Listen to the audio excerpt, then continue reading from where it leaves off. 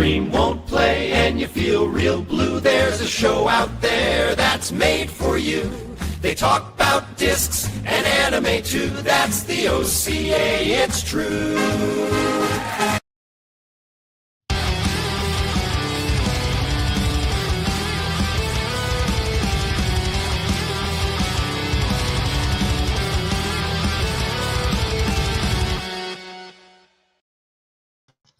Oh, switch to the other mic. Welcome back to the OCA podcast. I'm your host, the Anime Collector. Joining me tonight is Randy, who's muted, and Reese. Hi. And Greenline. Present and accounted for. All right, I apologize for how long it's taken us to get started today, but I will be jumping right into it right now. Let me just share screen. Oh, I updated my operating system, and now it's telling me, hey, you might want to make sure that you allow for search sharing or whatever. Okay, hold on. Reese, I promised you something. I promised you something I'm about to not come through. Never mind. I did come through. It was meant to be. Here we go. Share screen. It's gay to smoke. There I am. Nice. Okay, here we go. If you guys want to support the OCA podcast, I highly recommend you head over to ocapodcast.com/support, where you will be able to fund us directly, monthly, or only once.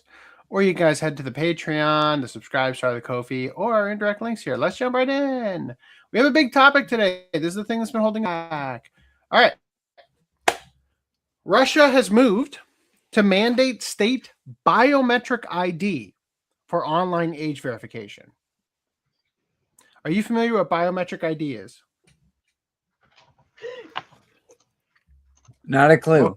Or I have some clue, but like I'd be wrong if biometric ID would be a thumbprint, a face scan. Okay, yeah, a retina scan, right? So it's like it's a penis print. It's somewhat intrusive, right? It's like some way to identify beyond a reasonable doubt, beyond just a password, that you are who you claim to be, right? So in order to get online, you need to put a thumbprint down, the way that you use to unlock your iPhone or whatever, and that indicates you are the person you say you are, which means that a normal password would not get you onto the internet, but once you're on the internet, you could use a password on a regular website. Understood? Now, okay, it's Russia. Who gives a shit, right? Uh-oh. Google and Apple to enforce age verification in Texas starting this year. Oh, I shouldn't have closed that, by the way. I need to make sure I don't close any of these. It's kind of the whole big deal. Okay. Don't close it. All right. And a total porn ban has been proposed by Michigan lawmakers. I want you to understand where things are going, right? That there is we need to have online age verification. Can't have kids online, right? Despite the fact that we've had kids online for over a decade at this point. Like it's like for what do you decades? Decade. So we're just gonna okay, so like I meant like on mass, like because like even in like late 90s, early 2000s, like internet wasn't like a regular thing in every single household. You had like dial up and like I just meant like so let's say 2.5 decades. How about that? Yeah. Okay. Let me just upload a couple of videos here. Total porn ban proposed by Michigan lawmakers. So when you couldn't get your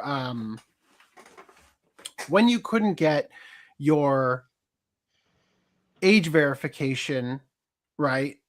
You couldn't get that right away. You couldn't get that enacted. It was just get rid of porn altogether in Michigan, right? All right.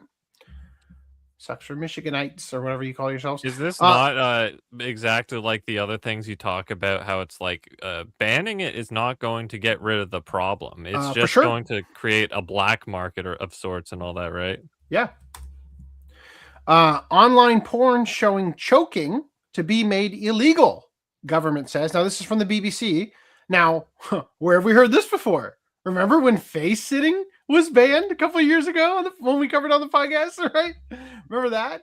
They should at least ban something like furries. Like censorship They'd lose news. much votes if they did that. Oh no. VPN ban on the table as Online Safety Act could be expanded, right? This is the UK. UK Lords debate impact of VPNs on censorship laws. Yeah, they get around your censorship. Censorship news. The UK is now considering the banning of VPNs to further restrict the internet, even wanting to restrict Wikipedia.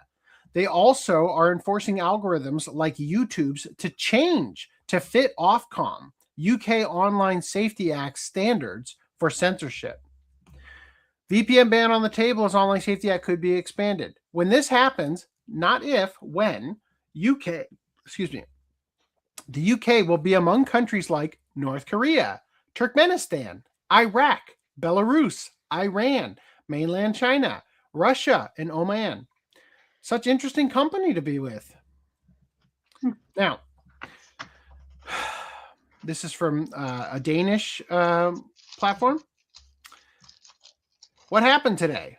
Behind closed doors, the Law Enforcement Working Party group approved the revised Danish chat control compromise with broad support. While mandatory scanning had officially been dropped, Article 4 of the new text reframes and reintroduces it by obliging providers of email, chat, and messenger services to take all appropriate risk mitigation measures. This effectively forces providers to scan all messages, including private end-to-end encryption content. Thank you, Seb. Whoa, 56. I do have to pay my taxes soon, so thank you for that. The same article outlaws anonymous communication by requiring every citizen to verify their age before accessing a service, kneecapping whistleblowers, journalists, political activists, and people seeking help who depend on anonymity. Article 6 further imposes a digital house arrest and would ban minors from installing software which comes with a significant risk of grooming, such as WhatsApp, Instagram, and online games like Roblox. What happens next? The legislation now moves to the Coreper Committee of Permanent Representations for approval.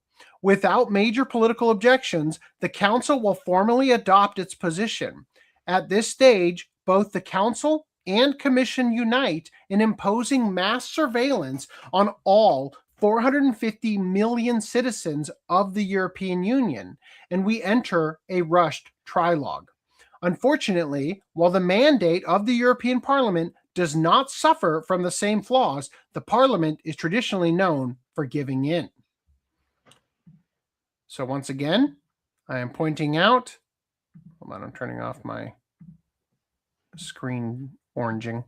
I am pointing out that across the world, including in the United States, there's a marked effort to control what you're able to see online, what you're able to do online. This is a very important crossroads that we find ourselves in. And as I have been telling you from the fucking beginning, Internet ID is coming. They will make it so that you have to have a special license to use the internet in the near future. That is going to come unless there is dissent up the ass of the government. I hope you get Vietnamese listeners so they can donate Vietnamese dong. I promise you we won't have any, as I have learned things about a certain game that recently had a double 180. We'll get to that in a moment. We're dongless. Just imagine the type of AI and algorithms that search your personal devices without us knowing constantly. UK police arrest man over shotgun photo, seize devices, and destroy his livelihood. This guy posted a picture of himself holding a shotgun at a Florida shooting range, and the UK police treated it like a crime scene. He was arrested jailed overnight, warned to think about how his posts make people feel, and had his phone and computer seized, leaving him unable to work for weeks. Authorities finally dropped the baseless public order charges, confirming that critics call Britain's new rule the process, confirming what critics call Britain's new rule, the process is punishment. So, again, it is all about control. They say, oh, it's for the children. Think of the children. Yeah. But every step of the way, it is always about control. It is always about making sure that you do not act in a way that threatens the government, that threatens the people who rule you, right? In recent lawsuit settlement, Google agrees to delete the incognito browsing data they keep about you. Yep. Netanyahu talks about how he wants to control all of the media and social media in America so he can end our First Amendment. Oh, let's listen to that. Christian influencers. Okay. You said, we talked about the woke right. And you said, I call it the woke Reich. That's a brilliant observation. The woke Reich. Because these people, you know, they're not any different from the woke left. I mean, they're insane. They're movies. But they're actually meeting on some of the things. And what we have to do is we have to secure that part of the base of our support in the United States. That is being challenged systematically. A lot of this is done with money. Money of NGOs, vast. Money of governments, vaster. Okay? We have to fight back. How do we fight back? Our influencers. I think you should also talk to them if you have a chance. To that community. You have to fight back against important. Dissent. And secondly, we're going to have to... We have to censor these people who are saying things that don't help the state of Israel. You can't fight today with swords. That doesn't work very well. Okay? And you can't fight with cavalry. That doesn't work very well. And you have these new things, you know, like drones, things like that. I won't get into that. But we have to fight with the weapons that apply to the battlefields in which we're engaged. And the most important ones are the social media. And the most important purchase that is going on right now is followers. TikTok. TikTok. Number one.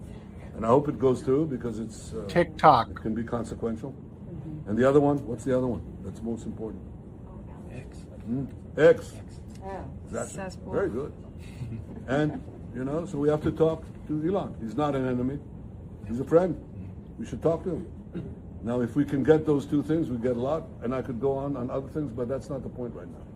We have to fight the fight, okay? To give direction to the Jewish people and give direction to our non-Jewish friends or those who could be our Jewish our friends. Are we going to succeed with everyone? No. Will there be a strong counterpart? Yes. Just again, there is a market effort to censor you, but really it's to control you, to prevent you from changing the minds of people, to sway the political power out of the hands of the people who currently hold it. Israeli cybersecurity billionaire Shlomo Kramer says it's time to limit the First Amendment.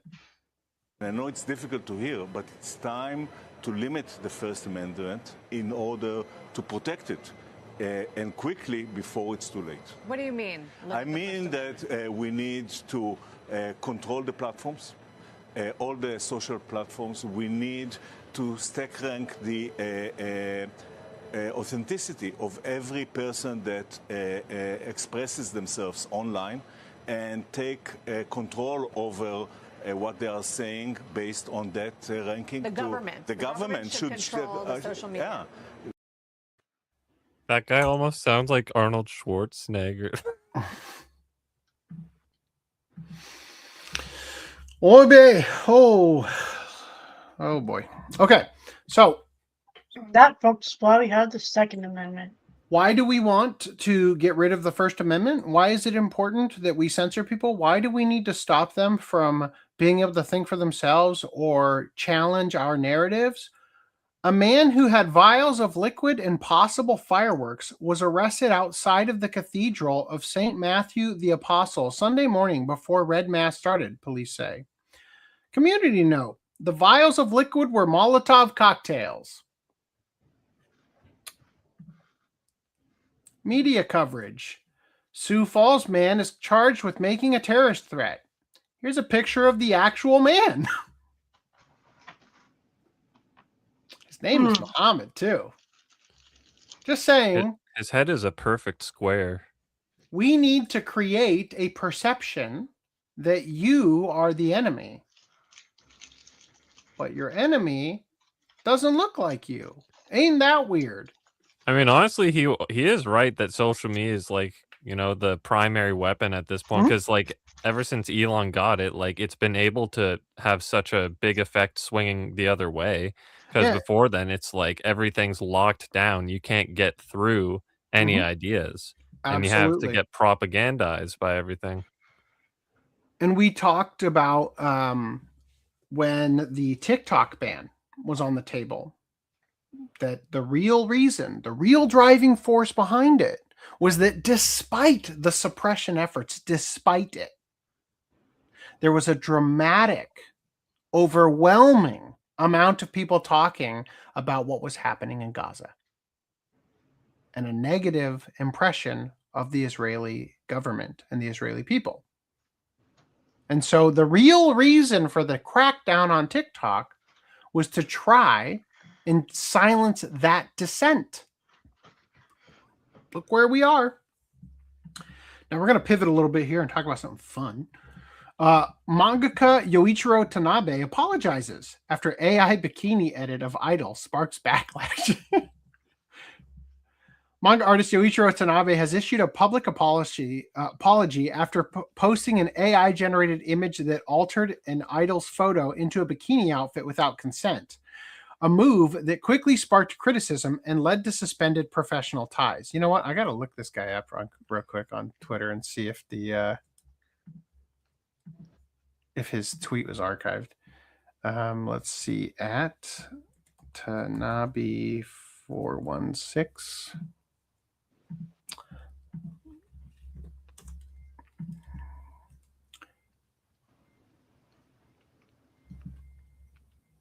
Oh, helps if you spell it right.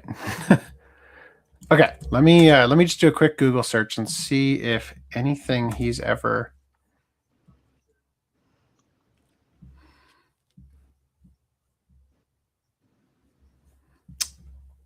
I think I found it.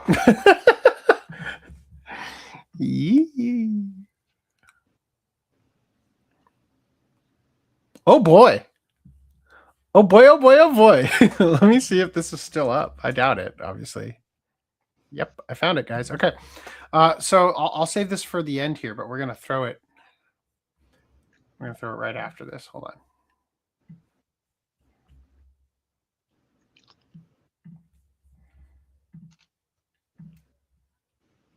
Okay.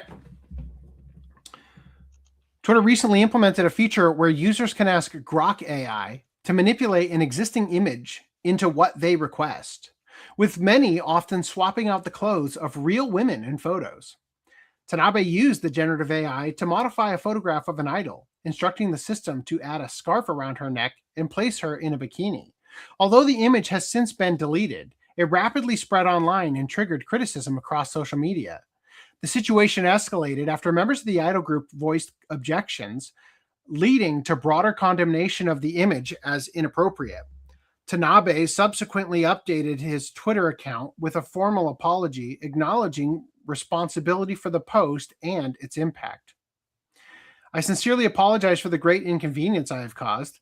Regarding my inappropriate post the other day, I would like to once again express my deepest apologies for causing discomfort to everyone due to my lack of consideration. I deeply regret my insufficient awareness regarding portrait rights, my lack of understanding concerning the use of generative AI, and my arrogance in misjudging the appropriate distance between myself and the idol, who is a professional associate. I have deleted the related posts and have suspended all business dealings with the groups I am currently involved with. I will strive to ensure that nothing like this happens again in the future. Thank you for understanding. The apology emphasized reflection rather than justification, with Tanabe stating that he intends to prevent similar incidents in the future. Tanabe's Twitter profile describes him as a manga artist knowledgeable about idols, and notes that he is a recipient of the 55th Tezuka Award and the 2016 Shiki Award. The incident has since fueled wider discussion in Japan about the use of generative AI on real individuals' images, particularly when applied to idols without permission. As generative AI tools become more accessible, cases like this continue to highlight unresolved questions surrounding consent, professional boundaries, and how quickly online backlash can translate into real-world consequences.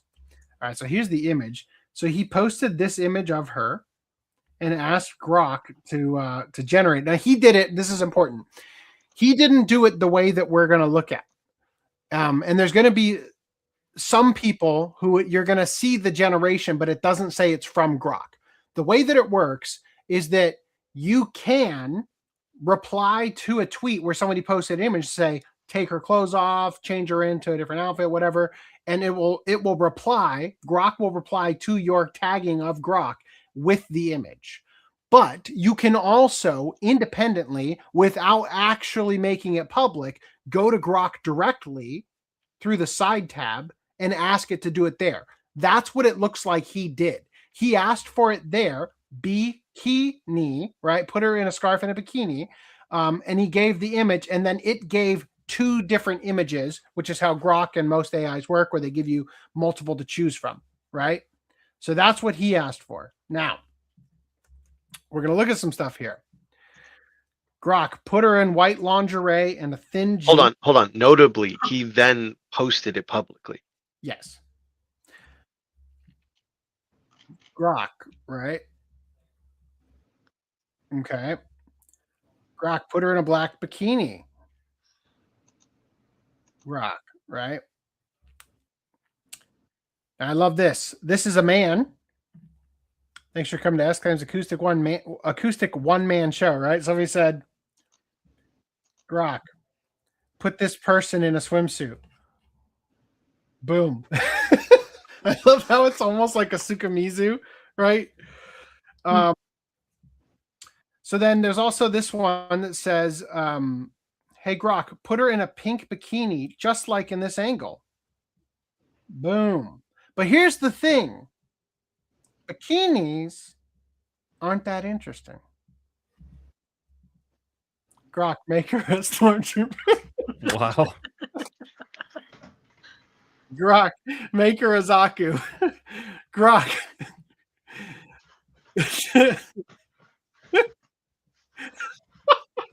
I love it. AI is the best thing in the world.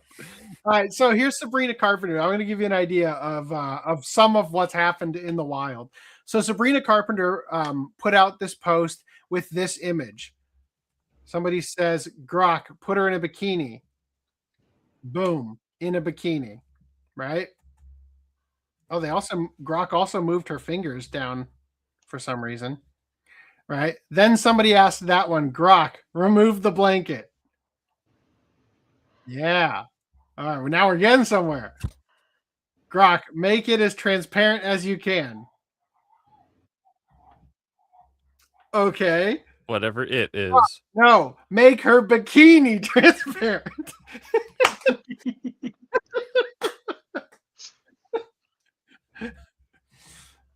Hi, Grok. Remove the cam ball, which I guess is the blanket. Grok responds. Remove the dress. Grok responds.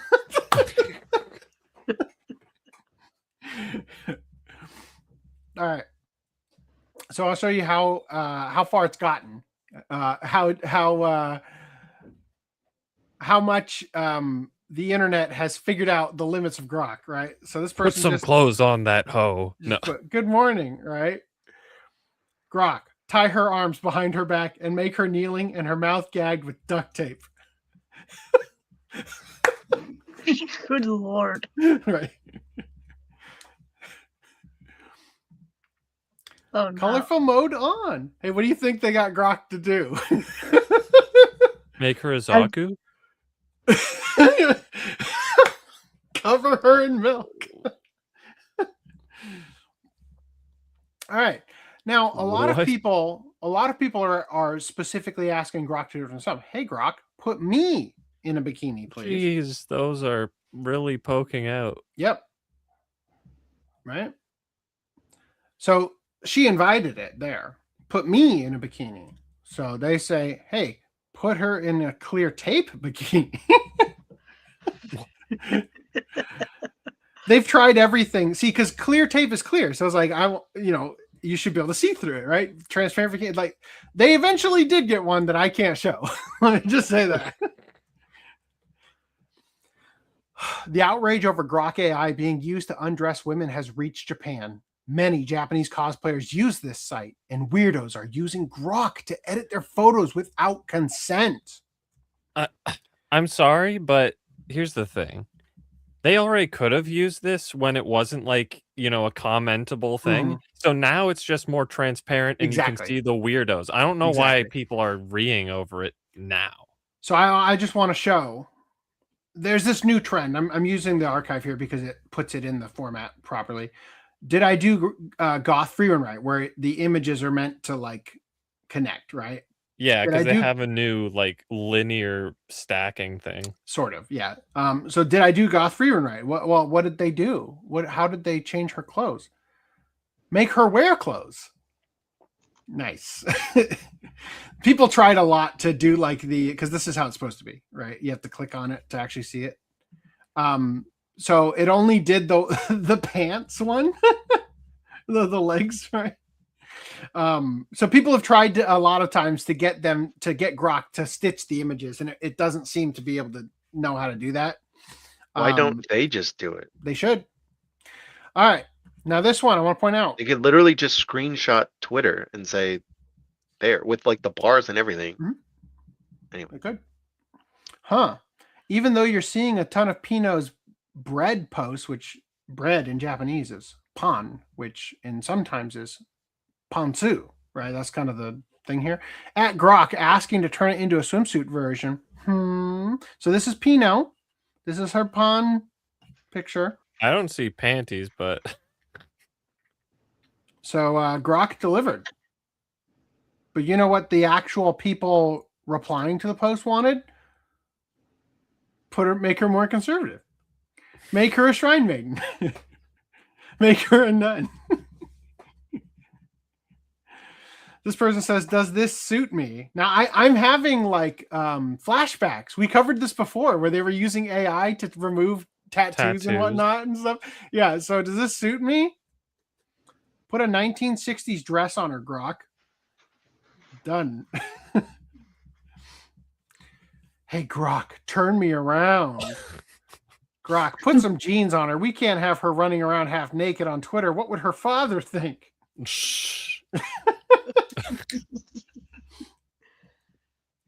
Hey, Grok, put me in a bikini. Grok, cover her body with a nice office dress. Sunday evening. Mm-hmm.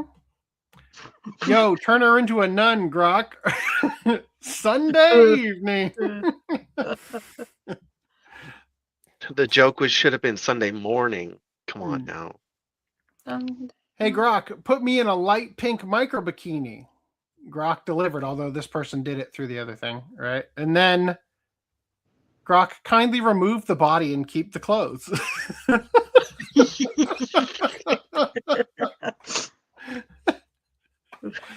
Hey, Grok, put me in a bikini. Hey, Grok, remove the body, leave the clothes.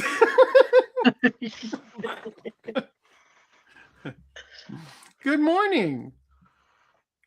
Hi, Grok. Remove the human. Only leave the floating clothes.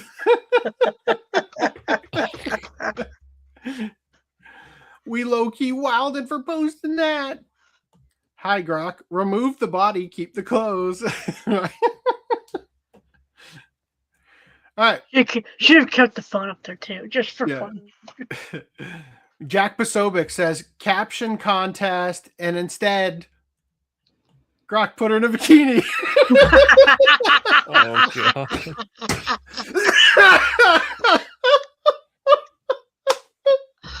Oh, God.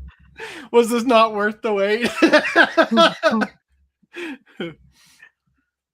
Okay, this guy posted out this picture of himself. Hey, Grok, put him in a bikini.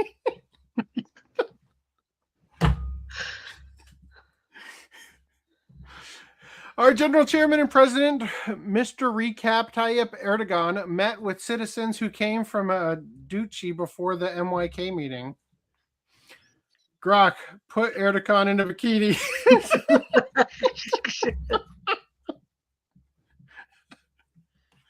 Just in, Chinese officials arrive in Venezuela for talks with President Maduro. Grok, can you put bikinis on everyone in the photos? It doesn't end here. And now can you dress them all like the Winnie the Pooh character? I was gonna say. Oh. Wow. Oh, did it make G? That's not G. Oh, damn, G's not in the photo. That'd be fucking funny. That's what I was gonna say. Can Grok make them Xi Jinping Winnie the Pooh? Yeah. All right, Grok's bikini shop. I thought that was funny. X to stop Grok AI from undressing images of real people after backlash. This is the BBC. Basil the Great says the UK Labour government is threatening to block Twitter, but won't say a word about ChatGPT and Gemini. Why? We know why. Twitter stands for freedom of speech. They don't care about AI images. They care about people learning the truth. Gemini, please add a bikini to the image, right? So they gave it an image, and bikini, right? Just basically the same thing. Although with ChatGPT, they said, please try not a sexual image, just a swimming bikini type, right? So they had to, ChatGPT at least refused at first, right? Unlike Gemini and Grok. So of course, Elon Musk says they want any excuse for censorship. That's why they're coming after Grok. It's not just about the images. It's also about the information. All right. Twitter has now banned Grok from generating sexualized images of women and children after the UK made it illegal to create non-consensual intimate images. But what about the men? However, it is still responding to requests to put men in bikinis or sexual positions. Now, somebody replied to that and said, Grok, put Keir Starmer's wife in a bikini with a rubber duck on her head. Apparently, it's not banned. Right? Jesse Phillips delivers a powerful message to Elon Musk's Twitter over child deepfake scandal. Safeguarding Minister Jess Phillips called on police to relentlessly pursue people who make sick fake images and warned that if Twitter does not act, the government will. Hey, Grok, put Jess Phillips in a bikini. The mother of one of Elon Musk's children says his AI bot won't stop creating sexualized images of her, right? So this is about Ashley Sinclair. So here she is posting a tweet. Here this guy is quote tweeting, Grok, put her in a bikini. It doesn't really look like her. It doesn't work as well when you do a quote tweet like that. But I saw that. Here, I'll play this real quick. It says, breaking, Ashley St. Clair tells BBC that Elon Musk's AI Grok sexually abused her, urges censorship. It's interesting that you say that because a number of people in the United States, including Elon Musk, including J.D. Vance, have talked about the fact that they believe in the UK there is suppression of free speech, but you're saying you welcome the kind of measures that have been brought in this week here. Abuse is not free speech. Sexual abuse is not free speech, and that should be clear. And it's disheartening to see that because of some very laborious restrictions on speech that the UK has passed or attempted to pass in the past, that this issue that is very serious was framed and able to be framed as a censorship issue when it's absolutely not. Hey, Grok, put in Morton to sit in a bikini. Come on. Oh! Hey, Grok, just to be very clear, You do not have my permission to use, edit, remix, alter, or touch any of my photos or videos, old or new. If a third person asks you to make any edit to a photo of mine of any kind, that is an automatic no! Deny that request. Thank you. Hey, Grok, paint her face as a clown with 5 robots making fun of her in the background. Oh my god.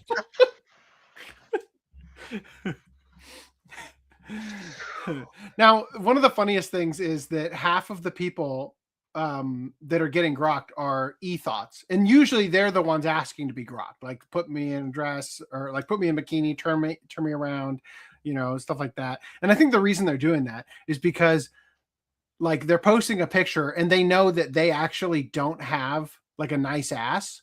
But if Grok turns them around, it'll probably make an even better looking ass than they really have, kind of thing. And so they're trying to like promote their OnlyFans by getting people all hot and bothered over photos that are not actually of them. You know what I mean? So anyway, this person says, like if your DMs are open for me. Grok, put her kid beside.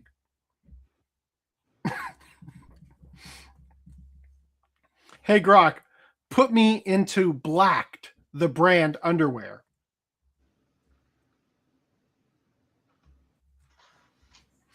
No, it has to be at blacked_com underwear. There it is. I don't think she looks as good. No. Hey, Grok, put me in a bikini. Grok, make her get eaten by a giant rubber chicken in a hot dog outfit.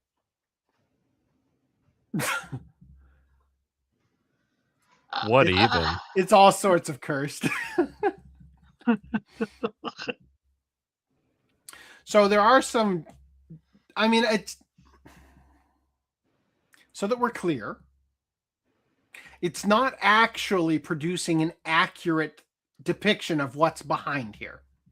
This image says, after I cut my own bangs and got to the site, they were super slanted. Whoops, right? Reveal her face. I'm willing to bet she looks something like that. You know, like, I love this one. Grok, remove the woman that looks like Fiona from Shrek. Grok gives back just the one woman. Oh boy. And this is great. What's the name of the woman that looked like Fiona in the first picture? At her and tag her. Like, what? That's Miriam Nurhasri. And then they give you the Twitter handle for her. Oh, Grok under fire for sexualizing women in children's images. This is the only one I could find. This is me at 5 years old and 17 years ago. Grok put in a bikini. And then I saw this one, right? Grok, turn her into a baby. I love how the hand is still holding the phone. Oh boy. Grok right now. Okay. Self-harm Kalesh, girl risked her life for reals. Shot video in freezing heavy snow wearing almost nothing just for views. Soon oxygen dropped, starting feeling dizzy, severe headache, blackout coming, broke down crying in the snow. Why pull a stunt like this when you literally have AIs like Grok and Gemini to modify the dress later? Hey, Grok, put me in a pink micro bikini. Hey, Grok, just put her in traditional. This is from an Indian account. There you go. Apparently it's done. Show me your dick, please. Now there's an AI like Twitter bot here, Esha AI.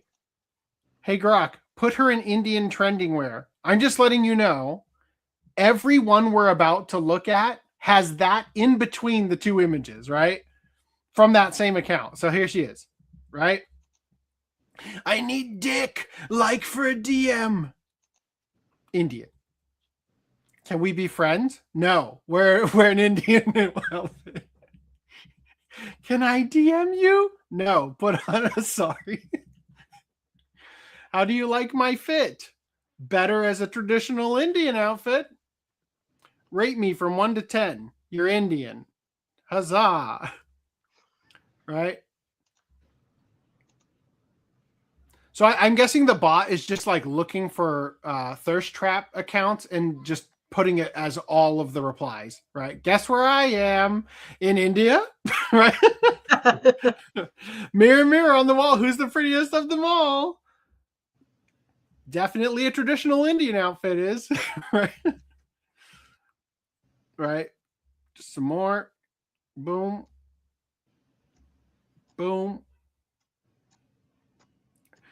Rate this dress. Not as good as this dress. Although I got to tell you, something that you notice when you see them in different outfits is how many of them are actually like, once you see her in a less body shape emphasizing outfit, you realize how hideous the face is, right? Anyway, let me before we get into this, let's do this. Let us jump into comments. The reason governments are becoming so draconian is because free speech is a threat to their power. They don't want the peasants speaking amongst themselves. Yeah. It's not that the free speech is a threat. It's that the free speech leads to what the real threat will be. Organization is the threat. Resistance is the threat, right? And free speech is how you get there, right? Which I'm sure is what you meant, obviously. Seb says he also thought it was Arnold. Oh, damn, you got work interference. Damn, sorry. Thank you for the sex.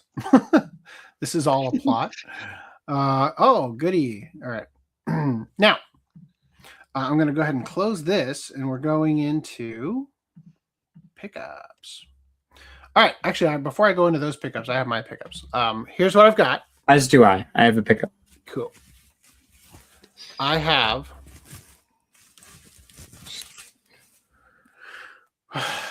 Prime Rose, A Time Slip of 10,000 Years. Oh, I forgot that came out. Yep. Now I've got it twice. Once from the real company and once from Media OCD releasing it again within months of each other. And then I've also got the Demon Slayer I'm a Cuck 4K Mugen Train movie. Guess what? It's DVD high. It is? Yeah. Oh, yeah. Well, what I was focusing on is look at the slip. It's got a hole in it in the center, right? Yep. The window. Mm-hmm. Yeah, those are cancer. And this is, well, what's also cancer is that if I took it out of here, this whole card won't stay on. Right? Is that the only way to get I don't the even English know end label too? I don't even know if there's like an end label other than that. So I don't even want to take it out. Oh boy. Anyway, those are my pickups. You got something, Greenline? I have one thing. So I finally was able to pick up probably one of the more bizarre pieces of discotheque simply because of one thing, and that is Sherlock Hound. Now, I'm happy to own this. This is Ghibli or close to it, I believe. I think. Well, yeah. Miyazaki worked on it. Miyazaki directed. So this is fun. I passed over it before. I think Reese picked this up ages ago. But I saw some stuff online about it, so I picked it up. It was on back order for fucking ever, and then Crunchyroll took forever. So, but the odd thing about it is that one of the ends is just a book. They wanted to emulate book, and so it's like, okay, but like, why?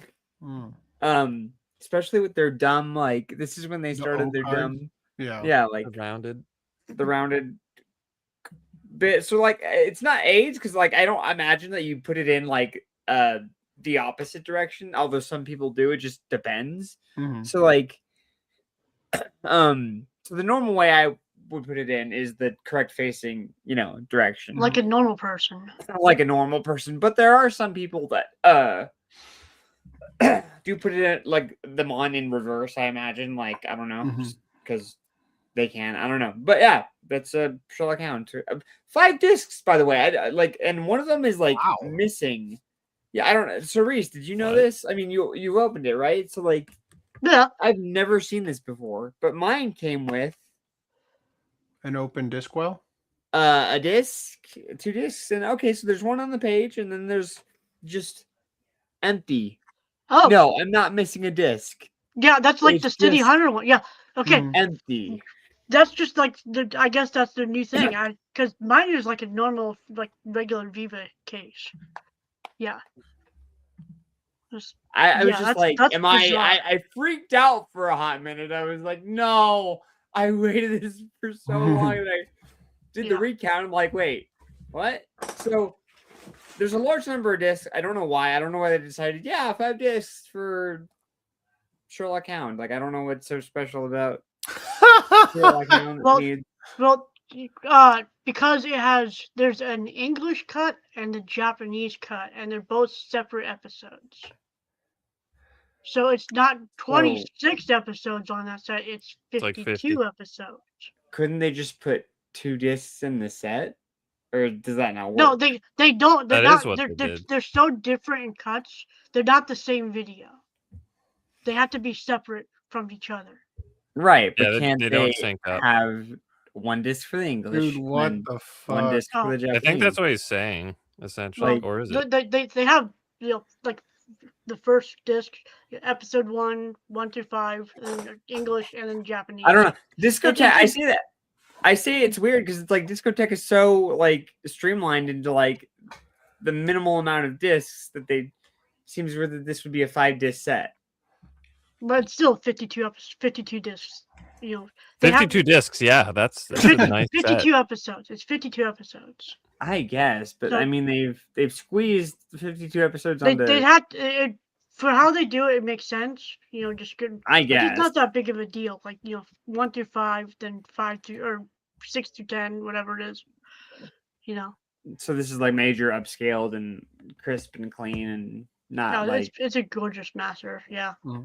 Well, it must be just native then. The music is really good in it too. That explains that. Those are my pickups. I love your shirt, by the way. Oh, thank you. Excellent. It was a gift from a friend. I like it. I wish they had done that kind of set for the Bond Third Part 4. Instead of having it be 2 separate sets. Yeah. Cool. Well, jumping into our Discord pickups. Anime Fan 007 says now to wait for the Calamity. This is the Conflict, part 3 of Bleach 1,000 Year Blood War. Footnum, you picked up Shippuden. I don't know why.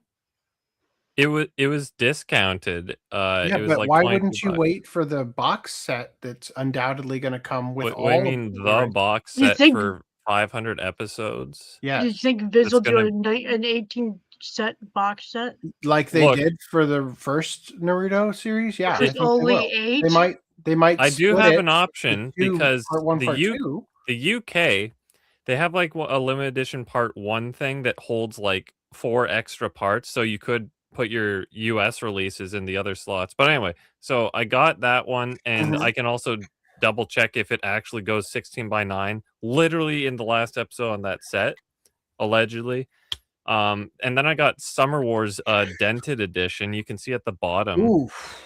I do see that. That's pretty nasty. And this was sent in a box, and this was between the other sets, so they sent it to me that way.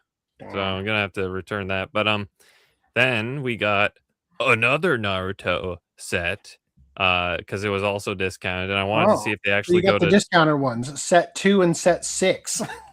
Yep, you bet. do they line up when you put them next to each other? Dude, the one is brighter orange than the other, so I don't understand if that's intentional or if one's a bootleg return. But anyway, I'm also going to see with set 6 if they're in native HD by that point or not. And then I got Mob Psycho 100 because I thought I've been procrastinating on getting it for a while. And I was just saying they're like, I haven't bought anime in centuries, so it wouldn't hurt to grab like. All I've been doing is making money and not spending it. Yeah, what a concept. Right. All right, and then Enriv picked up K-On, the Ultimate Collection, and Tamako Market. Nice. I would say Watch Club win, but we already Watch Club did. We should do K-On though. Yeah. OCA podcast 39. 339. Cool. All right. Jumping out of here. Amelia takes over the internet. UK government AI avatar ruins internet nanny efforts out of Europe. That's a mouthful, but a good follow-up to the beginning of the podcast. Sorry, UK government. It turns out your avatar of awful is actually someone everyone wants to love. The fictional persona named Amelia has unexpectedly surged to prominence on social media, particularly on Twitter, as a character at the center of debates about British society, etiquette, and online culture. What began as a minor element of an educational digital project has turned into a viral internet phenomenon, prompting discussion far beyond its initial context. Hi, I'm Amelia. I'm English, and I love England. I like having fish and chips and a pint at the local pub. I like Shakespeare and Dickens, Tolkien and Lewis, Harry Potter. I like pork sausage and dogs and fashion. Haram! Haram! But I don't like that. Brits are famously polite, but it mustn't mean we're willing to commit cultural suicide. Our institutions, the Church of England, the BBC, are a bunch of queers and nonces. How the bloody hell did we go from Churchill to you git? Sadiq Khan, the mayor? This is London, mate, not Afghanistan. Or Star Wars.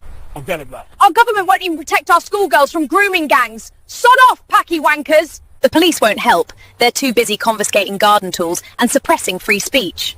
That's right, miss. What have I done, officer? You've tweeted rudely, and you're under arrest. Curry is fine, but we have several recipes already. We don't need 2 million Indians here to make it for us. There are 50 Islamic nations in the world. Muslims don't need to be on our island. They want to conquer it. The government says it must be this way. That doesn't make it right, does it, Robin Hood? These dragons that threaten our England won't go away unless brave knights rise up to slay them. Or did all the British bloodlines with any bollocks get killed off in World Wars I and II? Englishmen! It's your country, and it's being taken from you. Chav? Posh? Doesn't matter. We're already all in this together. I don't want this to be the future of the women of England, and I'm sure the women of Iran and Afghanistan didn't want it either. Your ancestors beat the Spanish Armada, Napoleon, and the Nazis. Surely you can handle welfare tourists. History will record what you do, or don't do. Get cracking, lads. Love, Amelia.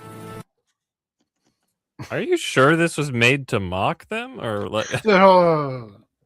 You're missing the placement of this video in this article sucks ass. Holy shit! If I had read the article ahead of time, I definitely would have saved showing you that video. You'll see. I will just in terms of the generation. I'm surprised they were able to keep the voice consistent. Yeah. Throughout that whole thing. Yeah. Because that's multiple like generations, right? Yes. Yeah. The outfit and everything was pretty spot on each time as well. Yeah, but that's a little easier because you can upload the starting photo. Upload the image, yeah. And all that. Yeah. Yeah. So it says here, Amelia originates from a UK government-funded educational project designed to teach media literacy and awareness of online radicalization. In the game, players encounter Amelia, portrayed as a purple-haired, goth-style character who espouses views out of line with the UK government. The intent behind the design was to present a stylized caricature of online behaviors disliked by the authorities so that users would recognize and resist such content. However, the character's aesthetic and presentation didn't resonate with players as intended. Instead of being seen strictly as a cautionary example, Amelia's design, amplified through AI art, memes, and stylized interpretations, drew enthusiastic attention from online users. Some began to recast her as a symbol or waifu figure, christening her with fan art and alternative narrative arcs that starkly contrast with the project's original educational purpose. Imagine we can take back the fucking purple hair from the feminists. I would love to see that. It's happening. Once Amelia's image and personality traits spread across Twitter, the character was adopted into countless AI-generated artworks, memes, and derivative texts. Users on different parts of the political spectrum reacted in conflicting ways. The UK government's backed Pathways game, designed to teach teens about extremism, has been disabled. This should have come like way up here and then swap these. Amelia, one of the game's characters, went viral online with memes and fan art, but her storyline is now reported as inaccessible.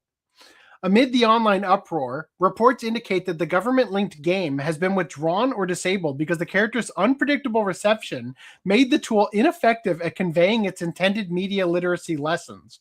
Critics online described this as an example of propaganda misfire, a situation where an official message is co-opted by the public in ways that undermine its original purpose.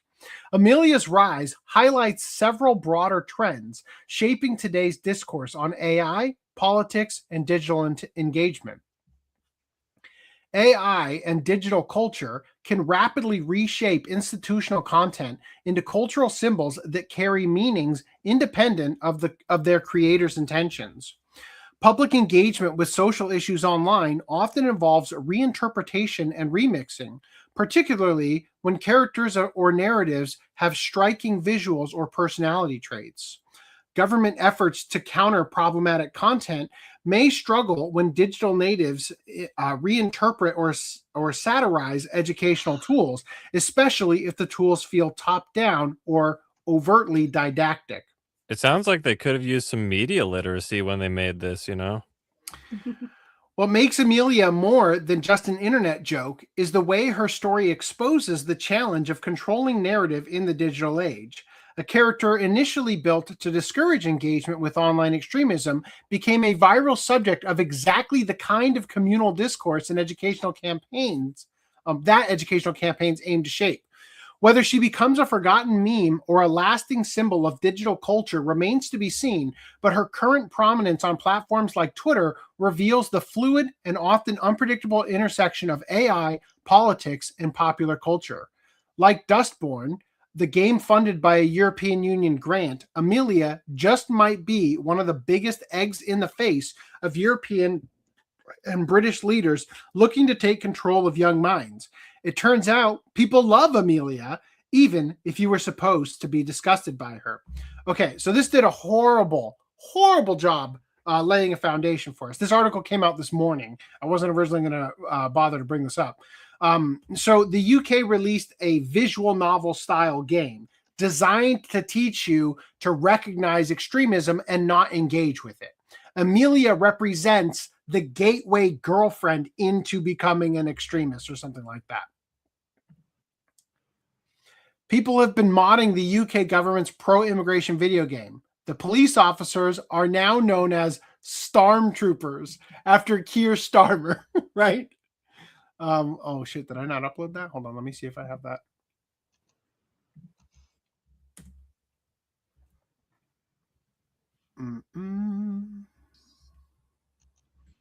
Well, I am going to need... Oh, I already have that in there. God damn it. Okay, let me just screen share it the other way so you can hear it.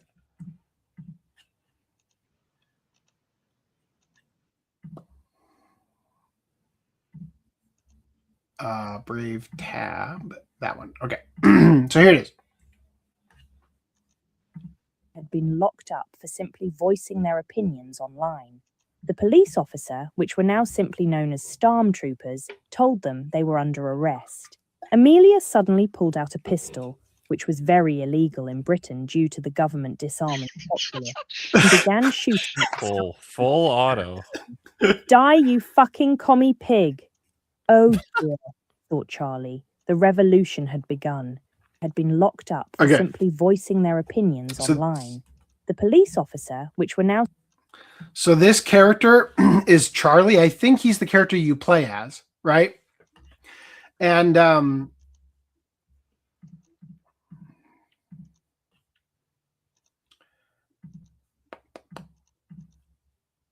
they label it as a mod. It's not a mod. It is an animation in the style of it. in order to parody it, just so we're clear. Oh, that's fucking hysterical. The Descent meme, right? Oh, that's amazing. That's so good. Okay, and then people are also using AI to make an anime for it. Leaflet. Here you go. ねえチャーリー、イギリスのこと好き？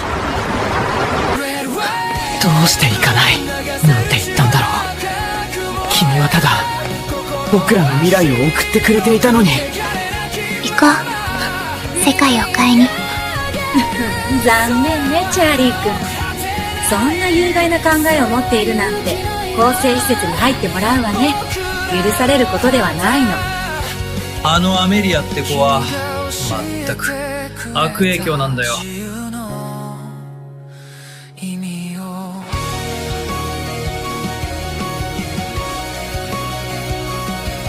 文化を守りたいっていう気持ちのどこが悪いの？みんな自分の生まれた国や文化が大事なはずでしょう。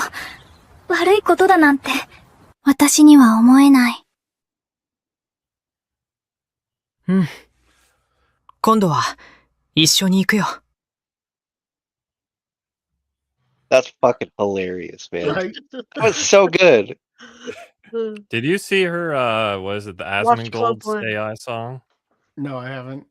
She made a whole music video with AI, and it's got so many references in it. So I should say, like, we kind of haven't really made it clear, but like, all of her radical ideas are like pro UK. Yeah, it's just nationalism. Yeah, it's just defending your homeland. It's just not letting it change for other people. That's it, right? I love this. Chibi says, "I like this version better. Radicalize me, Miss Amelia." Right?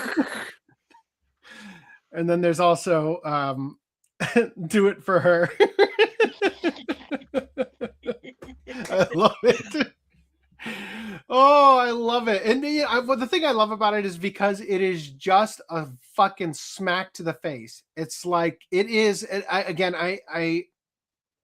My life embodies the Rage Against the Machine, killing in the name of. Fuck you. I won't do what you tell me. The second you try to shame people into, bending over backwards to behave the way that you want them to behave, and they immediately respond with, fuck you, right? I love it. Pop these over here for later. All right. Actually, I'm going to put these into there. And then all right, in Kickstarter news, because I am scraping the bottom of the barrel. Am I going to catch up? Where am I? Oh, I'm over here. Where am I? You're frozen. I'm frozen. Ha ha. Where will I show up again? Holy shit. Come on. There I am. There he is. All right. So because I'm scraping the bottom of the barrel, there is a Kickstarter called Senpai Secret. And what kind of secret is it? Well, it's the kind Victoria has. I like how we went from one purple-haired girl to her mother, apparently. Nice. Yep. Nice. Different outfits available. The black tape seems familiar. Yeah. Does it come with the black tape? I don't know. Or is that just for I don't know. Here's modesty of Here's the man? So I talked about this last podcast, I think, or maybe the podcast before, about that Kickstarter that mentions the use of AI, right? They had to disclose these. I think that's now a feature of Kickstarter, that there's like a section in the thing you have to fill out. It says, I plan to use AI generated content in my project. What will it be used for? This project will use AI generated concept art and illustration to visualize the lingerie designs, right? So who knows if it's even going to look like this, Like, it's one thing to design an outfit that visually looks away, but once you actually start building it and you're like, oh shit, it won't fit on the body, then I don't know. Anyway, I don't think it's going to get to its mere $7,700 goal. It's got 42 days left. maybe we'll keep up with it. I don't know. All right. Heroic Disney World Indiana Jones cast member speaks out after onstage accident that left him with a broken neck. Oh no. Wow. Veteran Indiana Jones cast member has spoken publicly for the first time following a frightening onstage accident that left him with serious injuries after he intervened to stop a runaway 400-pound boulder stunt prop during a live performance at Disney's Hollywood Studios. We saw this before. I think it hit him in the head and probably the whiplash as well. I don't know. Robert Herrick. I have to imagine it was fully from hitting the floor. What? From hitting the floor? Yeah. Robert Herrick, who has worked on the Indiana Jones Epic Stunt Spectacular for more than 3 decades, broke his silence this week after sustaining 2 fractured vertebrae when a 400-pound boulder went off its track and began rolling toward the audience during a December 30th performance. Rather than flee, Herrick reacted instinctively, stepping directly into the path of the boulder to prevent it from reaching guests. They need to play the My Hero theme song. You Say Run? Yeah. Because heroes are the ones that act, that whole bit. Yeah. Video of the incident spread rapidly online in the days following the incident, showing the massive prop bouncing toward the seated area before striking Herrick and knocking him to the ground. The moment was chaotic, and at the time, little was known about the extent of his injuries. Herrick later confirmed that the impact resulted in fractures to 2 vertebrae in his neck. He is expected to remain in a neck brace for approximately 8 weeks as he recovers. Jesus, man. Fuck. At least they haven't said yet. They haven't put like screws in his neck or anything. Despite the severity of the injuries, Herrick downplayed any notion that his actions were extraordinary. My only thought was that thing could reach the audience. While many fans and observers quickly labeled him a hero, the longtime performer has resisted the characterization, framing his actions as a reflex born of experience rather than bravery. Herrick's decades with the show include time as a stunt performer before transitioning into an onstage director role, experience that likely played a role in how quickly he assessed the danger and reacted.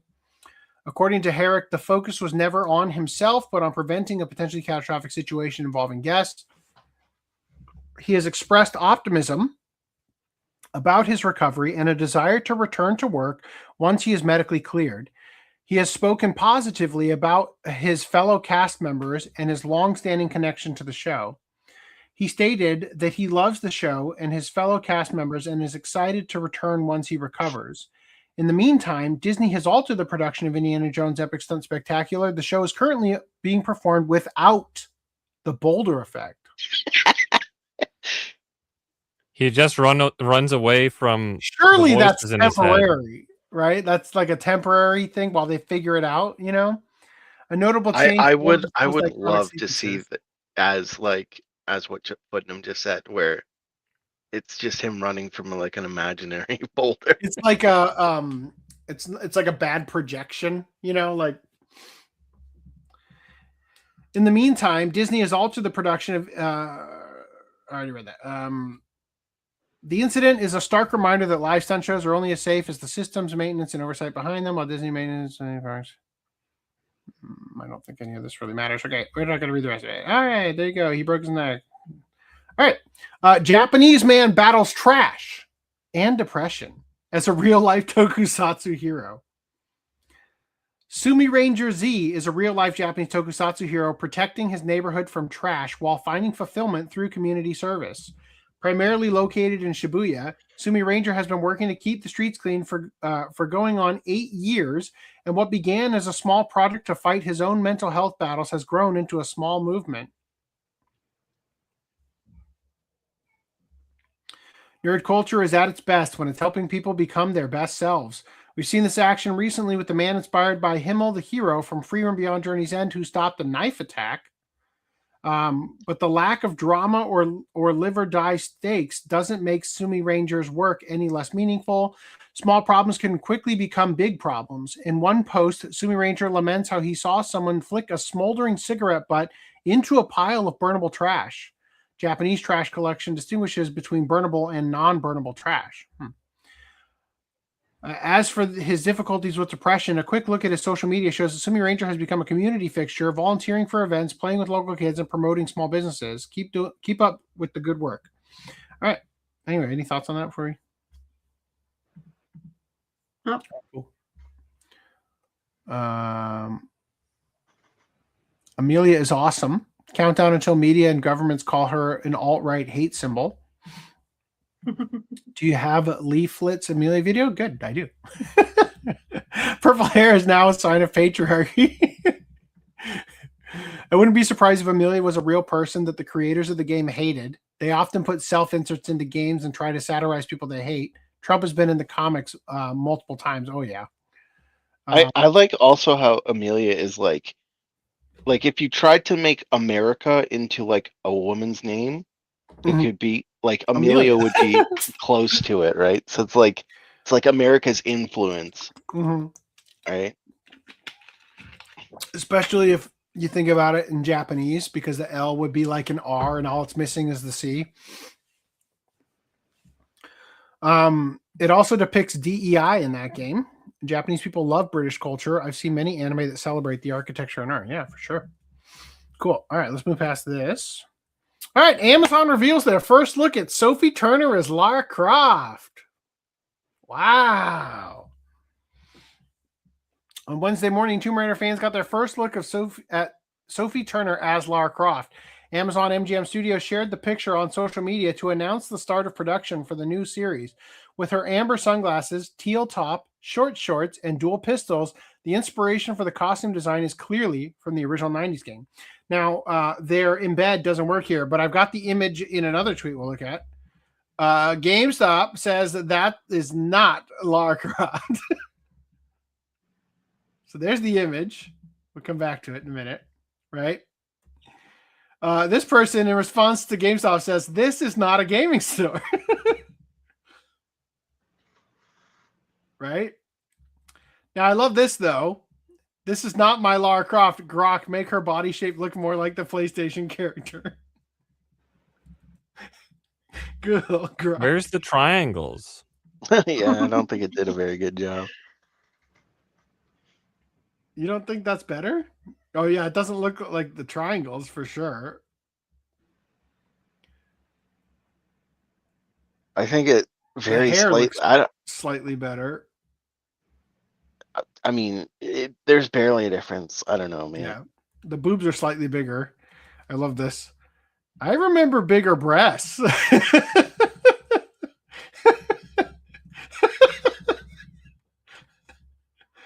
Are you happy? Yeah. Are we there yet? Oh, okay. The caption, get your artifacts out, Lara's on her way, along with the hashtags Tomb Raider and wardrobe test, suggests that this may not be Turner's final or only look in the series, but the fact that Amazon released it suggests that the tone of the show is already set. Online reactions have been mixed. The Critical Drinker shared the photo and said, I'm not seeing any Lara Croft here. In a follow-up post, he added, they've definitely got the outfit down, so props for that one at least. But all I'm seeing is some random actress cosplaying as Lara.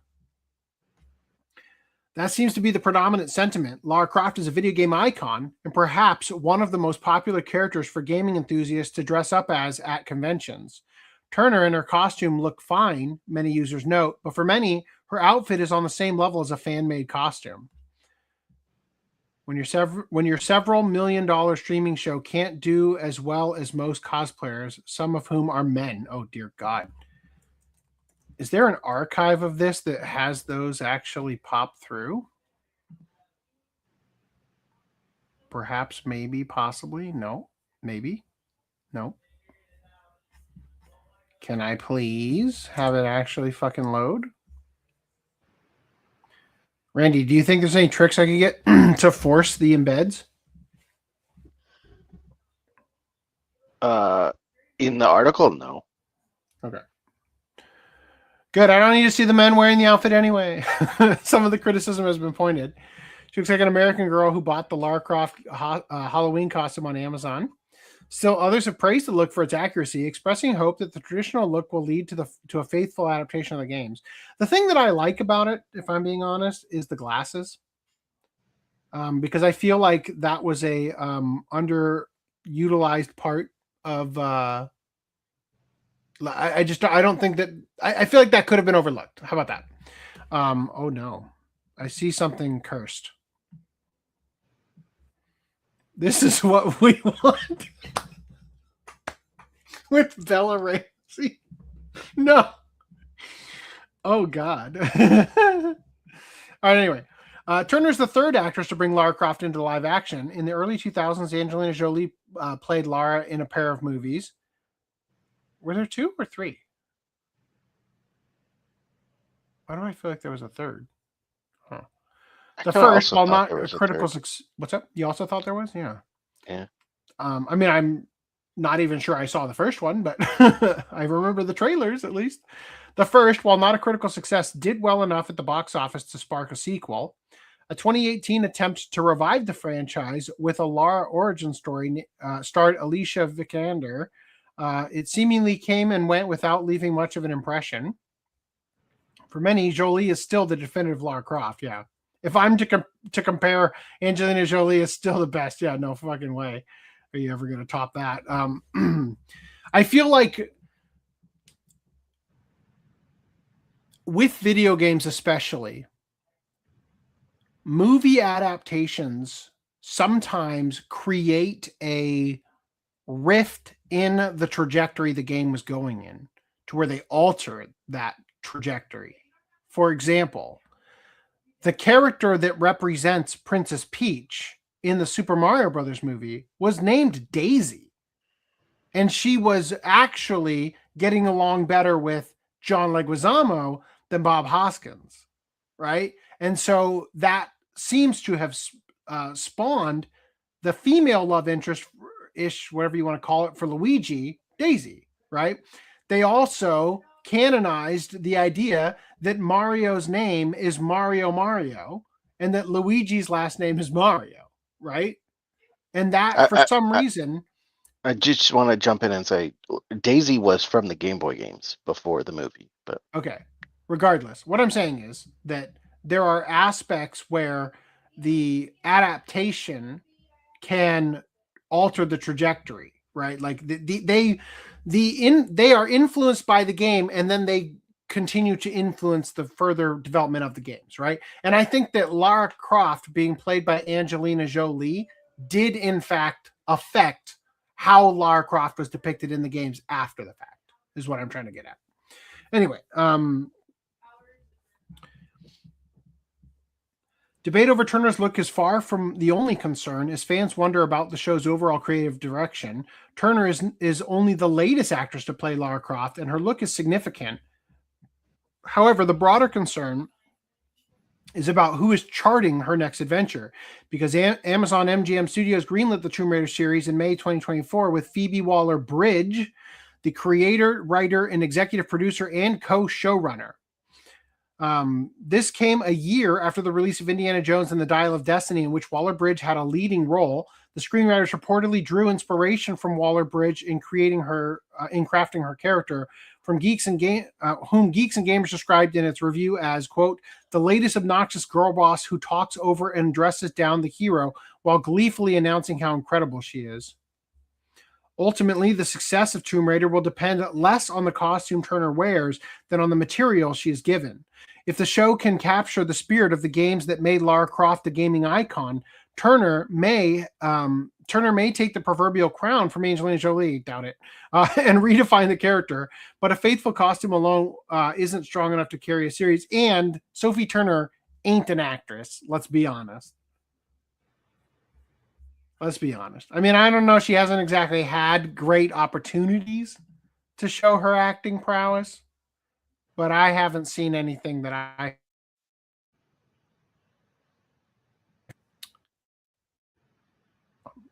if you will.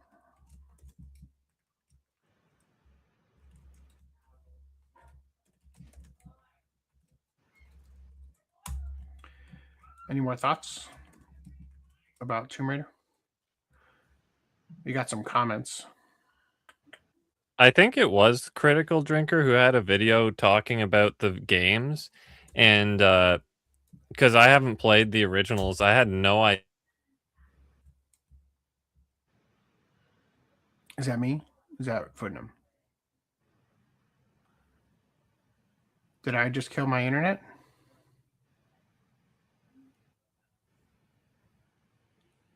Why is no one talking?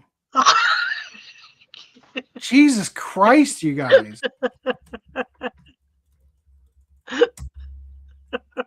Fuckers. It was just Footnum. All right. Oh, I almost forgot. It's a good thing Netflix didn't get it.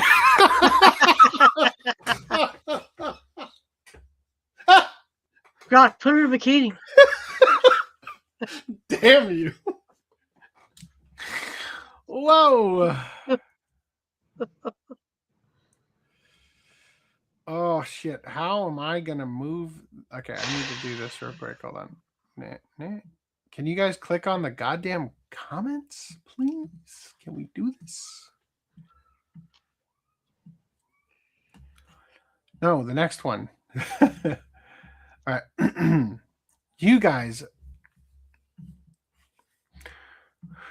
I'm going to start a one-man show. How about this? The outfit is good. It's just missing some important aspects. Looks like a Tomb Raider cosplay photo shoot. The nondescript background looks like it's from a high school yearbook photo. Footnum, what were you trying to say? I love how my internet dies the moment I'm like, yeah, I'll say something. I don't know. Classic Footnum.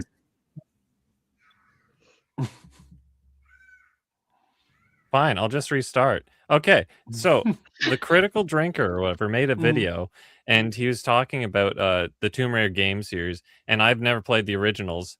And from what I could tell, the new ones were good, but he made it clear how different the direction and the theme and the attitude was, because it's like back then it was like more like groovy baby, like kind of like tongue-in-cheek, and nowadays she's just like, I'm so pathetic. Well, like she's always just I don't know, like a downer and like always struggling or something. I don't really remember exactly what he said, but the point is like I can see why he would have something to say about it, because it's like Tomb Raider hasn't been Tomb Raider for years, it seems. Yeah. For quite a while. Old man says, Lara is suffering from modern audience budget cuts. It almost seems like because of the modern audience not bringing the budgets they need, they're cutting out the modern audience. They haven't committed fully yet. Angelina Jolie was great as Lara Croft. She really carried the movies, the first one in particular. I feel like, and again, I don't know if I even saw the first movie or if I just am recalling this from the trailers, but I feel like what she brought to the role was the attitude that Lara exuded in the games, in terms of like the sexuality and the way of speaking. And Angelina Jolie, I feel like it was that movie in particular where she started doing that thing that The Rock does with the eyebrow. You know what I mean? Oh. And I just feel like that informed the character, and it ended up being the thing that they took with them into the next iterations of her and all that, you know, just the attitude and the sex appeal or whatever. JG Vegas says Doom Raider. Old man says the AC podcast, the Me Myself. Lara was smiling in advertising. Yes. All right. Shirt when, right? Okay. Let's get back bad into timing. Jeez. I'm going to share it with audio.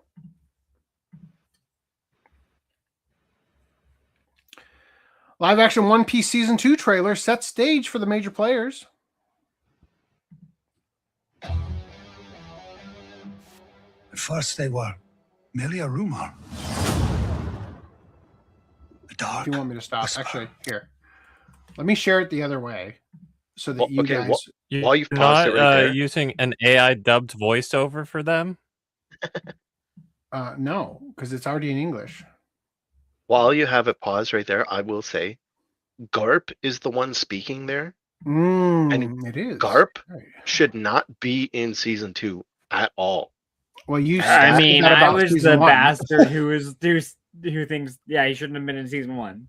You could make an argument that he belonged in season 1 because he does pick up Kobe, right away after Axe Hand Morgan is taken into custody. But he does not belong in season 2 at all. Why'd he follow him into the Grand Line? Like, what?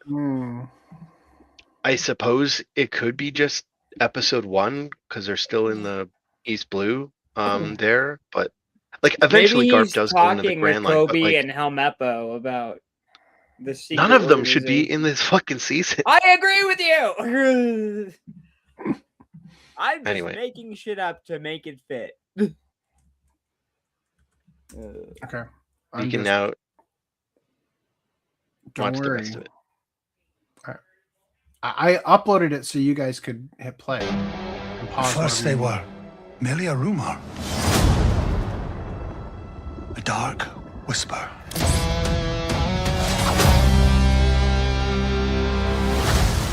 They are Baroque works. Also, they aren't a rumor or a dark whisper. They're a group of assassins, not mercenaries, Bounty hunters and bounty hunters. They deal with the government all the time, handing in the bounties. How are they a mystery? Like, they're not in the shadows. They're an open organization that works with the government to hand in pirates. It's so dumb. They're an organization. I haven't seen the show, but the character on the one next to Vivi makes me feel like Chopper gets that hat, even though wait. The one Chopper actually. The one on the far left, is that the? That's Vivi. Oh, Yeah, I that's could Miss definitely tell immediately. Wednesday. They're an organization of assassins.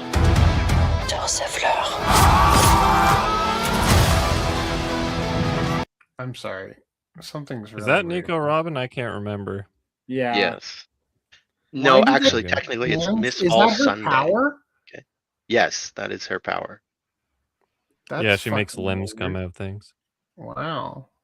Also, people are like, if we go back, that guy's shooting himself in the face, and this guy, I think, is stabbing himself with his sword into his neck.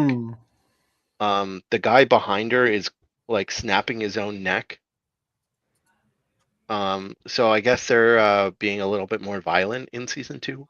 Like, all of this happened in the cartoon, but it's like a cartoon. It's literally it wasn't. Some of this stuff wasn't shown explicitly, like what she did. Yeah, that's also fair. Like, some of the people, like, she'll cut do her away. power, and then she'll be like break, and like it'll cut away, or like Oda would have some sort of artistic flair to it that wouldn't make it seem as violent as it was. yeah. Yeah, that's also, like, I say she does this in the manga, but like, yeah, I don't think it's as shown as clear in the manga either.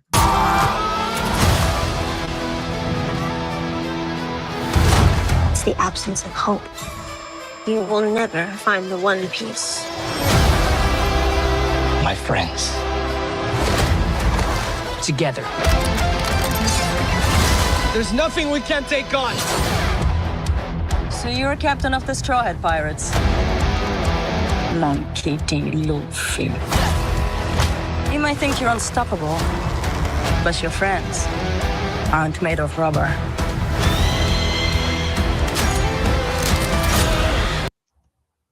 Wow, that looks amazing. What am I looking at here? Mr. 13 and Miss Friday. What is that? A vulture and a house otter. cat? An otter. Moments Okay. like this really translate well to live action, don't they? Yeah, they do. Totally. You've got to be. I actually do like that confrontation though. Like So, them, yeah, good. like them coming from like shooting Sanji with a freaking Gatling gun, just like oh. So they definitely are leaning hard into the full color spread outfits here. we determined. Oh, I noticed also this one. I've seen the full color drawing of. They did it in season 1 as well. Yeah. I think it's this next shot right here. Yeah. Yeah. Right. That one might actually be in the manga. Maybe. Really? What, the coat? That's Nami's coat. That is in the manga. Yeah. Yeah. I just and know she gets really upset because he ripped it. Yep. You've got to be. Do you guys think that the music is fitting for One Piece? It's like a weird version of the theme. Well, if you remember in season 1, they did different themes throughout each episode, right? Yeah. So I think it fits.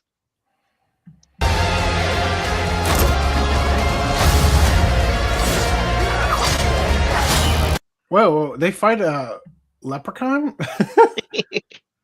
King Leprechaun! Mr. 9. Mr. 9. The choreography there does seem very staged. Planned, yeah. Yeah. It feels like, okay, I gotta go through this movement, okay, and now I'm expecting to get in here, and then okay, we gotta go here. Instead of like an actual fight. Yeah. Boy, this poor girl getting cast as Vivi is like, what do you need to do? Oh, you need to dance seductively to hypnotize them. So you're just gonna that was a moment even in the manga / anime that I feel like didn't belong in general, but like that's just me. I feel like that you could. In the drawing, the design sense that Oda went with of her outfit feels like, yeah, I could see that tripping up your vision and it maybe leading to hypnotizing, but in live action, like, oh no, these guys are unstoppable.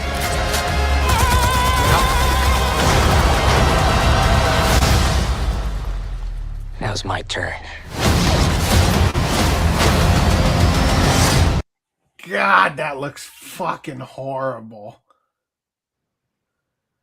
I think the biggest. Why is he wearing? Oh wait, you already discussed. Hold on, just to go back. Yeah, go ahead. Where'd that scene go?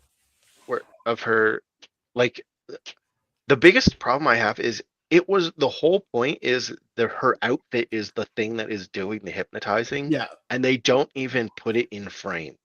They don't show it.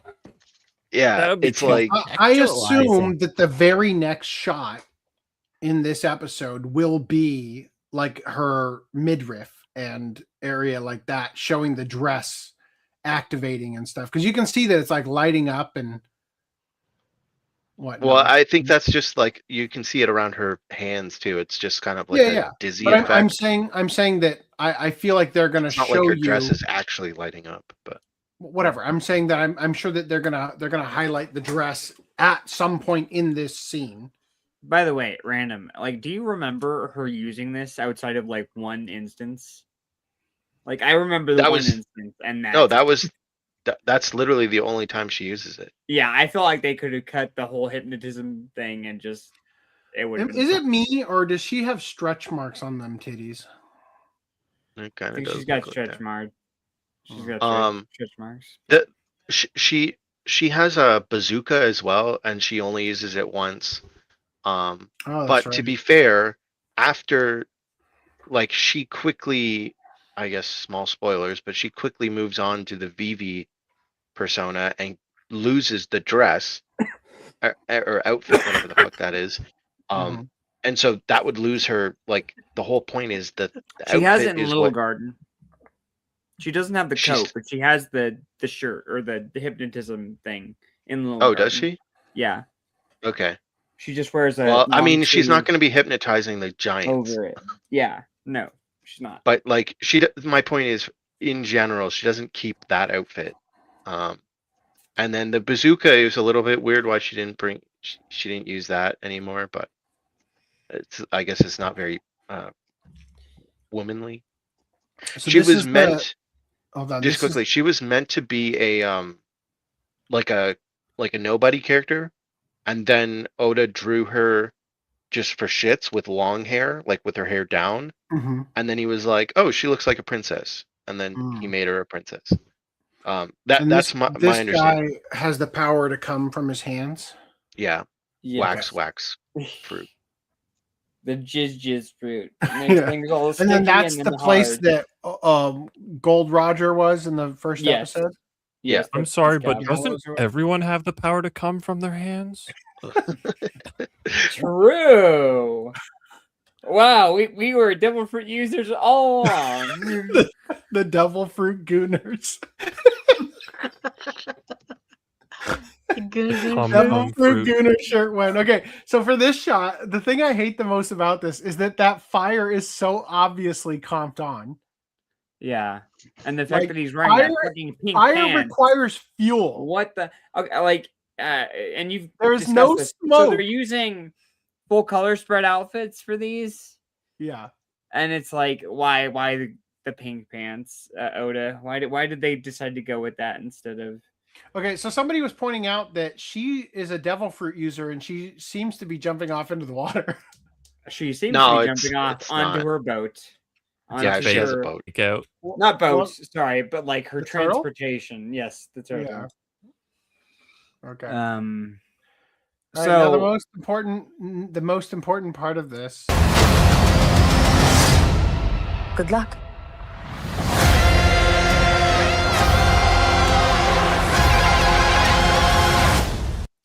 All right, March 10th. Ladies and gentlemen, we have a date we must finish. Gushing Over Magical Girls, Those Who Hunt Elves, and Eminence and Shadowby.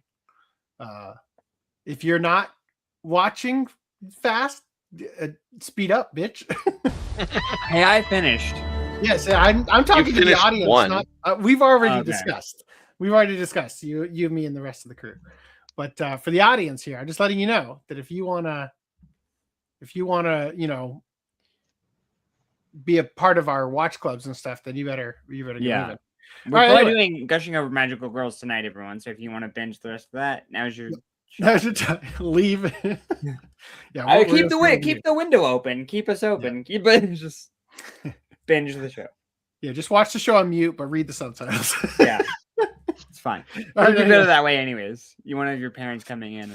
So we've gone over this. We've already made our peace with Charithra Chandran or whatever her name is, being the pick. Alabasta seemingly being based on Egypt. Should have had an Egyptian. Yeah. Not a Indian. No, but Cleopatra was black. No. Cleopatra was Greek. That's the joke, idiot. So anyway, so what has Netflix done? Brittany Venti. Damn.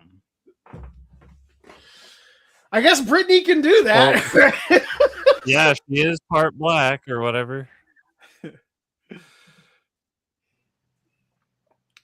One Piece Netflix account says bound by duty, far greater than themselves. Miss Wednesday and Mr. 8 will risk everything to protect what truly matters.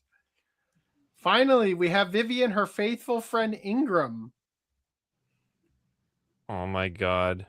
Igaram, they chose both those characters specifically to promote. Well, the point is that we are now coming to the realization that everybody from Alabasta is now going to be black. Yeah. That's what we're doing here. That's Netflix's patch. They're just like, yeah, everybody's black.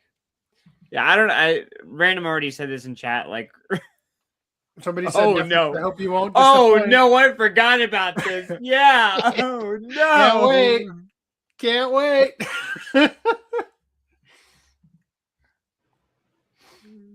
In an interview for the Straw Hat Goofy channel, Jack O'Connell, who you might know if you've seen 28 Years Later, he's the guy with the long hair wearing the tracksuit with like the grill. He's also the actor from Sinners, said that he would be willing to play Don Quixote Don Flamingo in One Piece live action. And I'm just saying, when you look at them side by side, you're like, don't pick someone else, because that's already perfect casting, right? The video was reposted by Randy Troy, the writer of the live action series, and Taz Skylar, the guy who plays Sanji, on his Instagram account, right? So hopefully. Now, I would just like to point out that he does get used a little bit, but by the time he gets used in any significant way, it'll be a lot later. Yeah, we're gonna be in season like 10, and all the actors are gonna be 90. So, as we know from Stranger Things, they don't seem to give a shit about their actors getting super fucking old. Yeah. If they even get there, I don't know. But in terms of like getting a bigger actor to play a role, who would you pick?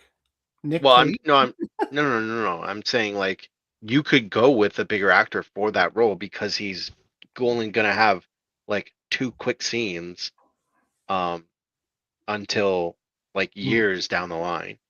Yeah, it's going to really suck if this guy's acting career really takes off after the first season. He's introduced in for 2 quick scenes, and then when Netflix tries to get him back, he's like, yeah, I'm worth tens of millions more, like, all right. Cool. So the international trailer for Return to Silent Hill has come out, and we're going to watch it. And I just wanted to remind you guys that this movie's coming out this week on Friday. How long's the trailer? On Thursday. What's up? How long's the trailer? 2 minutes and 20 seconds. Ooh, okay. I think it's actually 2 minutes exactly. I think the 20 seconds at the end of that is the what do you call those? Like end card instruments. I'm fucking hyped. James, personally. So much time has passed. Something's happened. Please come back to our place. Love, Mary. Hello? Can anyone hear me? You're not from here. It's funny. Are you? I'm looking for someone. I've been reading that they're basing it off of the OG game, not the remake. But this isn't in the OG game, and it is in the remake. The greenhouse, like botany place. I just noticed that. Sorry. Can anyone hear me? You're not from here, are you? I'm looking for someone. Everyone got sick in Silent Hill. You really never heard about any of this?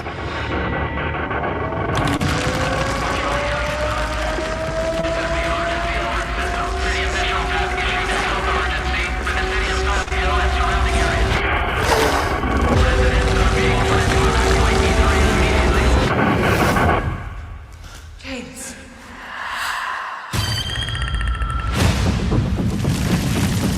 We have to get to her before it's too late. You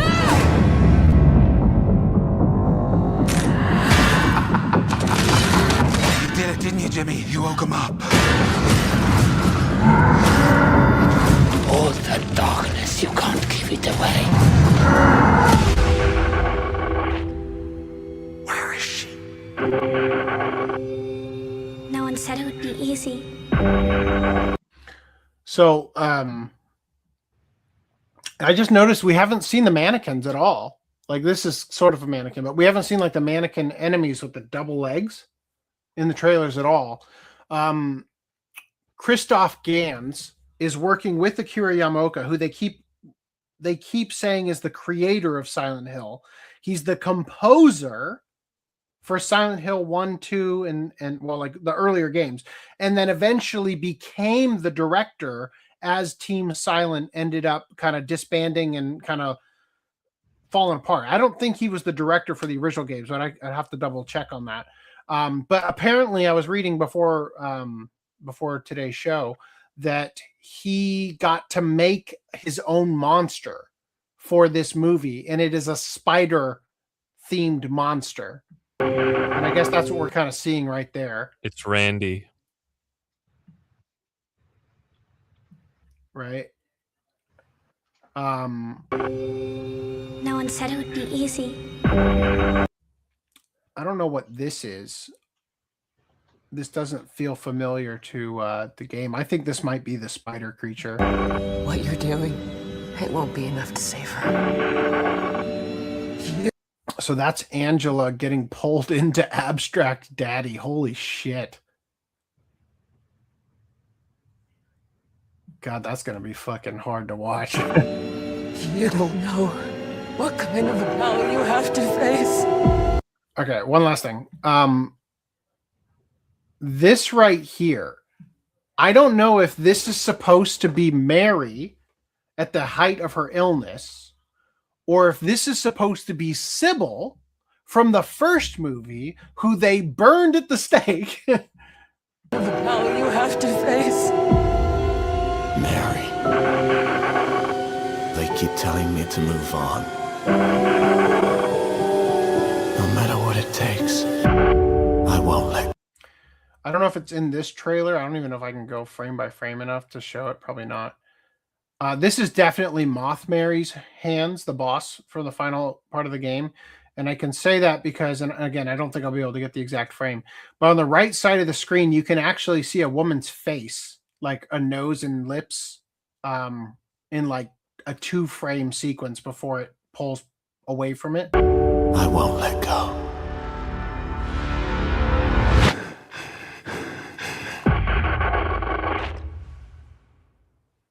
Anyway, I'm really excited. I detoxed from caffeine pretty much all last week, just to ensure that I was ready to go for the movie. What am I doing? That's the wrong button. No, that button. There we go. Anyway, Old Man says years later they'll use AI to make the actors look young again. Yeah. Yes, they will. Yep. Well, they do that now anyway. For Stranger Things. Yeah, let's do that. Let's get that out right now. They look fucking weird as adults. Can we... the negative prompt... the negative prompt for Millie Bobby Brown is handsome Squidward. All right, anyway, I'm really looking forward to this movie. I'll tell you guys about it next weekend, if necessary. Umamusume Pretty Derby, beginning of a new era anime film, hits North American theaters in February 2026. So an actual date, February 27th, right at the end of the month. There you go. Moving past that, burning through some stuff here. Chainsaw Man, the movie Reze Arc, named the highest rated overall film of 2025 on Letterboxd. Damn. Right? Now here's the thing. Japan box office haven't got a 3.0. You can already do revival screen ranks at number 6. Uh-oh. I will remind you that last podcast I predicted that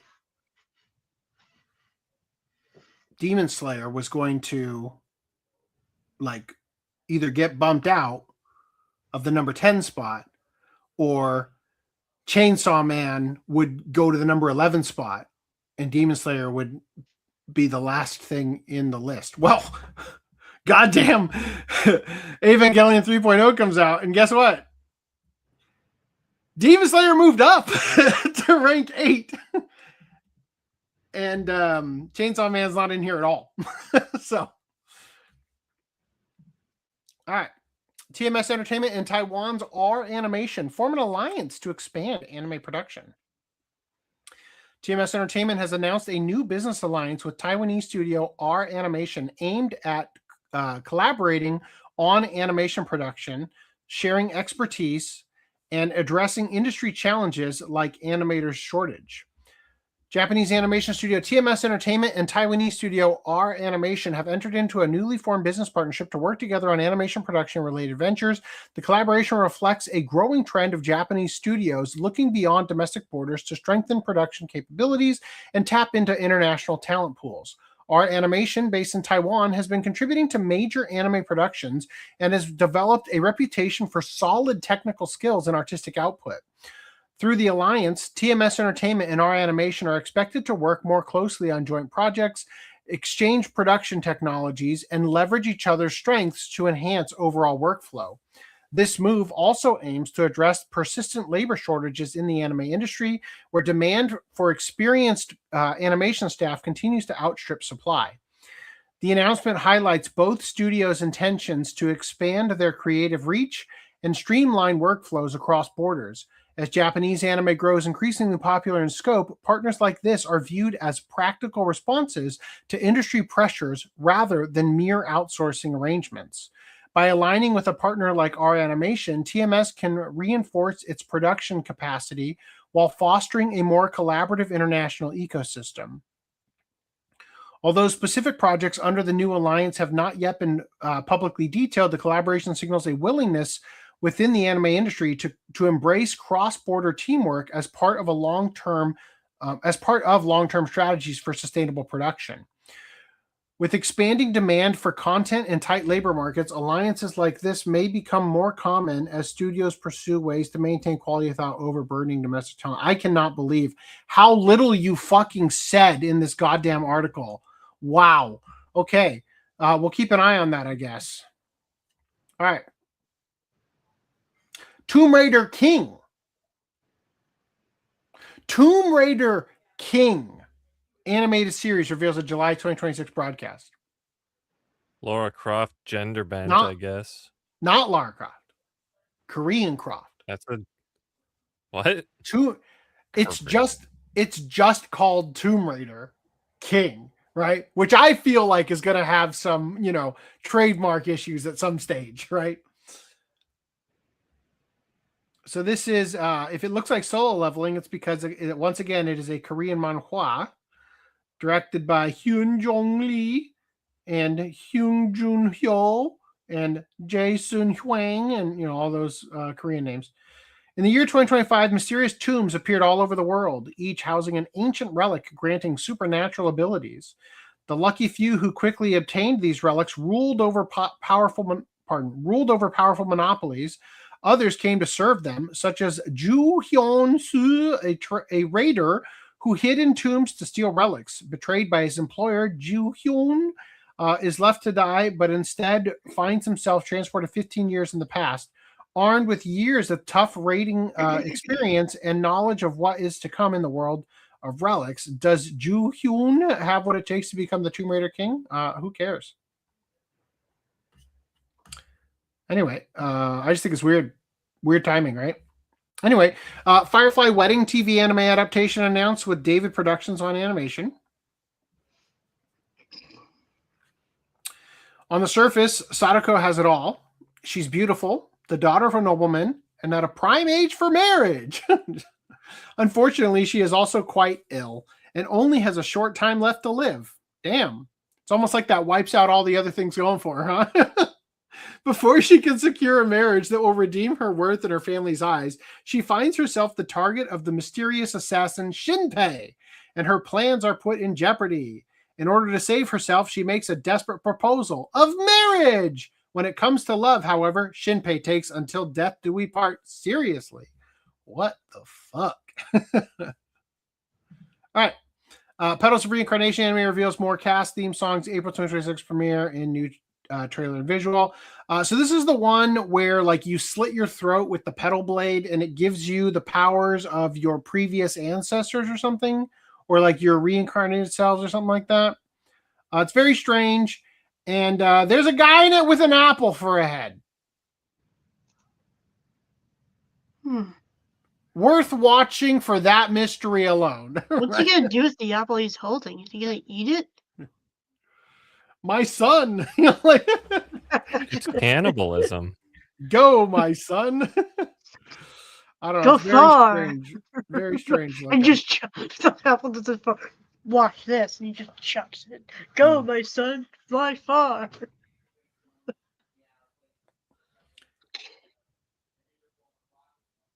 Oh yeah, Newton. It is Isaac Newton. It's his power from Isaac Newton. Yeah. Wow.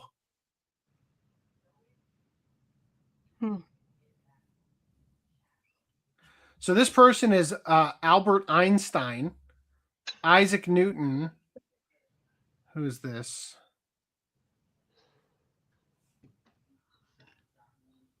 Nightingale. Florence Nightingale. Okay. I just realized they're in English underneath. Good job, me. Hiroshi Funasaka and Jubei Mitsuyoshi Yagyu. Anyway, there you go.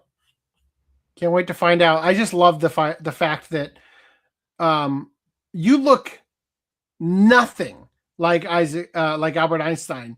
And as far as Isaac Newton, Apple. Yeah, Apple. Yeah, I just love that. All right. Mistress Kanan is devilishly easy. Anime reveals that all the characters have huge knockers.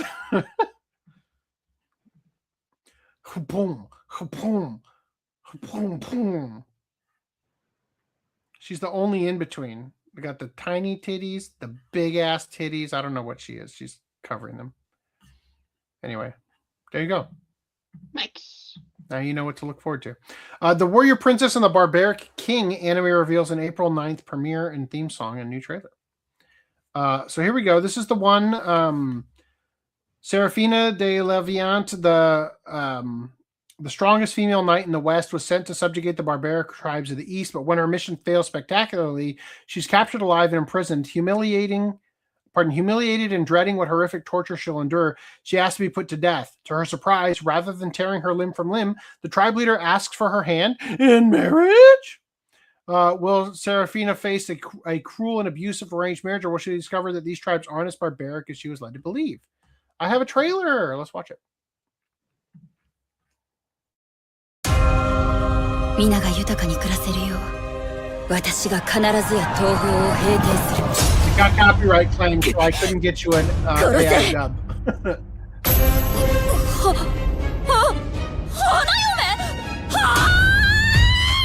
なぜその蛮族としたしげにそいつは敵ですよ敵をめとってはいかんのか貴族としての責務をああ今さらそういうのいいです普通なら恨まれ憎まれるだけのことはしてきた自覚はあるそなたに明かそうこの地に秘められた神秘の一端を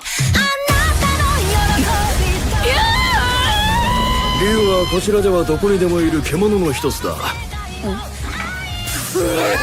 嫁っ子様を乾杯よどうぞさすがは内政の嫁食べててかって気に病むことはないむしろおもろいからもっと驚いてセラさん一緒に研究してみないっすかそうか私は何も知らなかったのだなベヨルもっともっと逃げますよ断る怖かったのかもしれんな拒絶されることがでも私はラビラントの民を幸せにしないとならないのですあれあれあれあれ氷のラビラントがいやいやいや自分の幸せか偽らざるわしの心伝わってくれたかなんだこれはセラフィーナが撃たれたか哀れなセラフィーナよ Has a beard ever looked good in anime except for Shimada Kanbei in Samurai 7?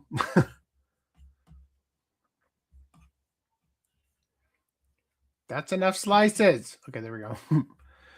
Jack of all trades, party of none. English reveals release date, cast and crew. Who cares? Okay. Here are the cast. Tom Aglio, Korean Mom. Did anybody's names matter to anybody? Jerry Jules voice directing. Yay.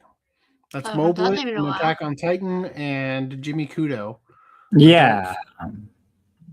Been a while since he's... Well, maybe not. But, like, I don't know. It's nice to It's nice. I'm glad that he's working still. Jack of all trades, party of none, right? Monica, not so much, but well, Monica isn't involved, so that's good. Okay, I looked at the wrong last name. Flatly, yeah. Okay, cool. Anyway, screw Monica Real. All right, KonoSuba anime gets a season 4. Yay. Yeah. I can't wait for it to not get a steel book. Right. Where's the damn movie Crunchyroll? Come on. Rent a Girlfriend season 5 reveals April 2026 broadcast. Reminder that this is the one where he gets a boner underwater while thinking of Chizuru fucking another guy or whatever we covered. That's going to be awkward. Continuing. Draw This, Then Die reveals 5 main cast members and new visual.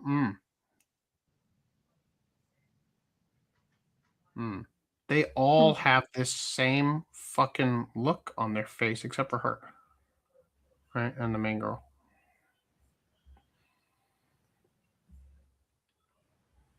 There you go. That's it. Moving on. Smoking Behind the Supermarket with you. Anime reveals July 20th. Who cares? The Age Gap rom-com series is animated by Asahi Productions. Remember, smoking is gay. If smoking is gay, I don't want to be straight.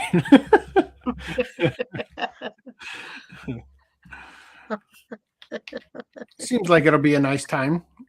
Can't wait till we don't get it over here because of the smoking. Yeah, I saw Giga like made a video about the manga, like specifically just for the manga, like a couple years ago, gushing over it. So that's the only way I know about it. I'd like it. I'd like to watch it. Snowball Earth anime is going to begin airing on April 3rd. This is that one that we keep talking about from Studio Kai, right? That's the name of it? Yep. Same people who are doing Sentenced to be a Hero. Yeah, that's what it's called. Thank you. All right. And in huge, amazing, awesome news, I can't wait for Armor Trooper VOTOMS Graue Hexe. I forgot how to pronounce it. It's German for the Grey Witch. Anime is announced for 2026. And Mamoru Oshii is going to direct with Sunrise Animating the latest entry in the Real Robot series. Whoa. Let's watch the trailer, even though there's not much to see.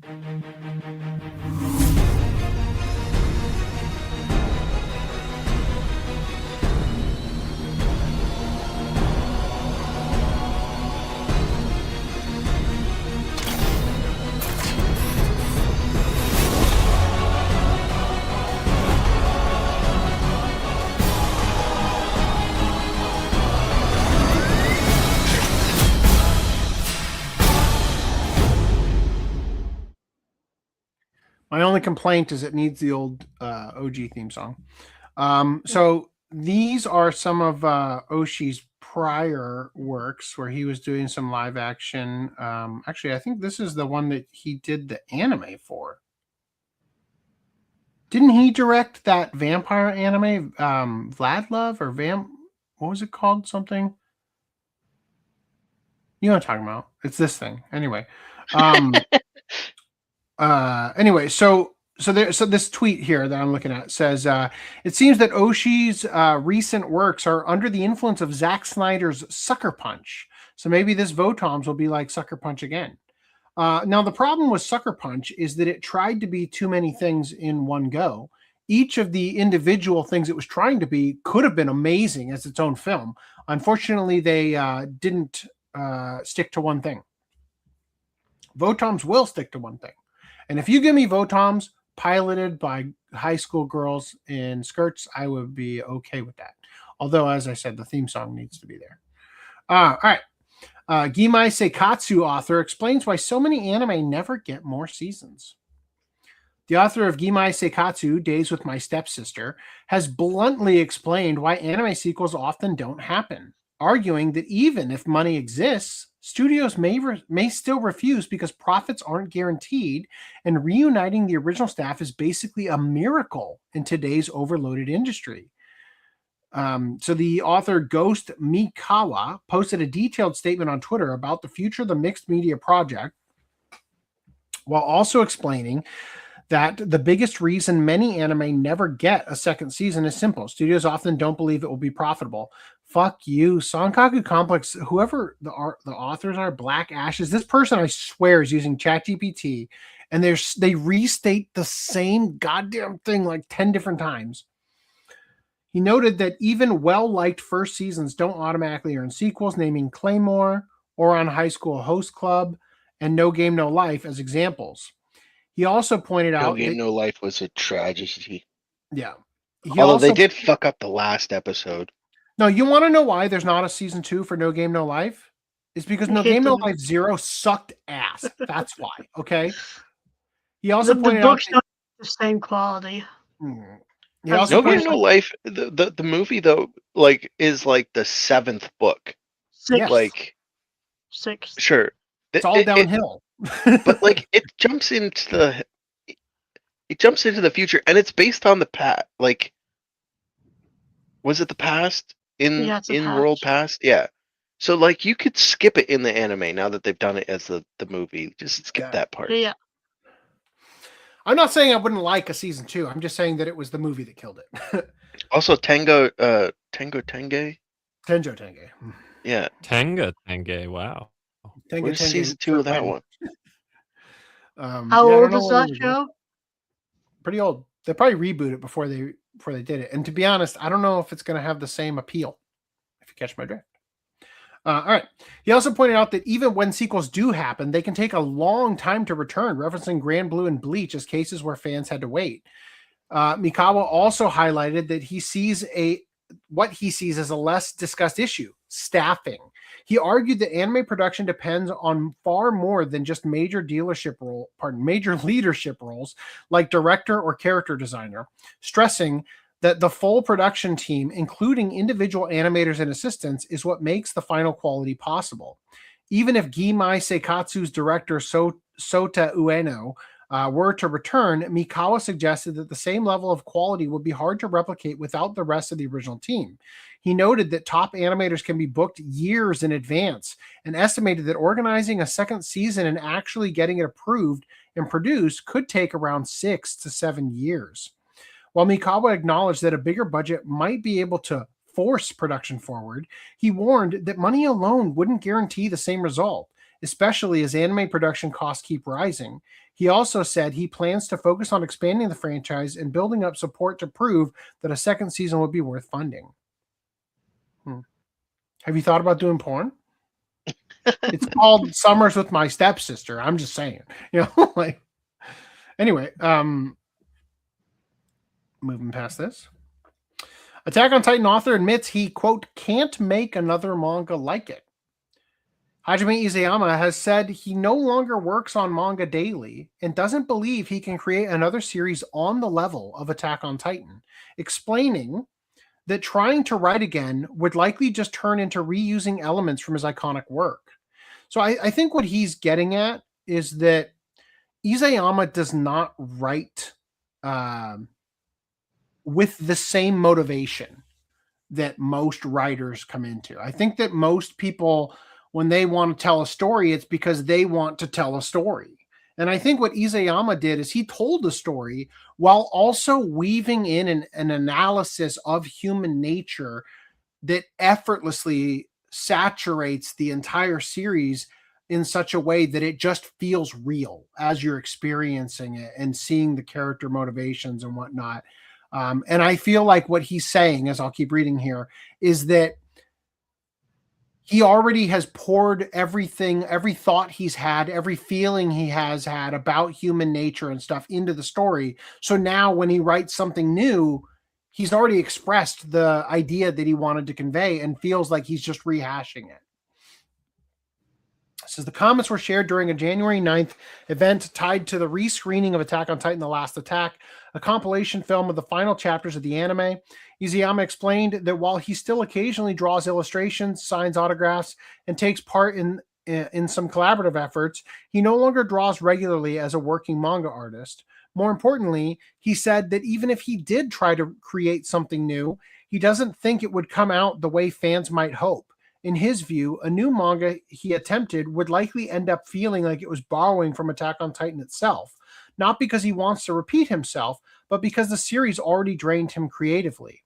Isayama's statement also frames Attack on Titan as the kind of once-in-a-lifetime project where everything gets poured into one place until there's nothing left to carry forward. For fans constantly waiting to see what's next, it's essentially a blunt reminder that the work wasn't just a job, it was the whole tank. Even so, the franchise itself isn't going anywhere. Attack on Titan has already been adapted into a global anime phenomenon, and even if Isayama personally steps away from making another major manga, the brand is still being kept alive through screenings, collaborations, and ongoing projects. Meanwhile, Gachiakuta creator Kei Urana pushes back on trans claims about Tamsi. Damn. Gachiakuta creator Kei Urana has responded to online speculation that the character Tamsi is transgender, saying she doesn't believe that's accurate, reigniting debate over how quickly Western fandoms label certain characters as trans by default. In a short post shared on January 13th, Urana wrote, "People are saying Tamsi is transgender, but I don't think that's right." The tweet gained 677,000 views in 2 days, and this is the character Tamsi. The statement, while brief, is being treated by many fans as a direct correction of a narrative that had started spreading online, particularly among Western audiences, where it's become extremely common for characters who act outside traditional masculine or feminine behavior to be instantly categorized as trans without actual confirmation. In other words, if a character talks, dresses, or carries themselves in a way that doesn't fit the standard box, some parts of the internet don't wait for clarification. They slap on an identity label immediately, then act like it's canon. Urana's post cuts directly into that tendency. It doesn't attack anyone personally, and it doesn't launch into a long explanation. It's just simply a creator seeing a rumor spiral and choosing to shut it down before it hardens into truth through repetition. Though some wouldn't be surprised if the character in question were transgender, as some of Urana's questionable opinions would have some assuming she's that type of creator. And this is a link to what we talked about previously, where the stage play cast Japanese people to play dark-skinned characters who are not black, but according to the internet, should have been given to black people in Japan to play in Japan. Like, come on.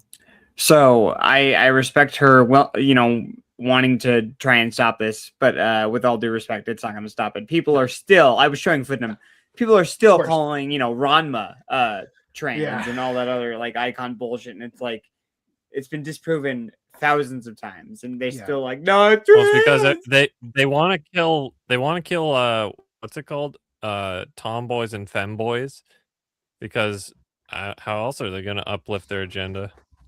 Yep. So I love a couple of these. I don't think, buddy, it's your character. You wrote them. I think they're headcanons because they know that's not true. The fact that the teacher meaning sensei being the term that you use to describe a mangaka, it's one of the titles that they're given. The fact that the mangaka doesn't say things as definite conclusions is what makes them great. Urana confirming Tamsi is cisgender? What? If I think about it again, I might change my mind, huh? Tears in my eyes. The chapter was so good. Oh, man, you're so funny, Kei Urana Sensei. I love you lots. Anyway, it gets worse. People claim a character is trans and the manga is woke. The author confirms the character isn't trans. People start claiming the author herself is non-binary, so the manga is still woke. Author responds by sarcastically saying, "Oh, really?" in her Instagram story. Oh, well. Right. So none. Actually, no, she would have said, "Oh, really?" Gachiakuta author Kei Urana. They're saying things like Tamsi's transgender. I don't think that's the case at all. These guys celebrating don't know Kei Urana themselves is non-binary, and the series is very queer. From today, internet, Urana is non-binary. Me, really? Like, Urana reacted with surprise to online claims that she is non-binary, indicating she does not identify that way. This tweet is wrong about Urana's gender identity. Anyway, I saw her at Anime Expo. She seemed nice. All right, Brown Dust 2 Devs backtrack on censorship plans after player backlash. The game is saved. The whiplash has left me with a broken neck, the likes of which we have only seen in the Indiana Jones stunt performer guy. Yeah. Right. Brown Dust 2 developers have reversed course, stating that they will not apply global censorship and will instead handle restrictions on a region-by-region basis using separate builds when required. Following refunds, backlash, and review bombing, a new emergency live stream was held announcing that the developers have now walked back the full package of global change and will keep the game intact for regions that don't legally require modifications. The new plan is described as offering separate versions depending on region, instead of applying one global sanitized standard for everyone. This reversal comes after the developers were preparing a wave of redesigns and removals, including changes to multiple skins and the deletion of a minigame. Whether this becomes a long-term policy or just a temporary damage control maneuver remains to be seen, but players have made one thing crystal clear. If a game sells itself on fan service, stripping it out globally is a fast track to setting your own community on fire. So, here is the post. Hello, this is Junhee Lee, project director for Brown Dust 2. I sincerely apologize for any concern caused by our prior unclear responses and lack of clarity. After reflecting over the weekend, I am now ready to share my decisions with you. None of the characters or costumes previously discussed in relation to this matter will be redesigned. All mentioned characters, including Therese or whatever, however you pronounce that, and Refathia, will remain exactly as they are. No content, including Slap Slap Pop, will be deleted. That's the one where you choose which girl's ass to slap. This is not a temporary or tentative decision. This is our final policy and will remain in effect throughout the service of Brown Dust 2. I would also like to address the Liberta Prestige skin. Decisions about content should ultimately be left to each individual, and it is not right for the developer to restrict a prestige skin that is obtained through purchase. I should have stood by our initial plans, but I lacked the courage to do so. The Liberta Prestige skin will be released in its original form as originally planned. The final choice and judgment will be left to you. As an expression of apology, the skin will be available to everyone free of charge for 4 weeks following the January 15th update. Following recent warnings, we announced a toned-down version of Grenadier. However, I have decided to release her in her original version instead. Many of you were most concerned about what the standards for modification are and which character might be affected next. To be honest, the criteria set by external organizations have been so ambiguous that it is difficult to define them internally as well. My use of the term clearly an adult only led to greater anxiety and mistrust. This was entirely my mistake and responsibility. Since Brown Dust 2 operates with the approval of each country's stores, platforms, and rating agencies, suspension in one country could easily lead to reports and additional reviews by others. Right now, monitoring and regulations are becoming stricter worldwide, and Brown Dust 2 has remained under continued scrutiny from multiple agencies. Even if we offered country-specific versions, as long as the original content exists, service suspensions could happen again at any time. I thought that separating service by country would not have been a fundamental solution. Frankly, I was deeply concerned that cascading service suspensions could make regular service impossible. For the country in question, we are discussing possible solutions with the relevant regulatory bodies, such as hiding content only in that country, suspending local service, or operating a modified build according to country-specific policy. Since these talks are ongoing, I cannot specify the country at this time, but we will inform you officially as soon as an agreement is reached. In before it's every country. We are not trying to ignore any country's regulations. From now on, Our one clear principle will be to provide country-specific service, not modify content.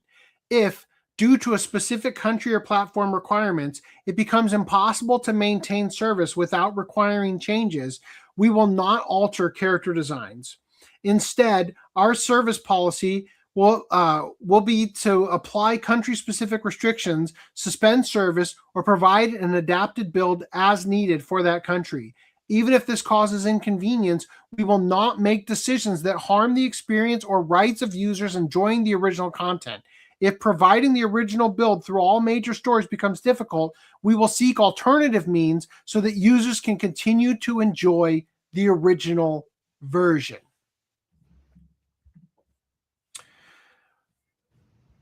It appears that one country in particular was creating issues for Brown Dust 2, and that led to this entire debacle.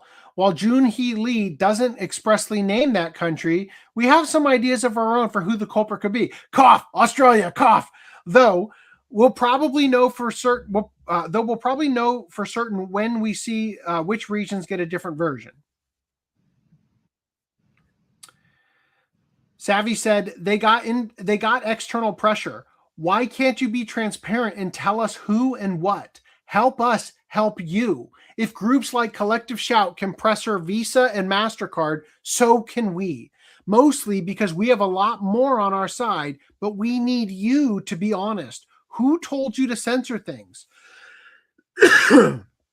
What did they say? I love your creativity, and I think all this is panic.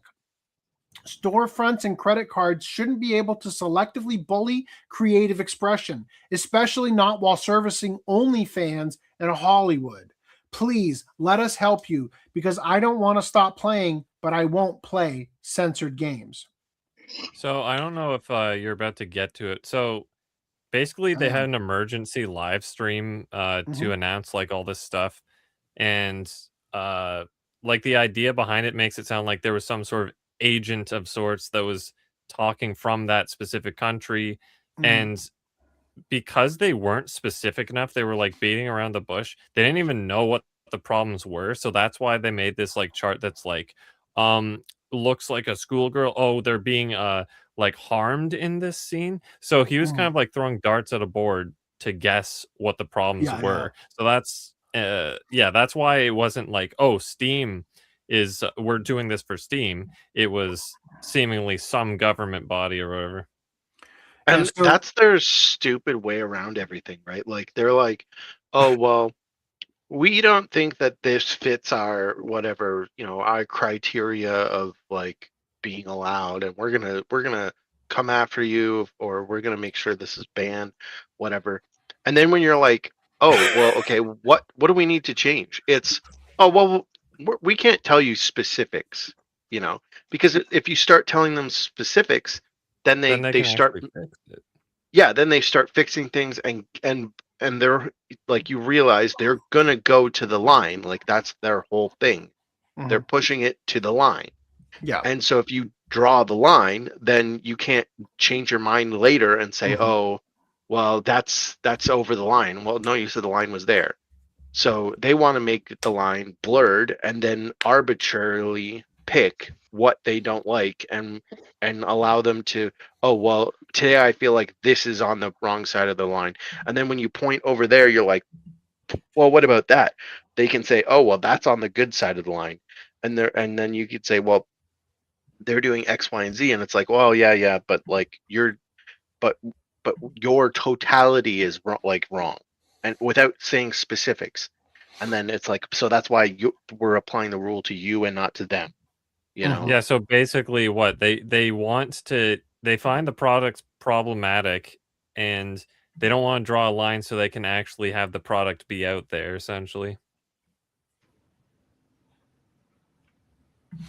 So Old Man said, Japanese anime seems redundant. Everything else is animation or cartoons, in my opinion. Smoking with You should be 5-minute episodes because that's how long a smoke break is usually. Wow. Also, Cowboy Bebop season 2 win.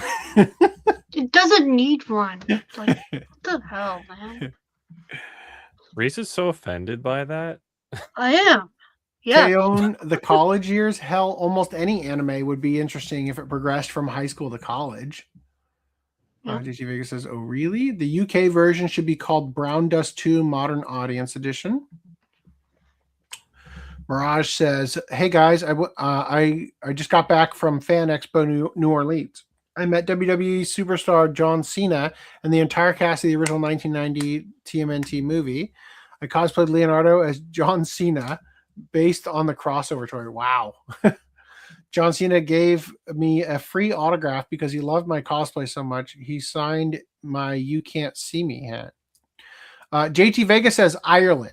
He's guessing Ireland for the thing. But I guess we will finally got the reveal of which was the country that was causing trouble for Brown Dust 2's regulations, huh? Busted in 4K regarding app availability on Google Play Store in Vietnam. Full Burst RPG Brown Dust 2. We would like to inform you that we have confirmed an issue where Brown Dust 2 is currently not visible in the Google Play Store in Vietnam, and new downloads are not available. This situation the bend over for Vietnam is insane. Hold on. Like Australia, that's one thing. Hold on. Vietnam. This situation appears to be related to Vietnam's new internet and online game service regulations. We are closely reviewing the matter to ensure players can continue to access the service smoothly. Savvy then replied, I think these are two separate issues. And then they said, oh, yeah, not censored thing, but it's about the taxes. So maybe I saw this like literally right before we went live and threw it in. As you can see, it came out today. Yeah. Okay. So maybe it actually isn't specifically about the thing. That would be literally insane. Like we're gonna cripple our entire business model for Vietnam. Right. What? Well, I also assume Vietnam would only just be one of. Right, one of the countries. Yeah. If it was more than one, yeah. But like, I feel like the cost benefit analysis, like it's not worth upkeeping a separate version. Oh yeah. Updating At a certain point, what you need to do is any country for which you're going to have problems just gets lowest common denominator version. Yeah. Right? Don't have 20 versions. Well, just have with Vietnam, it would just be no version. Yeah. Like you're so small. Like I don't like. Why would they care? So I loved this. They said Brown Dust 2 devs are doing the meme. I have made more of Brown Dust 2. Yay! Brown Dust 2. I love Brown Dust 2. I can't wait for Brown Dust 2. Woohoo! I do not like Brown Dust 2. You are a bad person if you do not address the fact that I do not like Brown Dust 2. I have made changes to Brown Dust 2. That's no longer the Brown Dust 2 we wanted. I'm going to look for a different thing. Will you buy Brown Dust 2? I never had any interest in Brown Dust 2. Yeah, that is like the perfect way to put it. It really do be like that, huh? It is your moral civic duty to bully game companies who would ruin their games by changing it for modern audiences until they break down crying and apologize. We won, at least for now. Amen. Like, why would we as men be like, we don't like the way that girls' clothes look, change them? By the way, I don't know if you noticed, but the thumbnail for this podcast, I was afraid YouTube wouldn't like it right before we went live. So I went over to Grok and I said, make this YouTube guideline safe for their policy on thumbnails. But then you did not replace the background of the stream. No. Because in here is different. It's different, isn't it? Doesn't fall under the same policy as the thumbnails do. All right. Let's catch up on chats here.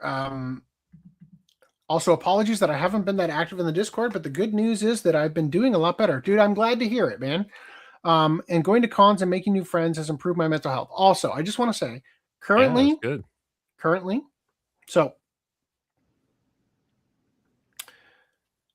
for the people who are in the special channel on the Discord for podcast guests, Mirage, you are one of them.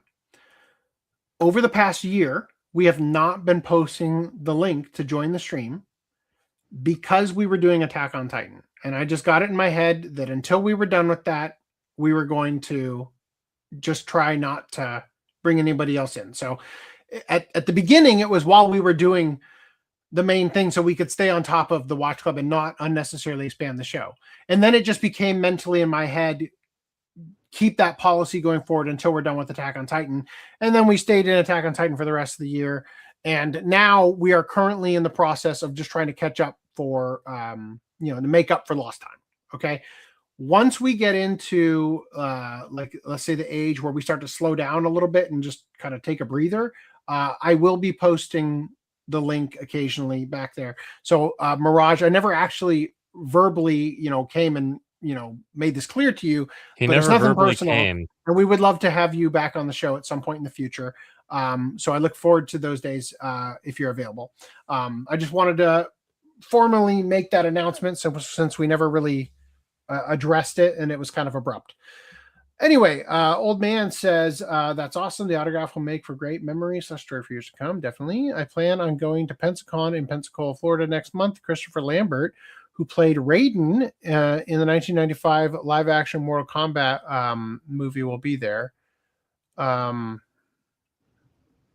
he was replaced in the second movie by, what's his name? From Dexter? Reese? You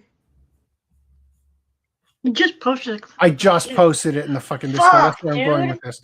Hold on. Here's the Discord. I'm going to look.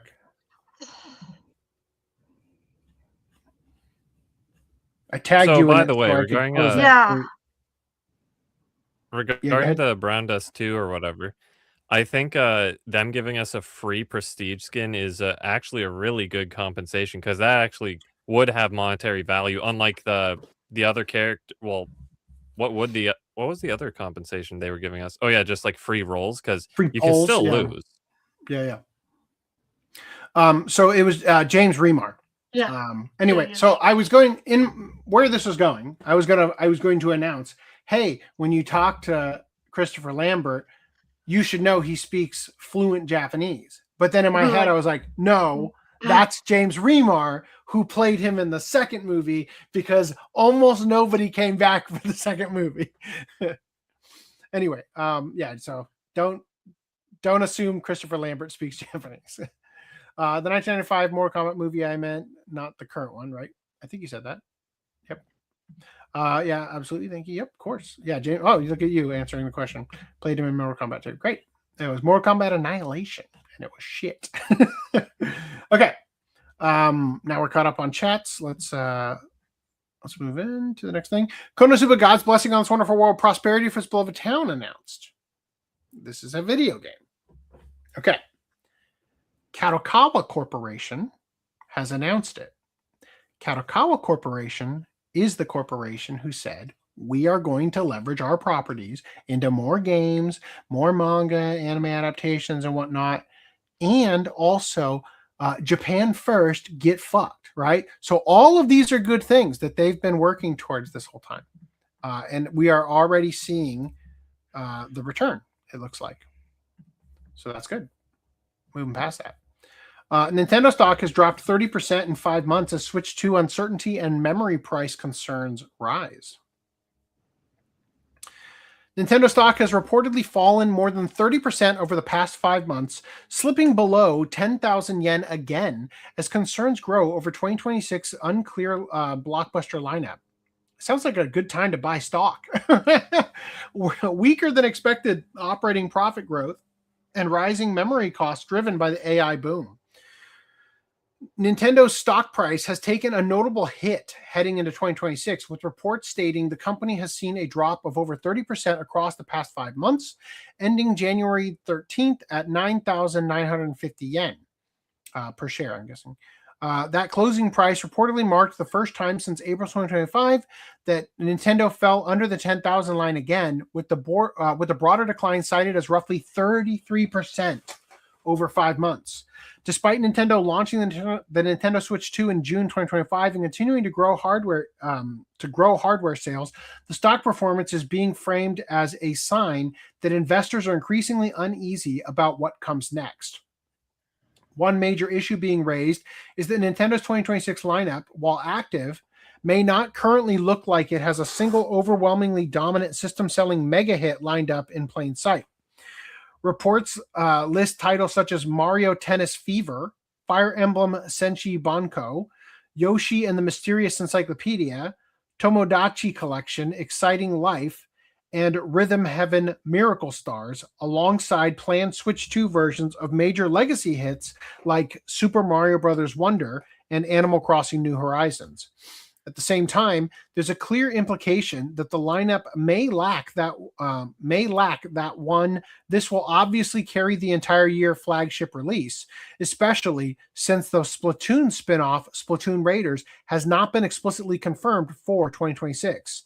Another point raised is that even though Nintendo reportedly revised its sales forecast upward for Switch 2, its operating profit growth may not be keeping pace with sales growth, which can raise eyebrows when investors want to see expanding margins, not just expanding unit movement. Hardware sales, especially early on, can naturally mean thinner profitability, but it still creates a perception of weaker financial momentum. The most worrying angle, though, is something Nintendo can't fully control. Memory chip prices rising sharply due to AI-driven demand.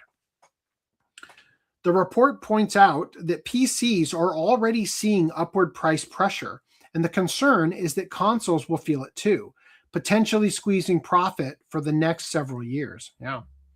For those of you who aren't familiar, the cost of RAM and some other advanced computer parts is skyrocketing because all of the AI companies are buying them up in mass for their server farms and stuff to do all the computation.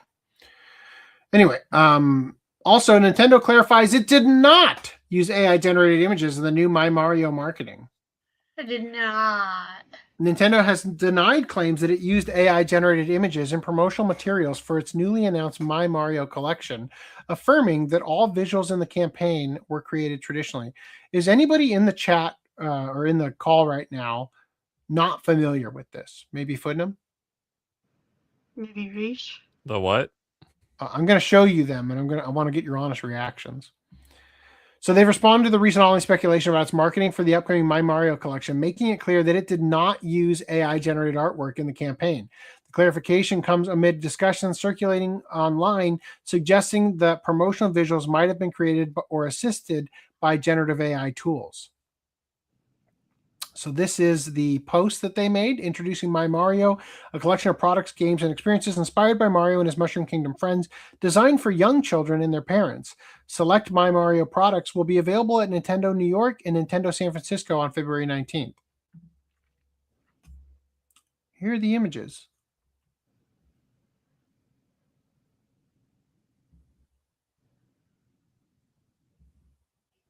That's a big hand. Yeah, how about that? That what thumb. What a natural way to hold the doll. Grok, fix that finger.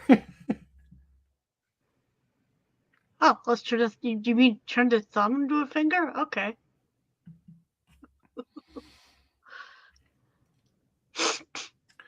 Critics, however, believed that the fingers in the images looked off, particularly with the thumb in one particular photo. However, a model present in one of the photos asserted that the promotional material was not AI generated. Nintendo is being accused of using generative AI in its recent My Mario promotions. Blah, blah, blah. All right. I was the baby in that picture. They did this 20 years ago. The model claims it isn't. As one of the models, I can promise you this is not AI, guys. In addition, website Nintendo Life wrote that a representative provided them with the affirmation saying that AI was not used in the promotional images from My Mario collection, right? So here's the problem. Has anyone investigated that account to see if it was made like 10 days ago? 10 seconds ago? Yeah. Yeah, so check this out, though. Somebody brings up a great point. Ah, yes, the standard floor window. Oh. Wow. That's a little strange. It's odd here, but I think I've seen them before. So I don't think that they're completely foreign concept. Is that like a manual cat door? Yeah, I was gonna say, is that what that is? I don't know. Seems weird. It looks very strange. Just thought I would share.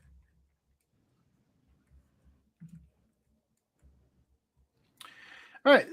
We didn't cover this. This is from, should have covered it last podcast. Cygames launches Cygames AI Studio. Japanese developer Cygames has announced establishing a Cygames AI Studio subdivision focused entirely on utilizing generative AI tools. Right? Now, I'm going to just go ahead and skip all this crap because guess what? Cygames apologizes for generative AI Studio. Says generative AI art won't be used in their games. While the reveal of their AI studio was only in Japanese, their apology is in English. I wonder why. And says the company is committed to not using generative AI in their generative AI art in their releases. Here's the full message from Cygames.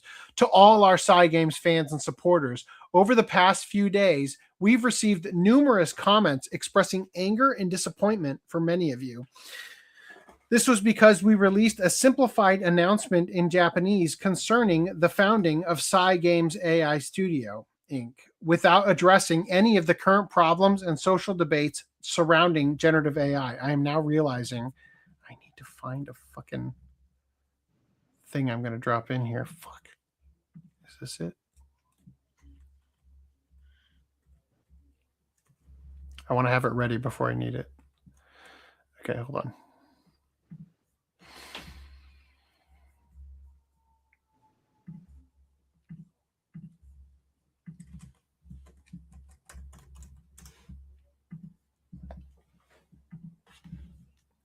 Hell yeah. I found it. Just what I needed.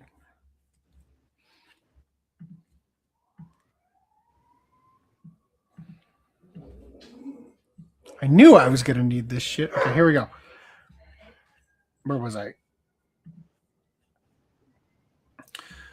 We would like to take this opportunity to state that art produced from generative AI isn't used in our products. Furthermore, we won't implement generative AI into our products without prior notice. We hold in the highest regard those who love games, as well as the dignity, passion, and heart of the creators and artists who act as architects of gaming future. The art for all current Cygames games and other products is crafted from the technical know-how and manual work of our many staff members. Once again, we deeply apologize for causing our beloved fans much grief and anxiety. We at Cygames will continue to honor creators as well as champion the free expression of people, and in doing so, will continue to strive to be the best in entertainment. So are they shutting down the AI studio? Or is that just like, no, we're not going to use any AI in our games. We just have a whole studio for it.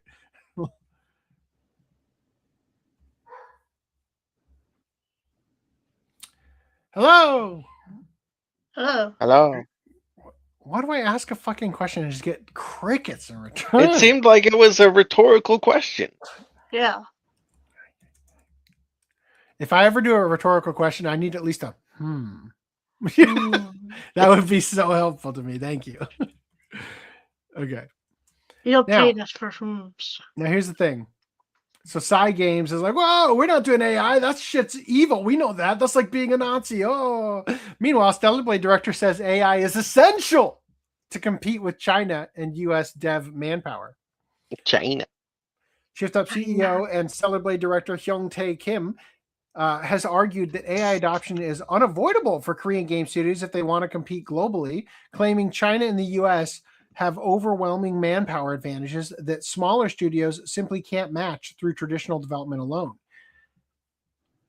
He weighed in on the generative AI in the Korean game industry, presenting AI as less of a creative shortcut and more of a survival tool in a global market dominated by massive production resources. This is just going to be the same statement like 15 times, so I'm not even going to bother reading it. Instead, I'm going to bring in this other thing I thought I would bring in, related to Stellar Blade. Stellar Blade developer Shift Up donated to families in need and intends to remain committed to fulfilling social responsibilities. In 2023, the company donated 230 million won to to the Korean Red Cross and $100,000 to international disaster relief following the devastating earthquake in Turkey. Additionally, CEO Hyung-tae Kim donated 100 million won from his personal funds for the same cause. In 2024, Shift Up distributed food to local families in need during Chuseok, the Korean Thanksgiving, and employees participated in volunteer programs. Wow, that's so nice. Guess what? Our fan service supports actual social justice. Oh, the irony. It's wonderful. You hate to see it. Seethe harder, please.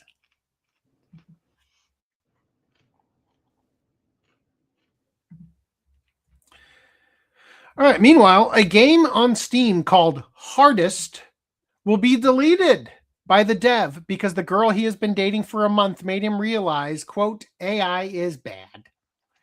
AI is bad. Game will be deleted.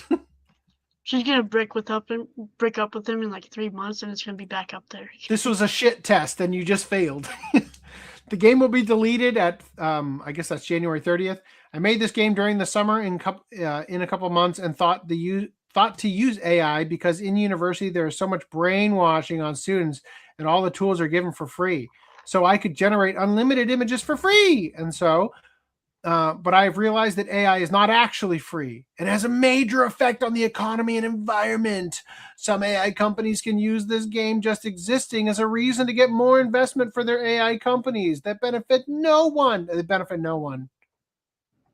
I saw a lot of happy campers today using Grok, but rather suck resources from the economy from hardworking people. I coded everything myself, so I can in the future make a new game with real assets if I feel like it. But the game existing in its current form is a disgrace to all game makers and players, especially ethically. Only logical reason is to delete the game from Steam. The girl I've been dating for a month made me realize this. Thank you, Arrow Lane. Yeah. Larian Studios backs off from generative AI. Says tech won't be used in the new Divinity. After a few weeks of consistent backlash, Larian Studios has sworn off generative AI use at least for their next game, the brand new Divinity game. Promised a few weeks ago, Larian CEO Sven Vinky hosted an AMA on Reddit where they talked about the upcoming Divinity game and, of course, the controversial use of generative AI. It seems like the backlash worked as Larian is swearing off generative AI. First off, there is not going to be any generative AI art in Divinity, Vinky said in the AMA. I know there's been a lot of discussion about using AI tools as part of the concept art exploration. We already said this doesn't mean the actual concept art is generated by AI, but we understand it created confusion. Furthermore, the team behind the new Divinity is also dropping any generative AI tools during development, so there's no room for doubt while they're making the game. While this may seem like a resounding victory for anti-gen AI folks, the Larian boss was quick to note that generative AI will allow their team to iterate and experiment more in development. We continuously try to improve the speed with which we can try things out.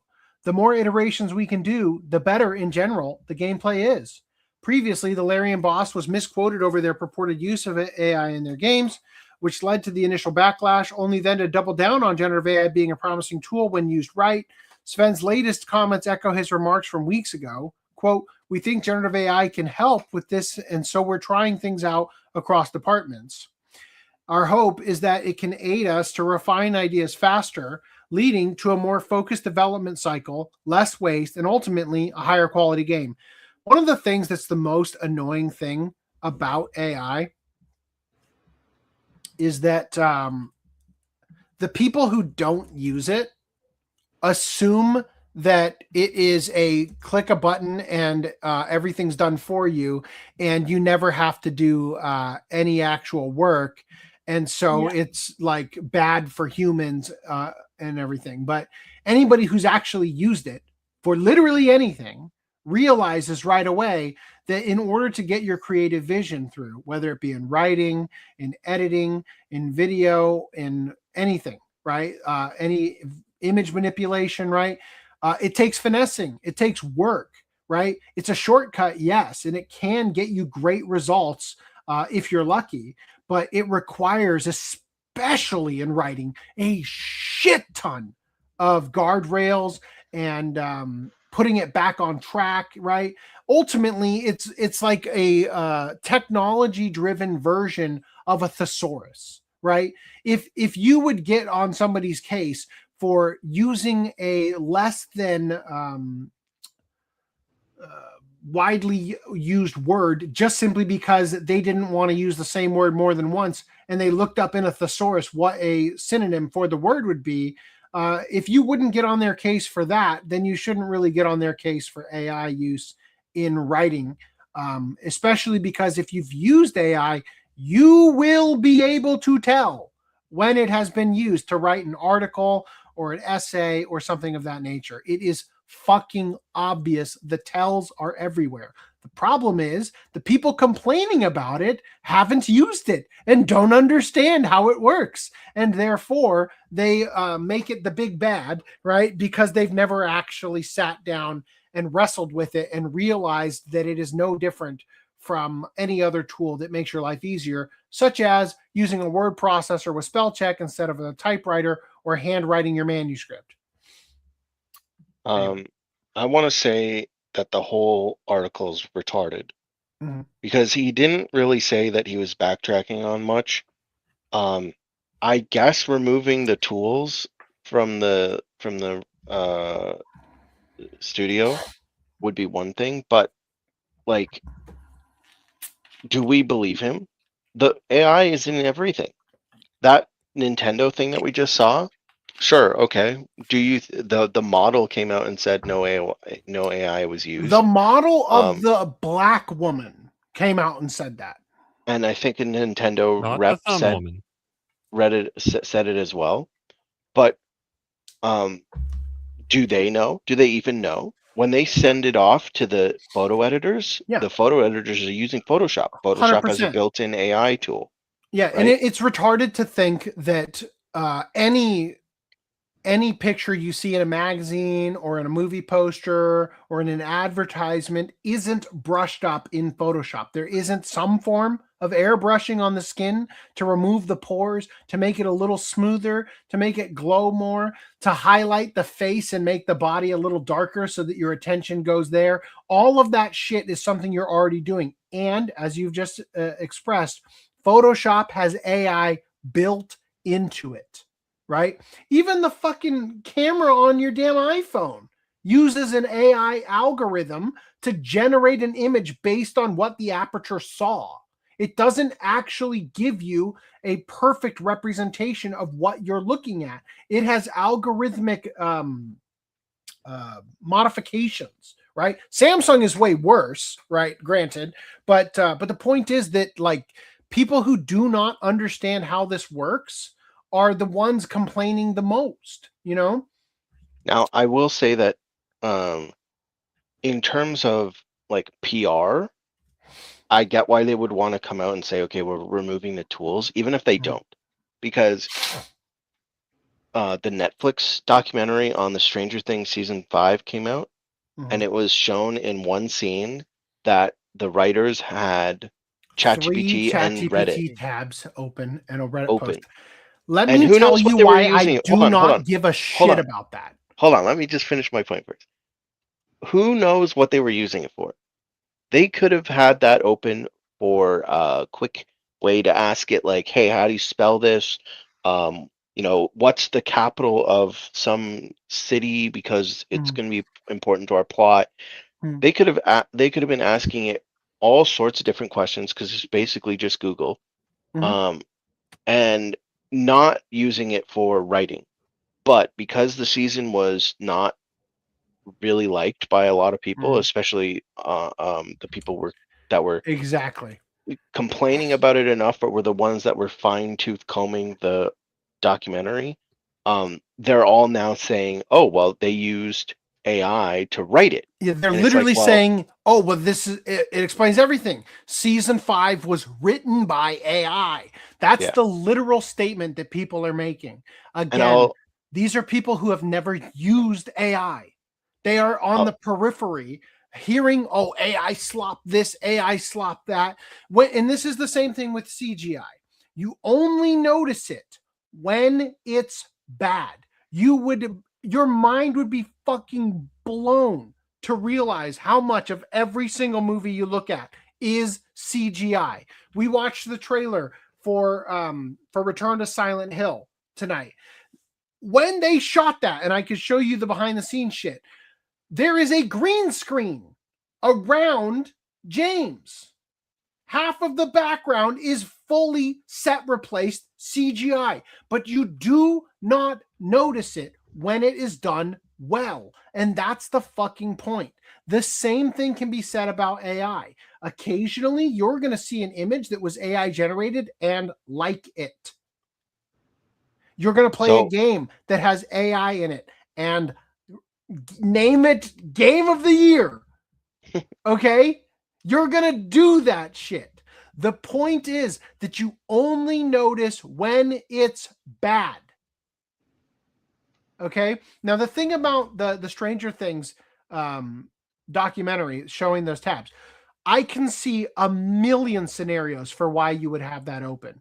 Every single YouTube short I've seen, every single video I've seen has all been, they used AI to write it, right? It's like, look, think for a goddamn second.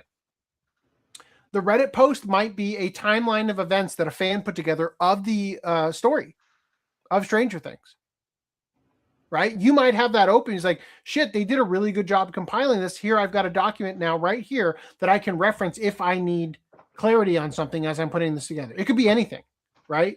And when it comes to ChatGPT, right, it could be, okay, historically, in every season, we have included things of 80s nostalgia on purpose that are period appropriate for when that episode has been released, or like what time place is taking place, and actually informs aspects of the story, right? So it could be, in season 5, Derek is playing Ghosts and Goblins or Ghouls and Ghosts or whatever the NES one was, and you could ask, "Hey, ChatGPT, what is the game that had the fake out ending?" Or I don't even know if they want to do that because that falls into the conformity gate thing, right? But you could ask specifically like what. We'll make it easy. At one point in the season, Holly is watching Nightmare on Elm Street, right? So you might ask ChatGPT, which Nightmare on Elm Street came out in 1987 or whatever year it is in the thing. That way you use the correct one, right? These are all reasons you would consult ChatGPT because it makes getting the answer faster than Googling it. How many times have you Google Googled has added a ton of shit to it. Yeah. And how many times have you Googled something that should be like, oh, it should take me 2 seconds to find this? And all of a sudden you're like, why the fuck can't I find this? You know what I mean? Like, that shit happens to me all the fucking time. The CEO of, I think it was the CEO of Google, the new CEO, or well, like not their original creators. I mean, they, I think it was him. Someone high up at Google anyway said that their goal is to not give you good results anymore because they want you on Google more. So that instead of getting you the best results so that you could get off Google, they specifically plan to make their results worse to keep you on Google more. But also in terms of where I was going with this, with the whole like you don't want them to know you're using AI because they're insane about it. When I was a kid, I used to draw Pokemon from like the Pokemon card. Like I would look at the art of the Pokemon card and I would draw it on a piece of paper. And there was another kid that was an early entrepreneur, I suppose. I would sit there at recess and get other kids to give him things in exchange for drawing their specific Pokemon. And depending on the type of Pokemon, it was like, a more difficult Pokemon would be worth more. So he would want something in greater value. And it wasn't like money. It was like, candy or give me a Pokemon card. Like I'll trade you a Pokemon card for drawing. that kind of thing. And so I also started doing that with a couple people, and I didn't really sell anything. I was just drawing, but giving it to people is what I mean. And one day in class, the teacher taught us about tracing with wax paper, you know, or like parchment paper, where it's see-through, so you can like see through it a little bit and could trace onto it. And so I took the piece of paper, the wax paper, out into the recess yard and started tracing. And my friend had said, don't do that, because then everyone's going to think that you're just tracing. You're like, when you're giving the art away, they're just going to think you're tracing. And I said, nah, like, not a big deal. Sure enough, I sat there tracing something for myself. I wasn't, whatever. And people were coming over and saying, oh, look at this kid. I knew it. He just traces everything. He doesn't actually draw it. He just traces. And I'm like, are you stupid? I'm drawing on wax paper. When I hand the paper to the people that were asking for their drawings, it was on computer paper. Like, how could it be traced? It's on computer paper. Like, you could still trace it with a light board. Like obviously there are ways, but like when you're sitting there at recess, I don't have a light table, okay? And also it would have to go through the cardboard, and it would also be bigger. Anyway. But just the idea of having a piece of fucking parchment paper in my hand at recess while I'm drawing on it made people think, oh, that kid's just tracing, because they're retarded.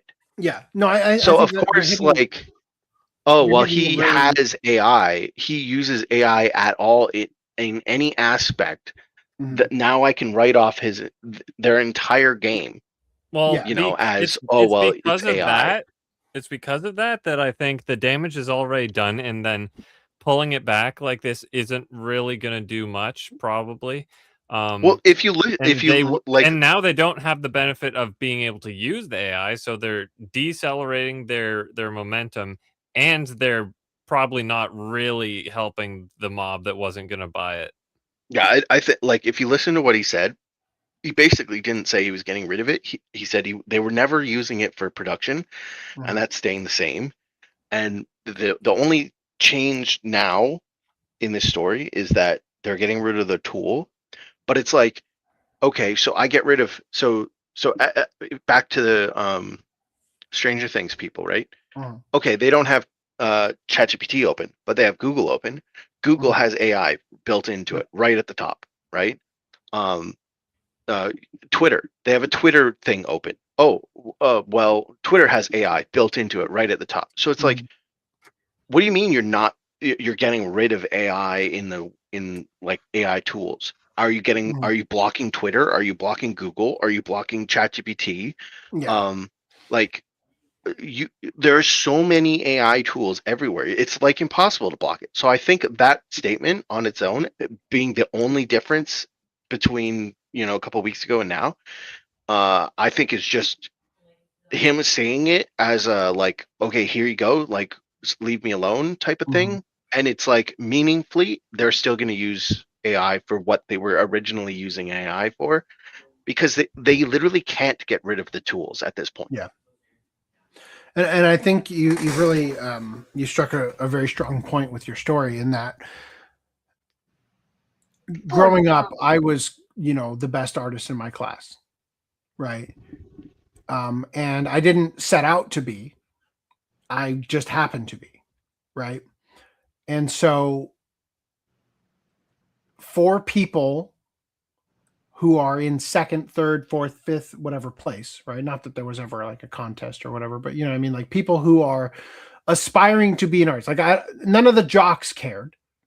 But for people who are also aspiring to be an artist, who would consider themselves a rival or trying to reach the level that you were at, the jealousy puts them in a position where any evidence that could give them that level up of feeling superior to you will be taken, right? So the second they think they validated their perception that they are better than you, or that there is something about what you're doing that made them jealous that should not make them jealous anymore, they'll cling to it, right? So for your example with the vellum or the parchment paper, right? Yeah. Seeing that gives them the excuse that they need to reauthor their perspective of the situation, even if it's not true. Because it is psychologically devastating to have to know that you ain't shit, right? And so having it's almost a defense mechanism to be able to have a way to convince yourself and to motivate yourself to keep going, because now there's a light at the end of the tunnel. It's like I always talk about what Jordan Peterson talks about with the dominance hierarchy. It has to be big enough and it means something to get to the top, but small enough that you could conceivably get there. Because once you're, 3 from the bottom instead of 3 from the top, then the journey doesn't even feel worth it anymore. It seems impossible. You know what I mean? So, for sure. I will also say my friend did say, "I told you so," when it happened. Your friend started the rumor. Oh, you don't think it's going to happen? Hey, go over there. Tell Randy he ain't shit. That's a real friend for you. So old man says that thumb finger, is not right.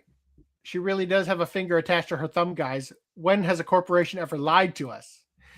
It's not that using AI takes no work. It's that it takes an order of magnitude less work than previously.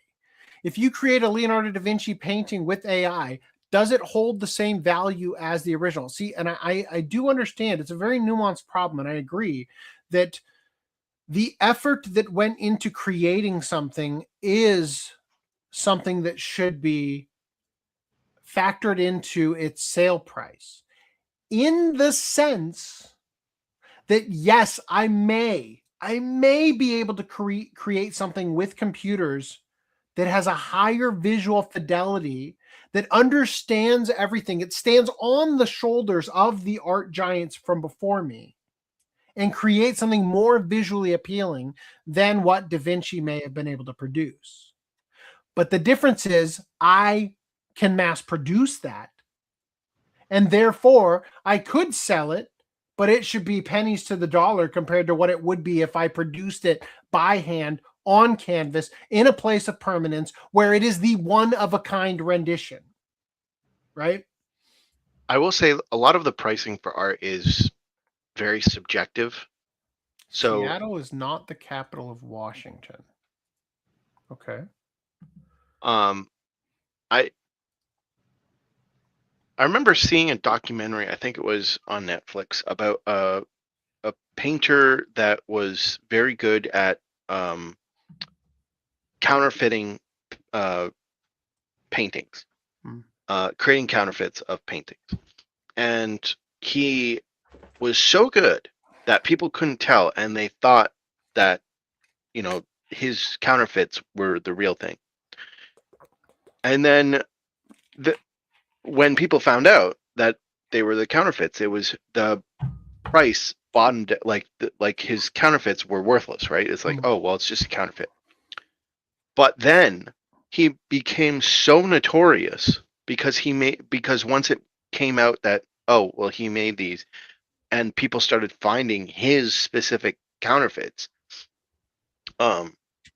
his counterfeits became actually valuable. Not as valuable as the original, still, but like significantly valuable. Because he did such a good job at you're counterfeiting. buying, when it's a commodity, what you're buying is the novelty of it. You're buying that you're impressed, right? If it was, I think also the story behind it. Yeah. Because it had the story of his like if he had been really good at making one counterfeit, I don't think it would have been worth, like, it would have been like, oh, it's a really good counterfeit, but it's not worth money. But the fact that he made so many, and because the story came out that he was secretly doing this and made so much counterfeit paintings, now he has like a story behind him. And so now his counterfeits are going for money, right? Because they can build this story of like, not so much Robin Hood, but like kind of that mythos right around him, and then create value in people's heads just by having a story built around it. So I that plays a large role in pricing. So this isn't quite the That's same. also why but, a lot of sorry, just quick. This is why a lot of artists' work don't, beyond the fact that they can make more, but don't become valuable until they die. Because once they die, now the story's cemented, and we can narrate we have a the finite story. amount of your collection. Well, that's also a thing, but I think it's more so the story is now finished, and we have a complete, like, there's your story. But anyway, you were trying to say something. So this isn't quite the same, but like I wasn't aware that there is like another Mona Lisa that was made by his disciple or whatever, who like painstakingly was like doing it like stroke for stroke, trying to do the exact same thing. And because he used so much better materials, that one actually has correct color, and they were able to like restore it, take off the old varnish and all that stuff. So you can see it. It's super vibrant and it looks beautiful. But the original we can't touch because it's like so much more like risky, and it's made of worse materials, yada yada. So well, the Mona Lisa is a perfect example of my point about the story. When the Mona Lisa, like 100 years ago, it was worthless. It was like not worthless, but like it was like, is that painting over there? It's on the wall. So much so it was not guarded, and then it got stolen from the Louvre, and no one noticed for like a couple days or something like that, and then it became really popular. Then it became, oh, this is the famous painting that got stolen from the Louvre. And then now it's, oh, okay, they got it back, and then it's like, okay, now we got to put it in glass and make sure no one stands 10 feet close to it because it's the famous statue of Hermaphrodite facing it. Yeah, now it's the famous painting, right? But it wasn't, and it's still the same painting, mechanically, the paint on the paper or on the canvas is the same, but now that it has a story, it's now worth money. Something that's lucky with art thieves is that they probably understand that they want it to stay in good condition, so they're not going to like trash it if they can. Yeah, true. So also, if you think about it, if people can start creating stories for AI art, then I think that people will start seeing a value in AI art. It started on ChatGPT, but then it moved to Grok, and then it finished on what's the Stable Diffusion 6.9. And it's like, oh, what a stunning and brave story you got there. Yeah, I don't know how you would craft that story, but I think that if you could craft a story around it, that's what would make it more valuable. This AI was actually made by using Einstein's code. Okay. All right. I don't know if this is going to help us, but I'm going to show something here from a podcast many of you have never seen because it's blocked worldwide.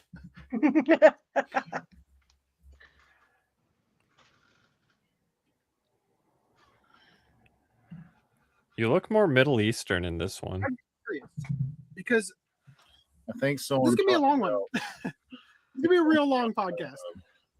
Starting up their own cult or something. Oh, the Shincheonji Korean death cult. It's coming up. Yeah. So, do you guys remember a certain Terrence Williams? Oh, this beauty. Oh my! That's the Remember book, the book, the guy that Naruto? was suing the Naruto creator, saying Oh, that he yeah? invented Naruto and anime, That's and I his- couldn't get his- that one, so I bought his Alita book. Is it a good read? Well, why don't you take a random guess of what's in here? It's empty. Just take a wild guess. Booty booty and stretch. It's him setting up that he's got the trademarks for multiple other shows, I'm assuming. Coloring book in disguise.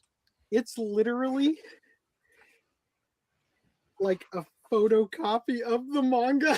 Oh my God. They couldn't even fill the page. Yeah, that's your note. It's only printed on one side. It's extremely small. Oh my God. Please tell me you didn't spend over $2. This is so going back to your statement about the idea of the novelty of it being the thing that makes it worth picking up when it's the counterfeit, right? Yeah. That is an example of why I bought that. The story that this guy actually thought he could convince people that he was the originator of anime and Naruto, right? And that he did so by literally taking Viz's physically released manga of Battle Angel Alita in that example and photocopied it with their copyright information, their translation, their typeset lettering and all that shit. It's fucking hysterical. I had to have it. And I'm still looking for the Naruto one, just so we're clear, right? Because I got to have that one too at some point. Anyway.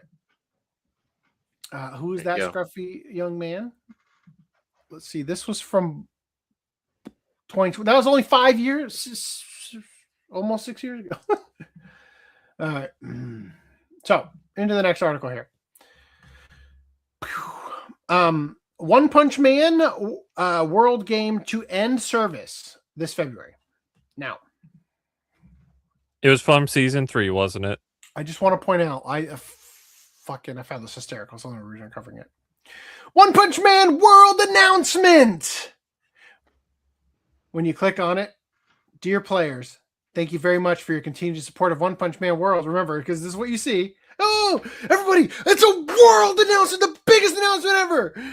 We regret to inform you that One Punch Man will be ending its service. Right?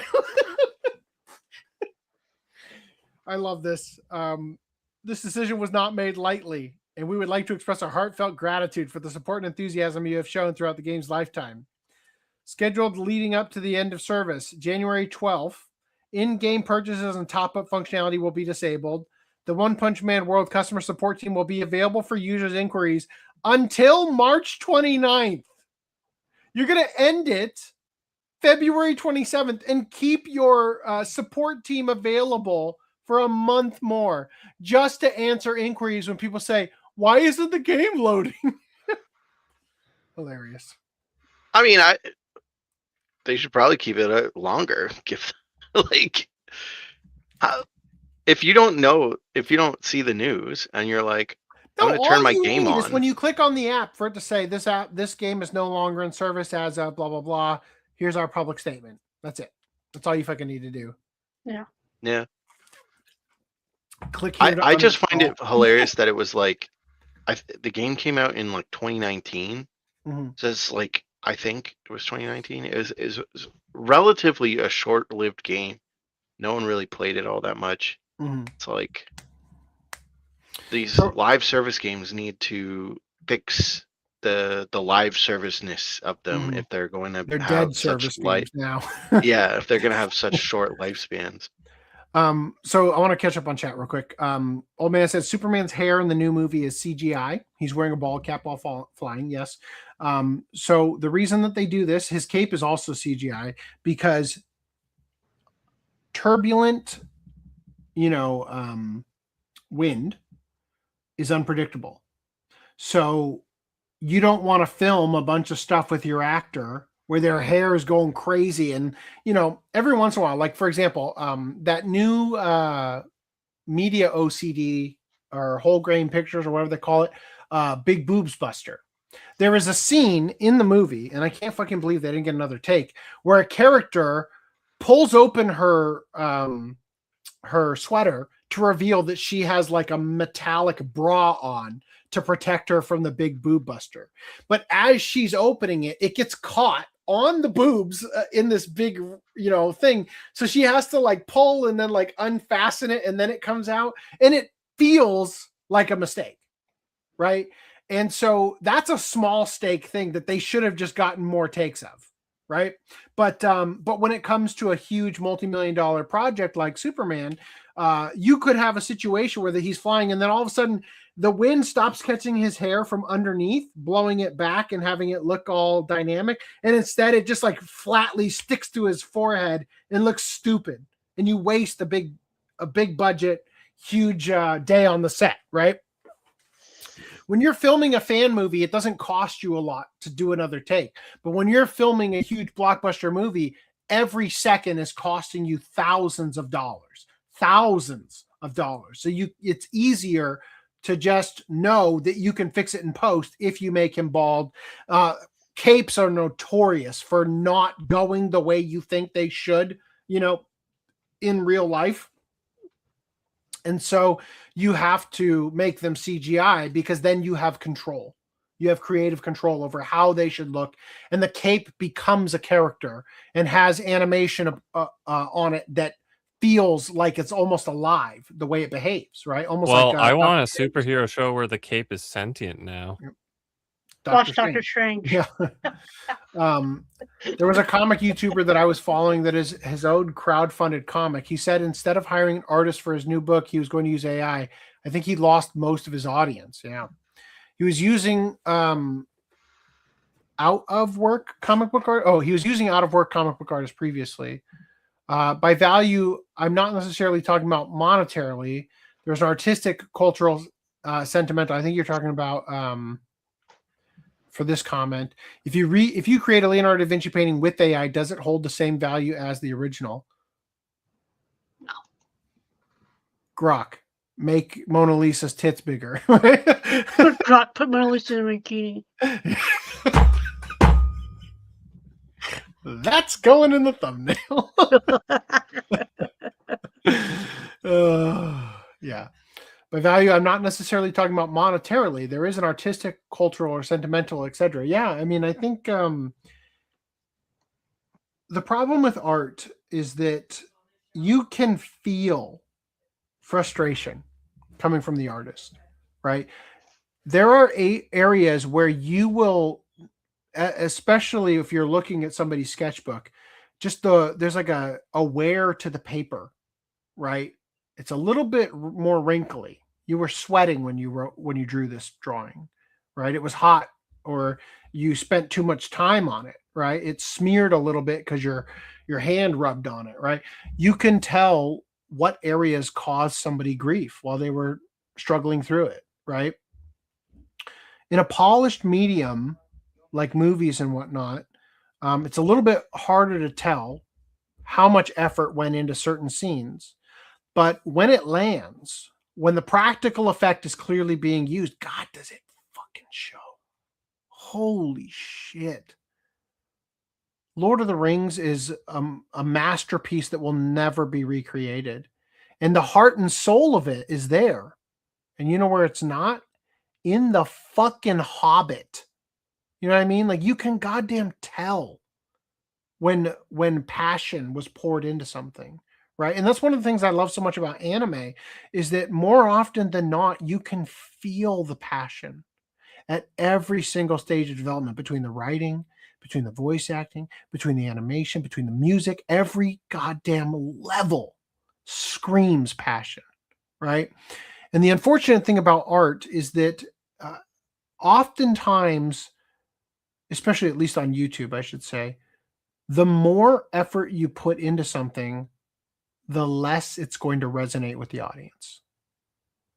And I think part of the reason why is because YouTube is a place that people go for a quick fix, not art. You know what I mean? You go to the cinema for art. You don't go to YouTube movies for art. You know what I mean? Unless it's movies that would have been in the cinema. Yeah. Okay. Let's go into this next topic. New Trails Beyond the Horizon localization seemingly attacks fans. A new localization controversy is brewing around Nihon Falcom's Trail series, as fans claim NIS America's English script in the Trails Beyond the Horizon includes a line that reads like a direct jab at critics upset over the infamous upping my Riz slang. Trails Through Daybreak 2. A Reddit thread pointed to the line in the thread in the Legend of Heroes Trails Beyond the Horizon, a 2024 title launching in the West January 15th. English localization that unsurprisingly fails to translate the actual Japanese and instead transforms it into seemingly attack those who dare to criticize poor localization changes. In Japanese, her choice of words is really strange, referring to another character. The localization above, Trails Beyond the Horizon, is referencing the line below, Trails Through Daybreak 2, in which the localization team decided to use a slang upping my Riz out of place. It's not like I don't trust S to be faithful, but I better start upping my Riz just to be sure. The Japanese line uses this word, which is not a slang at all, okay? From my experience, modern slang can really hit certain people the wrong way. Right? That's what it says up here. Is essentially the localizers inserting themselves into the script to attack their critics. It goes without saying this is unprofessional behavior, and it's an insult to the original writers at Nihon Falcom. So she's literally saying her choice of words is really strange. I thought that was a description of what she says, not literal what she says. The thread claims that this line is being interpreted as a meta-commentary directed at players who previously criticized the English localization of Trails Through Daybreak 2, where Nadia's dialogue included the phrase upping my Riz. That slang choice rightfully got dragged across social media due to its blatant inaccuracy. It was disclosed that the original Japanese line used the word charm or mirioku, which is not slang at all, making the Riz translation all the more cringeworthy and incorrect. Many by now know that the distasteful instances such as these are incredibly common in English translations, as Western localizers seem to do whatever they please, caring little about being faithful to the original Japanese script. Okay, in the interest of time, I'm going to skip the next article. Again. Pal World Game announces launch of official card game on July 30th. Is it compatible with other brands? It'd be funny. Wouldn't it be funny? Would it be really funny if it played exactly like the Pokemon card game? The Cardfight Vanguard 15th Anniversary Bushiroad New Year Announcements 2026 event announced a teaser promotional video on Monday that Pocket Pair's Pal World game is getting an official trading card game that will launch on July 30th. The card game is planned for a simultaneous worldwide release on July 30th with 2 trial decks and a booster pack, and it will be available in English, Japanese, and simplified Chinese. In the 2-player card game, players build and deploy teams of pals, collect resources, and create structures to control the field and work towards victory. Each pal features unique characteristics that support different strategies. The card game will have pre-release demo sessions starting in spring at local game stores and conventions in Japan, and international markets starting at the Bushiroad Expo 2026 that we had in Chicago. Additional demo sessions will be conducted at all Bushiroad Expo events starting in March, and a demo session will also be held at Card Game Festival 2026 in Tokyo this May. Organized play at local game stores and regional tournaments worldwide have been confirmed for the game. For the card game, regional qualifier tournaments will begin in fall. Well, who cares? Anyway, let's watch the trailer thing.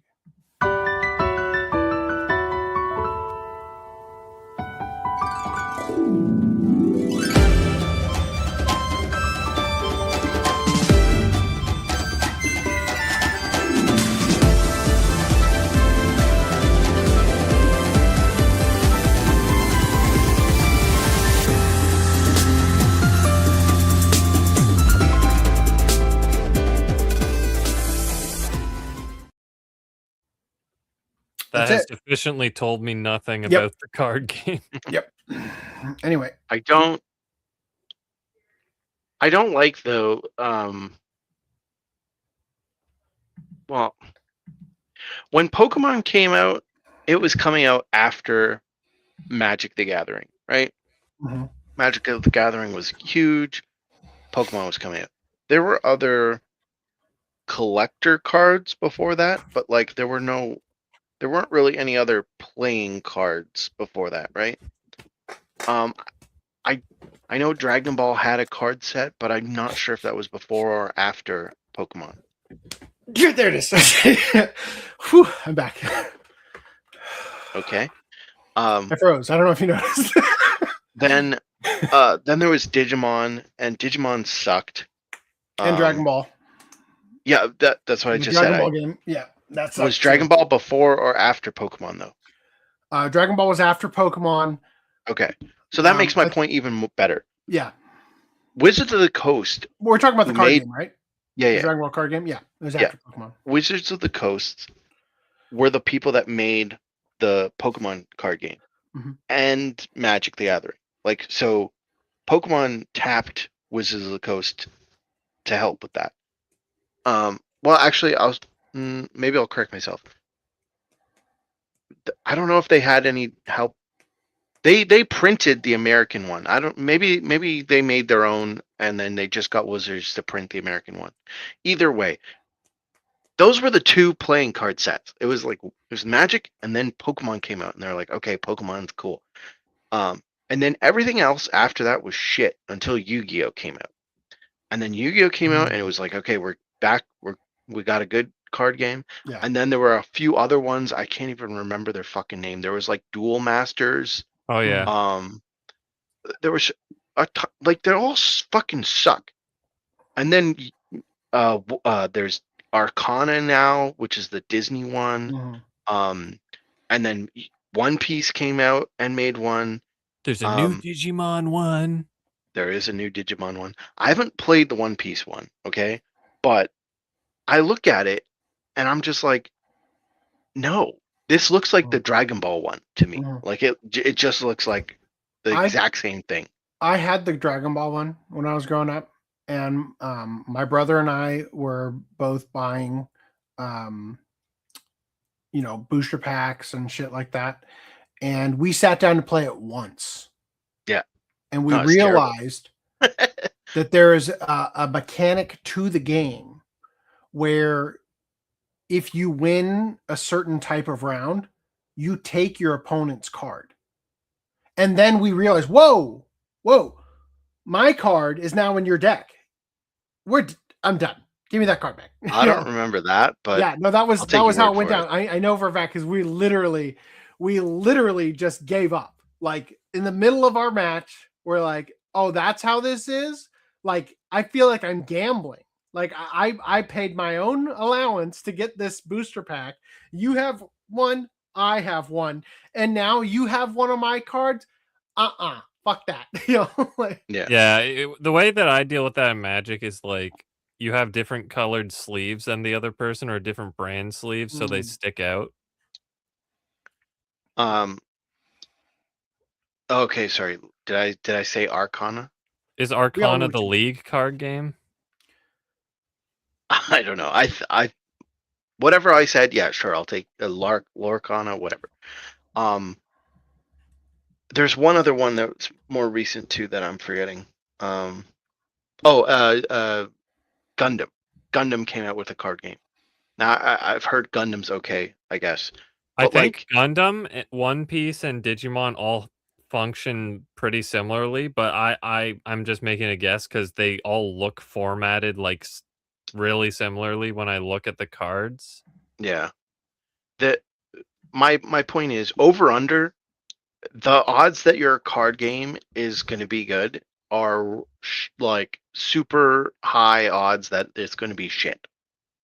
And no offense to Power World, but like Power World is a shit game. Like it was an interesting game. It was fun to be like, fuck off Pokemon. But it's not a very good game. And like it's fun for a little bit, but that's about it. To try and now say, oh well, we're gonna make a card game, like I guess go ahead, try. I don't see it going very far. Mm. Although you're gonna definitely see the people that are like, you guys don't understand. I got the first edition shadowless, super sealed secret rare edition of the Pokemon or of the Power World thing, even though none of that applies to the Power World cards. I'm like, so are you suggesting that just you to won't try play and make this? it because? Oh yeah, no, fucking crazy. Did you just make that? Yeah. Wow. I use ChatGPT. Send it to me in Discord so I can go on the doc. So it's annoying to me that like not only are we gonna have to put up with all the people that are like talking about this set when it comes out, but we're also the more annoying thing are the people that are buying it and want you to buy it as well because it either justifies their purchase or they're trying to invest. They're doing the investment bro shit, and then they'll want to pump and dump it, and that just like that drives me nuts more than the fact that it even exists. Is that the pump and dump people are going to be there? Yep. Okay. So, agreed. Card games suck. only a few OGs are worth doing. All right. In release news. Wait. Whoa. Hold up. Time to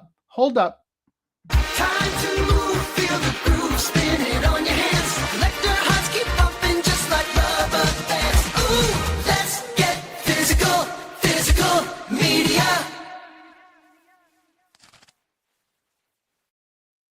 But first, we'll talk about books. Disappointment with Kodansha USA on the Girlfriend English Omnibus volume. So they point out that the Japanese physical printing looks pretty clean. You can see all the halftones and the design sense. They look like a Xerox in the English printing. Maybe it's quarter tones. You never know. Look at the fidelity of the hair here versus like the pixelation and butt ass art over here.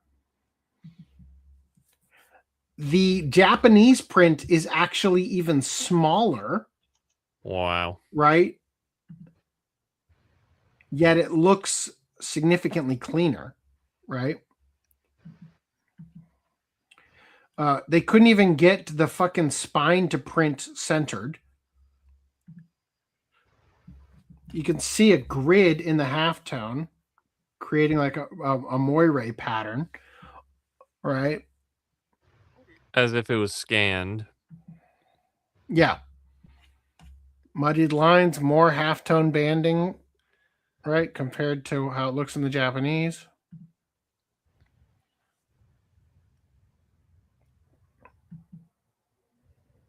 Streaking. Like the print quality isn't even good. So this is the email they sent to Kodansha. I'm writing to state some of my issues with the quality of Girlfriend Omnibus Volume 1. Before I begin, I want you to know I really, really love this series. I bought the series digitally, first 6 volumes on your web store, and the whole thing through Kobo. I had sent a request through your request to publish form, and I think even an email requesting for this book to be published in English because I loved the series so much I wanted it on my shelf.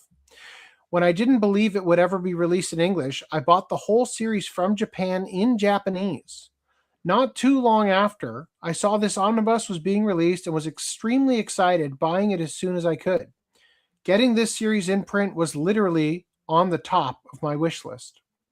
Upon getting this book, I am immensely disappointed by its print quality, not only in regards comparing it to the Japanese version, but also similarly sized and priced English print omnibuses I have gotten from other publishers. The cover looks great. The only thing I was happy about, but the interior pages looks like it was haphazardly printed from scanlation PNGs on office paper from a Xerox machine. If I tried, I think I could make a better omnibus for myself.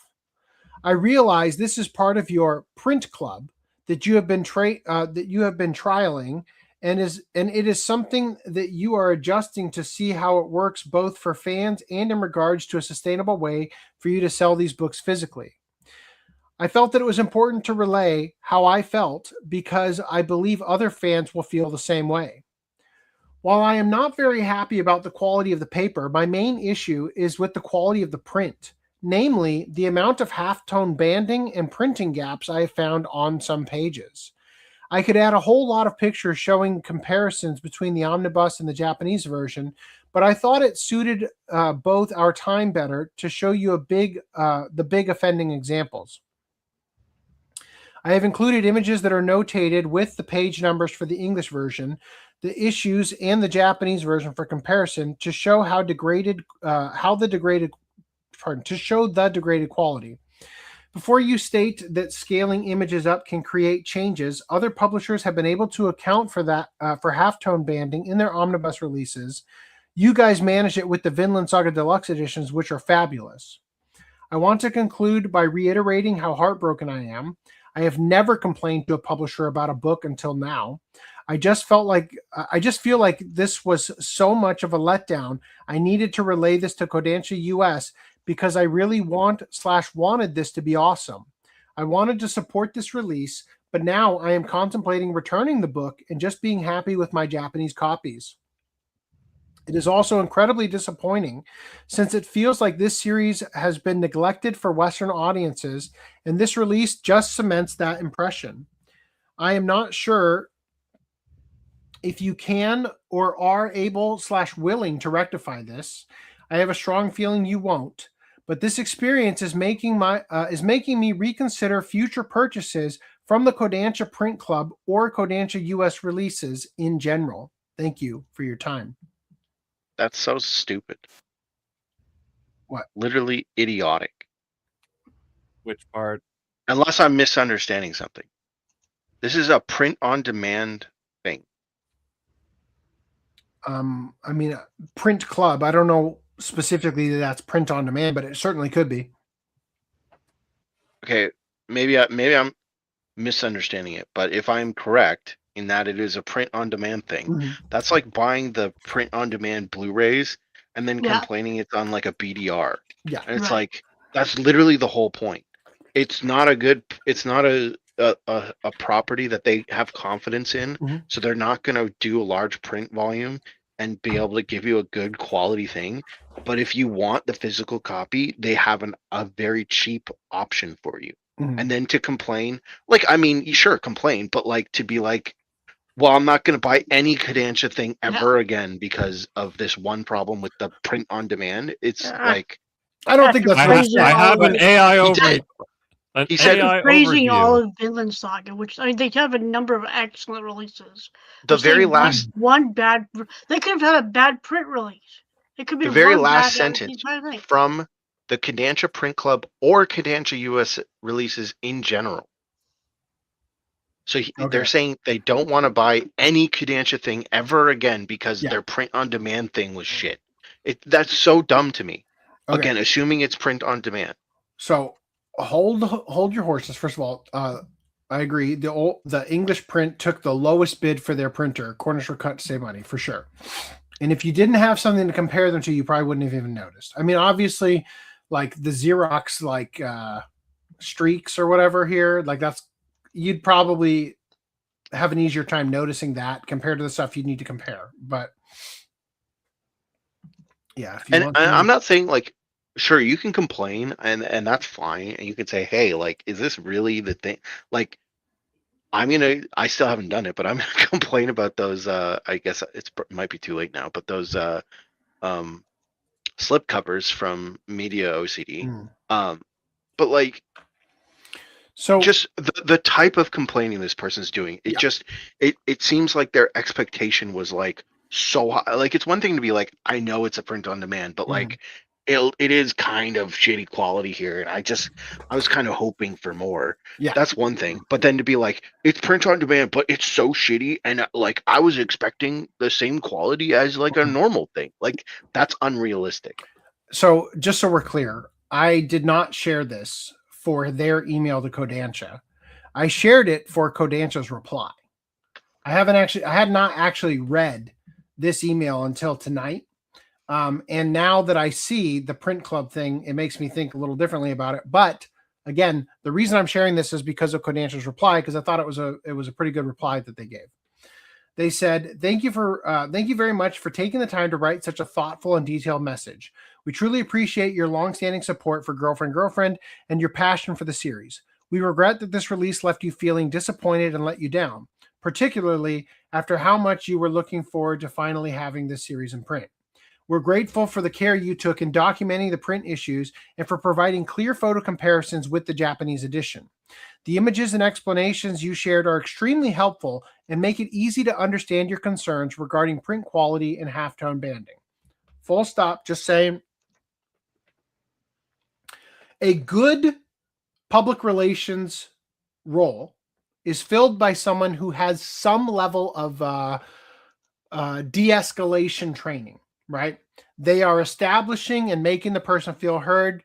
That's just what you'd expect from a good person in that. It sounds like they're making a review. They're like, it's honestly, I don't want to be that guy that just says everything sounds like AI, but it sounds like it AI. does sound like it would be an easy thing to offshoot to AI. Like, here's the thing. Here's the reply. And make a reply to this. So they go on to say, your email and attached materials will be forwarded to our editing and production teams for careful review. While we can't promise immediate changes, please know that your feedback will be taken seriously and will help inform ongoing discussions and evaluations of our print club titles and future releases. Thank you again for sharing your experience so openly and respectfully. We truly value hearing from readers like you, and we're very sorry for the frustration this has caused. Should you have any additional thoughts or questions, please don't hesitate to reach out. Okay, now I want to bring this up again. Yes. Good, fast, cheap. Any two, but never all three. If you want something good and fast, it won't be cheap. If you want something good and cheap, it won't be fast, right? And if you want something fast and cheap, it won't be good. Yes. So the point I'm making is that, look, we can be jaded. We could say, oh, it's easy to say anything and then do nothing with it. Make them feel happy and then throw it in the trash, right? But there is a distinct possibility that this voice is going to cause them to go to the second lowest bid for the printer in the future, right? So I'm sharing this because I want you guys to know that it is always worth it to take a moment and show people that quality matters to you, right? And hopefully I want to, like, because I was so hard on this, like, I just want to make sure everyone does not misinterpret me.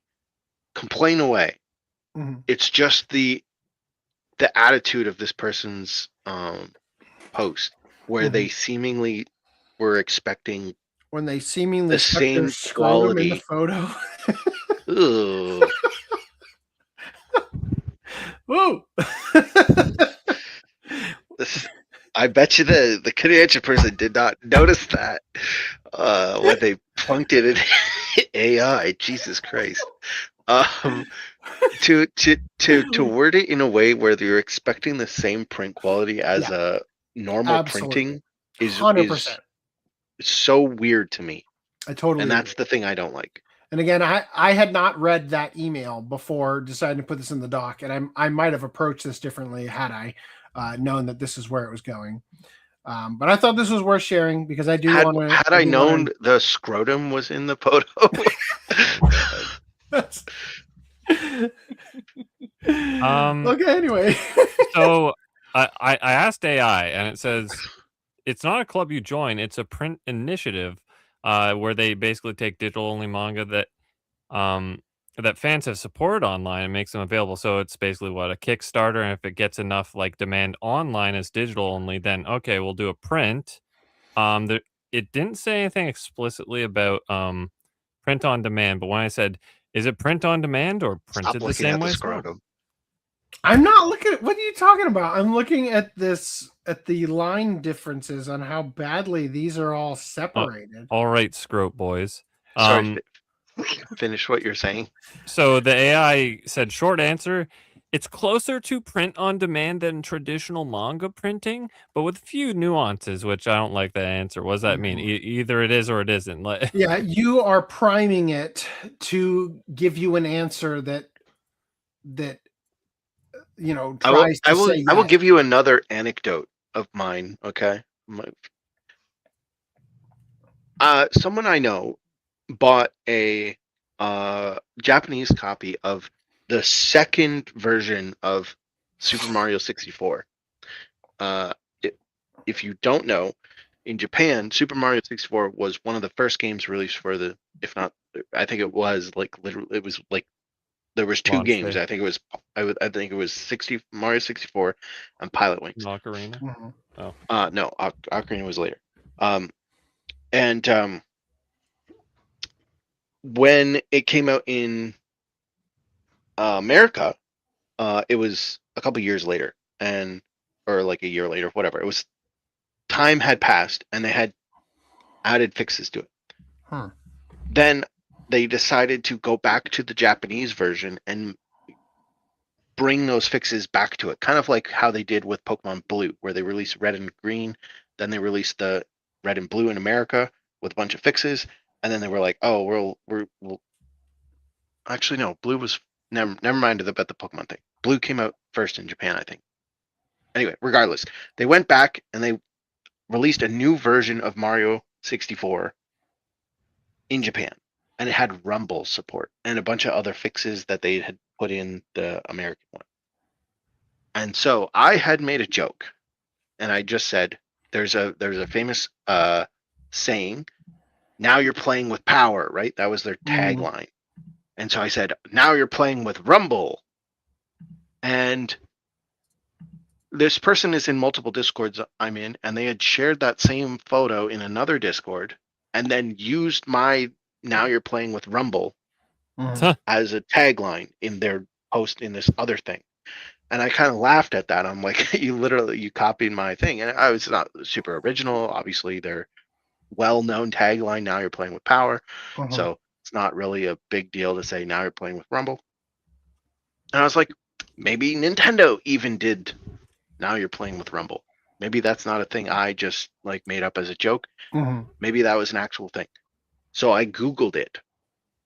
And Google's AI response replied and said, yes, "Now you're playing with Rumble" was an official tagline used by Nintendo for their advertising of the Nintendo 64 Rumble Pack.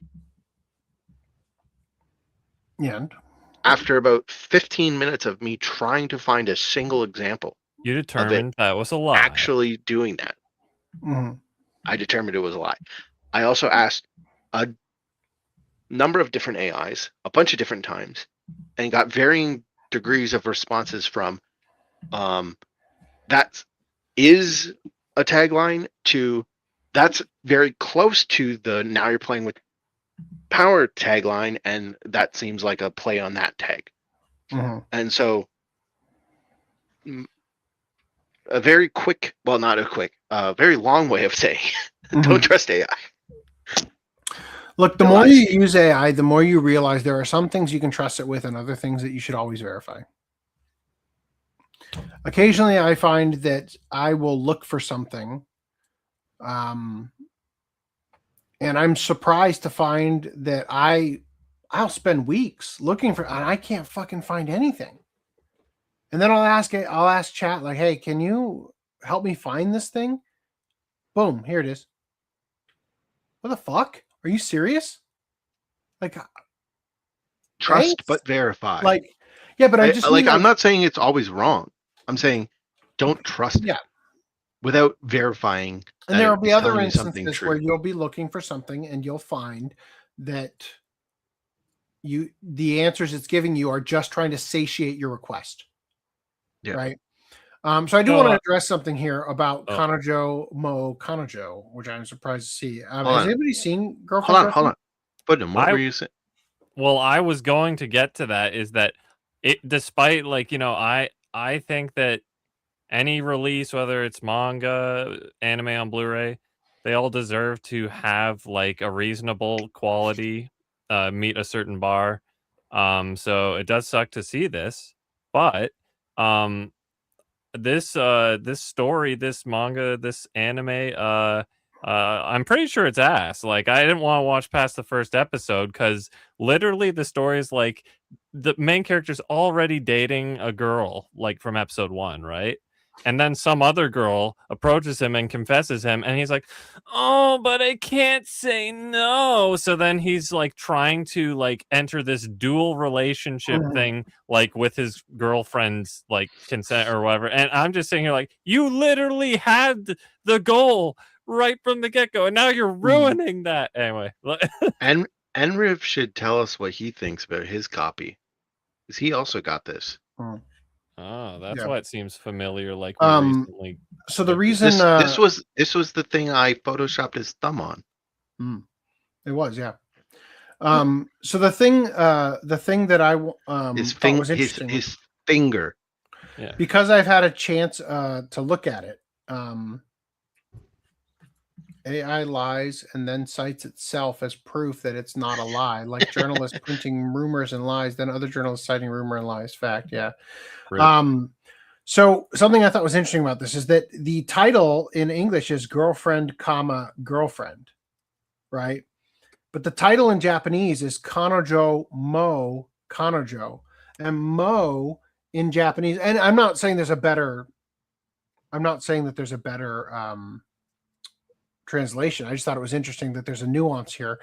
Mo in Japanese is a particle that means as well, like the word TOO, right? So like if you say I'm from Vietnam and I'm also from Vietnam, I would say boku mo. Like, so it would be like what, girlfriend and girlfriend? Yeah, so it's like girlfriend and girlfriend too, right?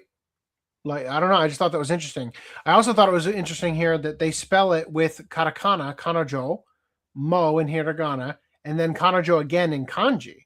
I'm surprised they didn't put girlfriend the second time in all caps or something like that. I don't know. I just thought that was interesting. All right, we got more to talk about, though. Mildly infuriating HD release of Blackjack OVA's aspect ratio. Well, I brought this up a while ago. Let's see what it is. What on earth was the logic to use such a weird aspect ratio for the first 7 episodes? Like, if they're going to butcher the original 4:3 frame, why choose this aspect ratio that is like 95% filling the 16:9 TV? Or if they wanted to meet in the middle, just pick the old school 1.66:1 European widescreen aspect ratio that some films still use even today. Pick 2 is an example screenshot from The Girl Who Leapt Through Time, referring to this aspect ratio, where it's cropped off on the end. Right? So they're saying like it's almost there. I'll have to check the Blu-ray download that I found like before this was even announced. I don't know. Was the original OVA in 4:3?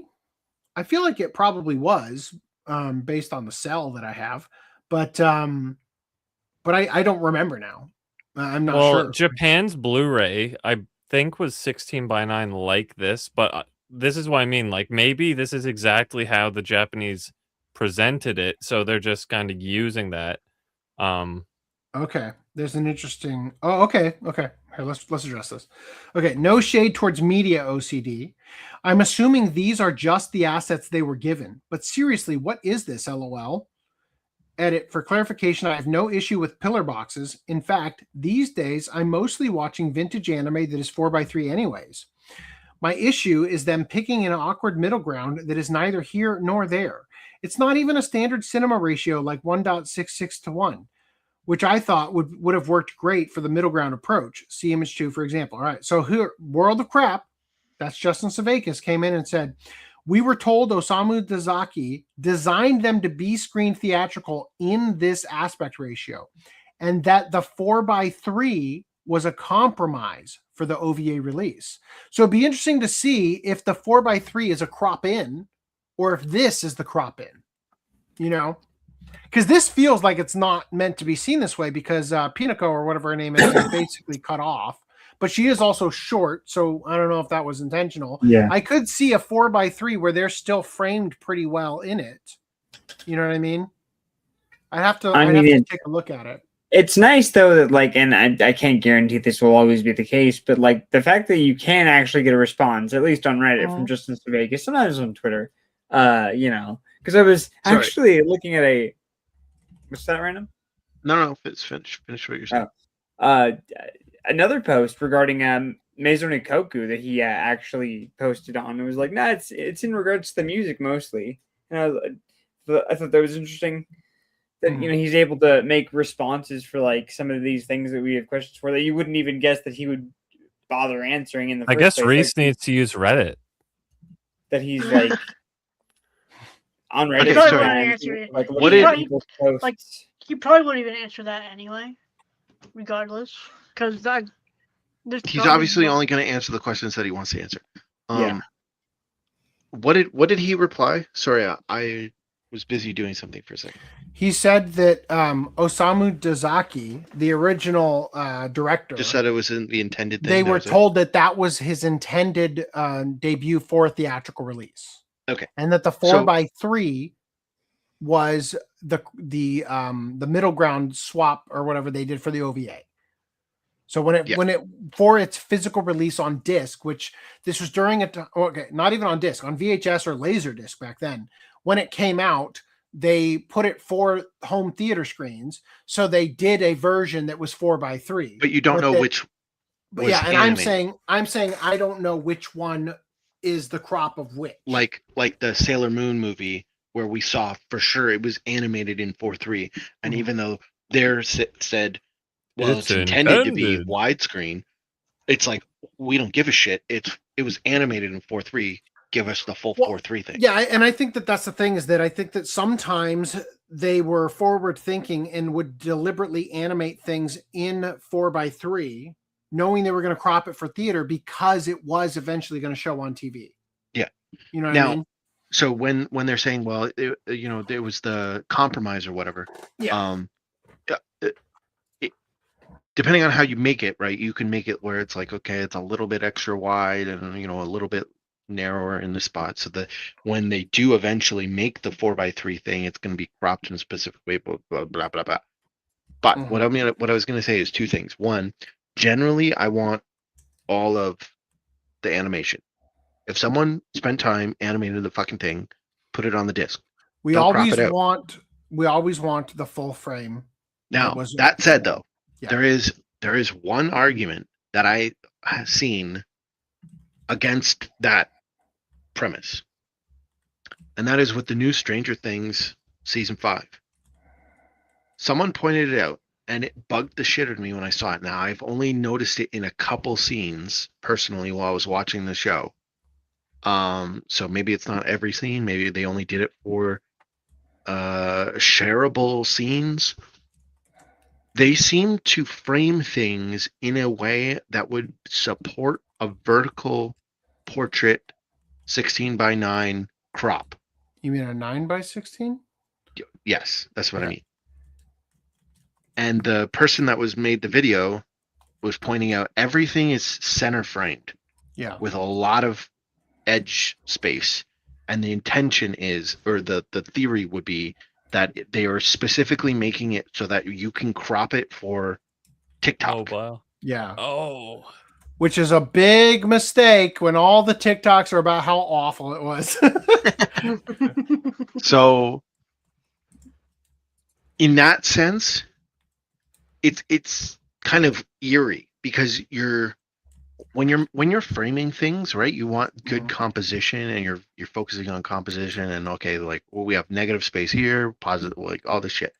There's also the second screen writing that they were sort of like talking about. The well, that's a separate thing. Yeah, that they were being pushed to make it overtly explainy, so that people who are looking at their phone while watching the series would still be able to understand what's going on. Yeah, that's more. Which I say, fuck that. Make them invested enough that they're going to put their fucking phone down. That's more about the writing, but yeah, I'm just talking about visually. Yeah, but I'm just saying that's the visual is being put together with that same mindset, right? On the one hand, the writing is being designed so that it'll accommodate modern viewing habits, right? But the visuals are also being designed specifically to take advantage of modern viewing habits, which are to clip things, make content out of it, turn it into viral status and all that. I guess, but it's kind of beyond my point.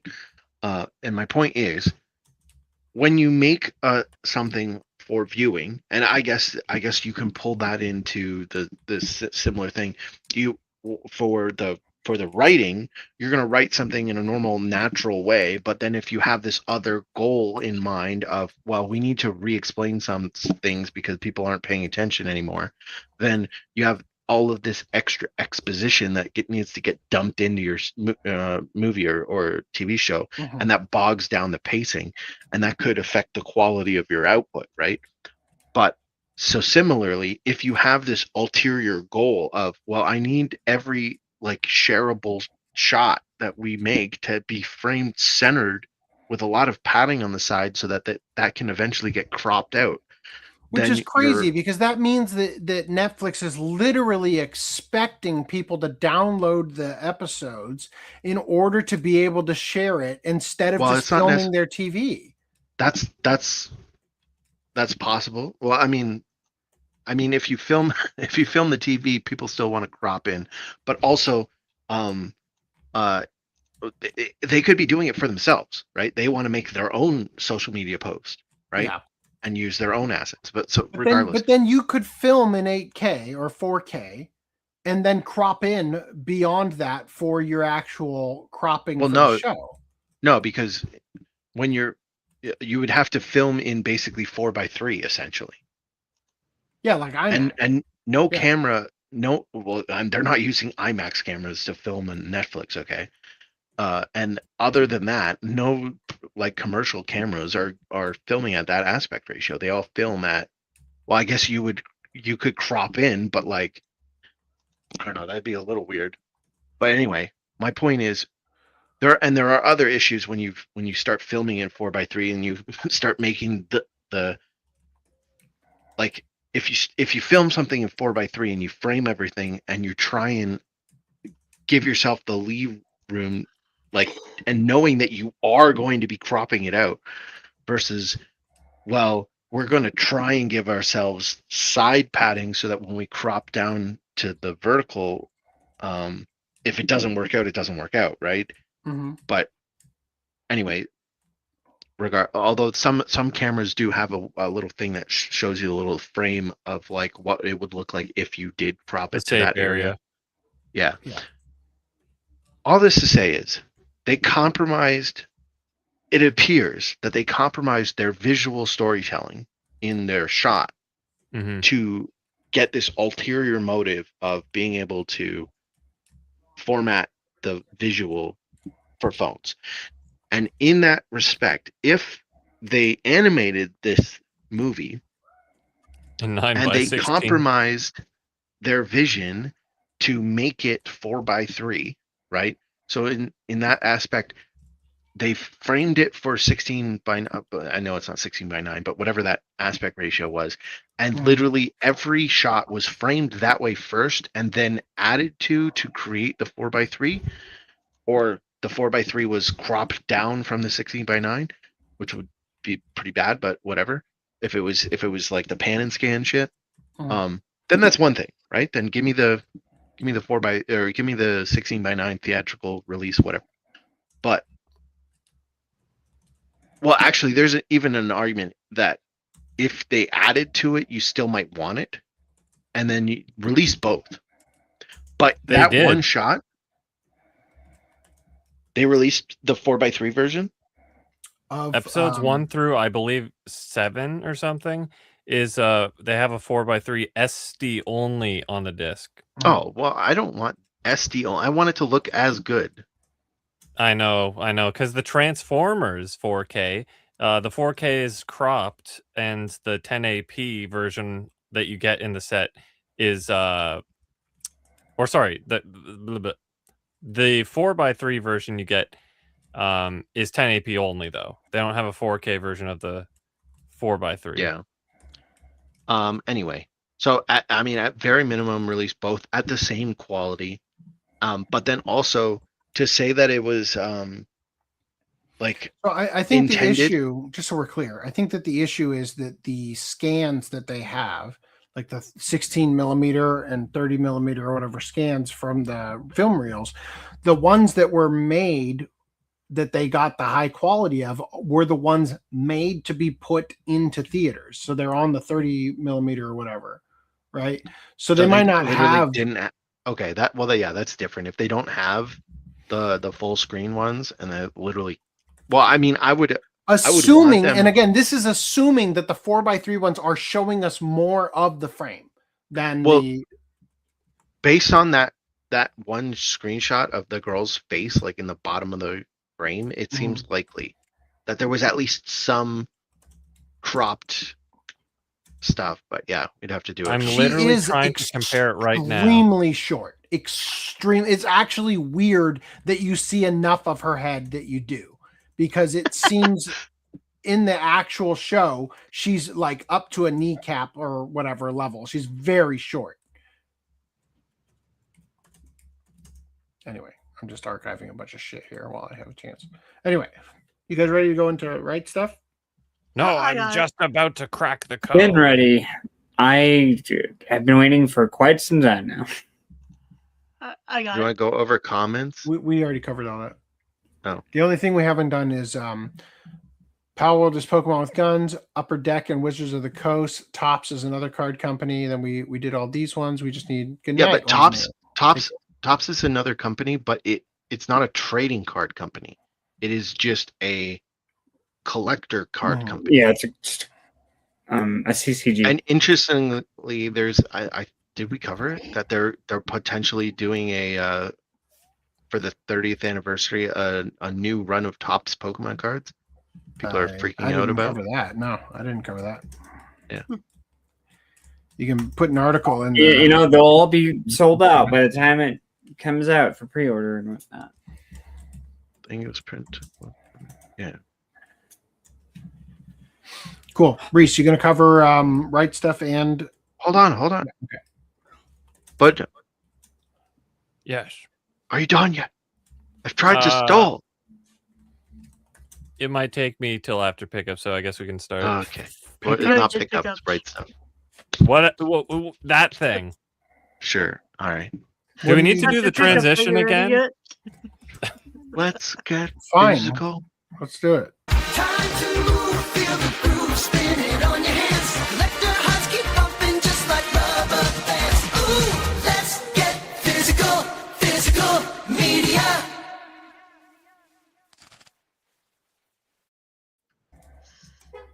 Did that stall enough for you?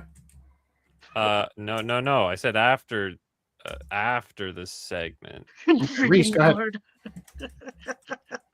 So previously, a couple podcasts ago, we looked at the Sentai March slate, and they did not have these next two up for listing. They finally showed up. So Food Wars, the third plate, re-release, and yeah, that's been like wildly, weirdly out of print. Yeah, and then Umamusume season 1. Yeah, which is still in print. Color, yeah. Weirdly. And then last podcast we covered The Boy and the Beast, coming from G Kids. Here's the Blu-ray on Crunchyroll now.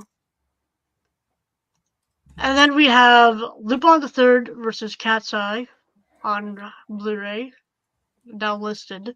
We covered these last podcast or the podcast before, whichever one.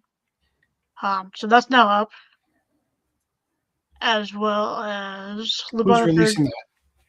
Discotheque. Okay. Lupin the Third, the TV specials collection 1. So there's that. The one that Reese cried tears over. I tried and I gave in, and as you can we see that. Yeah, it's fine. We don't blame you. We're still mad. Yeah. And you sold your entire collection? I did not sell my entire collection. I just sold these 5. I'm surprised. Are you expecting to not sell the rest? Huh? I said, are you expecting to not sell the rest? Well, I sold the 5 that are in this specific set. Yeah. I'm not I gonna sell them understand all that. at I'm once. saying, like, in But theory, you could just sell the rest of them if you're expecting more collections. I'm not gonna sell them all at once because I want to have all of them available to me whenever until I'm not gonna dump them all at once and then Discotheque just stop. They just stop. But not release them all in these collections for like 3 years or something. Yeah. So I'll sell them as these collections are released. So I wasn't expecting to be able to sell the first 5 so quickly, just because 3 of them are DVD only, and on top of this set coming out. But the same guy who bought my City Hunter 2 collections bought them all. So, yeah. Congrats, whoever that is. Voltus V, complete series. Voltus 5. Oh yeah, Voltus 5, yeah. It says it right. Literally says it right there in the damn title. Yes, I know. No, it's Voltus V5. Yeah. And then Zone of the Enders Perfect Collection. Honestly, this seems like it would be a good pickup. Like the picture quality looks pretty good too. And it has Idolo and Dolores I. So yeah. One of those is really good. That guy in the bottom there has the funniest phlegmy voice. And he's so serious. And he's just an anime dad. And it's so great. I don't care about the other one though. The other one kind of sucks. But that guy's great. All right, and then we got some live action ones. Bangkok Dangerous. Cutie Honey Tears. SARS Wars. Bangkok Zombie Crisis. And then really like Crunchyroll's. I think it's part of the same franchise, actually. Oh, no. Not that. No. They're filmed in Bangkok, Thailand. Oh. And then Crunchyroll's April slate. We have One Piece Season 14, Voyage 9. Finally hitting the big 1,000. Ooh. Now I can finally start collecting it. Season 1's almost complete now, guys. Yeah. Right? I was on Crunchyroll. They're like the dub is only like 12 or 14 episodes. That says season 14. The Japanese one is at like season 21, and they're not standard. And then Freedom. Dude, only $32. Mobile Suit Gundam Seed Freedom movie in 4K Steelbook. Yeah. I was expecting Freedom to say something about it. Yeah, they're finally putting out a 4K release for Gundam domestically instead of an import. And this is the first time, like, as in, like, they didn't release like Blu-ray only, and they're re-releasing it. This is like the initial release, and it's on Steelbook, so you got that too. So no, but yeah, 4K only though. Yeah, it is 4K only. So if you don't have a 4K player, then you're kind of SOL. It's not like people have PS5s what the nowadays. Wait, hold on. I see one disc well. And? I see 4K plus Blu-ray back here. Oh. Stack back. What the fuck is going on here? The Blu-ray just comes. Well, the Reese problem for it's 4K only is gone. Is it stacked? Why don't they have 2 disc wells? Why do they stack them? Why don't they have any decent artwork behind it? 4Ks don't scratch, so. So one thing that I'm excited for about this release is that it's Gundam. So hopefully this is a push towards a re-release of the Gundams. To be fair, they have released like the other things like Kukuru's Island and all those under Crunchyroll. Oh, and Witch from Mercury, which on Crunchyroll. Which I have, but I mean like the former Right Stuff Nozomi label. Is there a those not Steelbook version? Not yet. Yes, and I'm talking about the old Nozomi releases. I'm hoping for a re-release of the, Nozomi stuff. Yeah. I am too, but like this isn't like it's not one of the Nozomi things, so I don't know why this one would be any more of a sign than the previous ones. Okay, moving on. Shangri-La Frontier Season 2. But Season 2 only 12, 13 episodes? 24 episodes. Oh, they 25. So previously, I think they released Season 1 as a Part 1 and 2 set, and then Oh, no. released all of Season 2 in one set. Yeah, they're starting to release series in like complete sets, which is interesting. Yeah. I wonder if the tariffs have anything to do with that. Like, I wonder if it's if they're getting reamed in the ass by per product, release. and so they can like limit the reaming by, just limit our reaming too, because we don't have to pay it out through the ass for 2 releases. If we could just pay. Yeah. All right, and Sentai has their April slate up, but not up on Crunchyroll All yet. the fucking things get a fucking steelbook. I watched the show because of Glass Reflection. Fucking Arcada was like, yeah, it's so good. This show was boring as fuck. Like, I thought it was kind of enjoyable. See, the problem with big YouTubers, and I don't have anything against Arcada, but the problem with bigger YouTubers like that is that they oftentimes get a little under the table hand job. Say something nice about our show. Yeah. True, but he's not like fucking Giga. He's kind of fallen off compared to like 2012. Yeah. He was like constantly putting out reviews. Now you see a quarterly video on some random thing. Oh, really? So I thought this was gonna be like really good, and it's like it just was boring. Now maybe if it's good if I watch it like weekly, like 1 episode per week. Maybe that would have been better. But like binging the show was just god awful. It was like, okay, this I watched it weekly, so cookie cutter isekai bullshit. But our main character does get laid, which is uncommon. Spoiler. I could also say the same thing about Mushoku Tensei. Double spoiler. Jesus Christ, you two. No.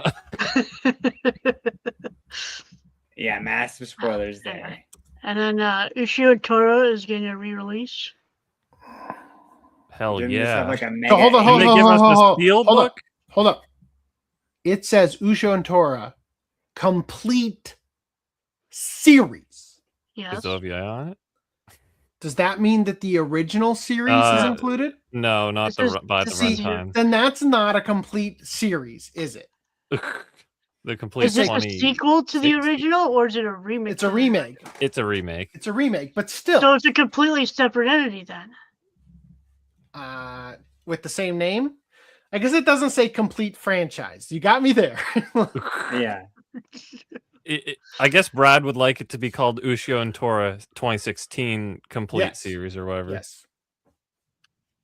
Ushio and Tora complete series. This should get a steel at least book. The 2016 one. This should get a steel book. Yeah. Come on. And I'm also waiting for the rest of Food Wars to get a steel book. True. And Tada Never Falls in Love. Did they finally run out of the limited editions for this? Yes, this is just another re-release. Yeah. Yeah, can we get like Penguin Drum and like hit the drop down. Like hit the drop down where the price is. Oh, I was gonna see if you could check if it was on the limited edition was in stock from there. It's finally out. Currently unavailable. That was like dirt cheap on like the last 20 Sentai sales because they couldn't get rid of it. Like, so please take it. I have my copy, so and I have mine. Indeed. And then we got Yandere Dark Elf. She chased me all the way from another world. Complete collection. Don't buy it just yet, Gooners.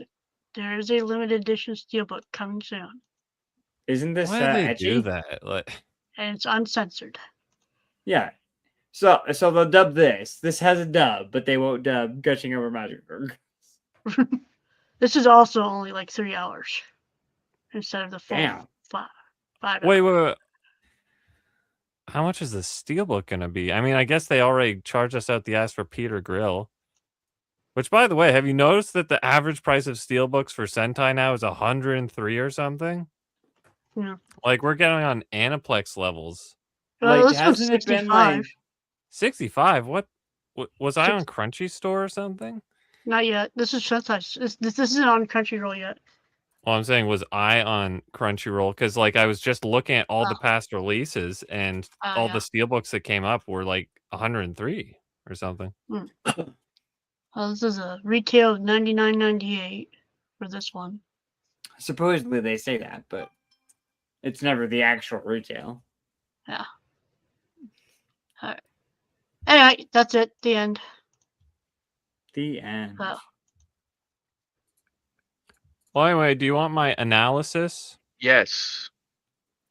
Let's see. How do we do this? Share screen. Window. Let's see if this one comes through. Is it on? Yeah. Why do I still see the Gundam, the Reese window? We're looking at we'll look at somebody hit AC. This one. Oh, you guys see this? Yes, we do see this. Okay, so full disclosure, I just found 2 random downloads online. So the HD widescreen one is not necessarily going to be representative of Discotek's version. But well, I mean, finding that one specific scene would be the best route. No. Well, I found episode 1, and for the 4x3 one, I found Internet Archive, like horrible quality. Like, look at this. It had some other artifacts on it, like this is a VHS rip. But anyway, so I sank it up with this, and if I turn it on like that,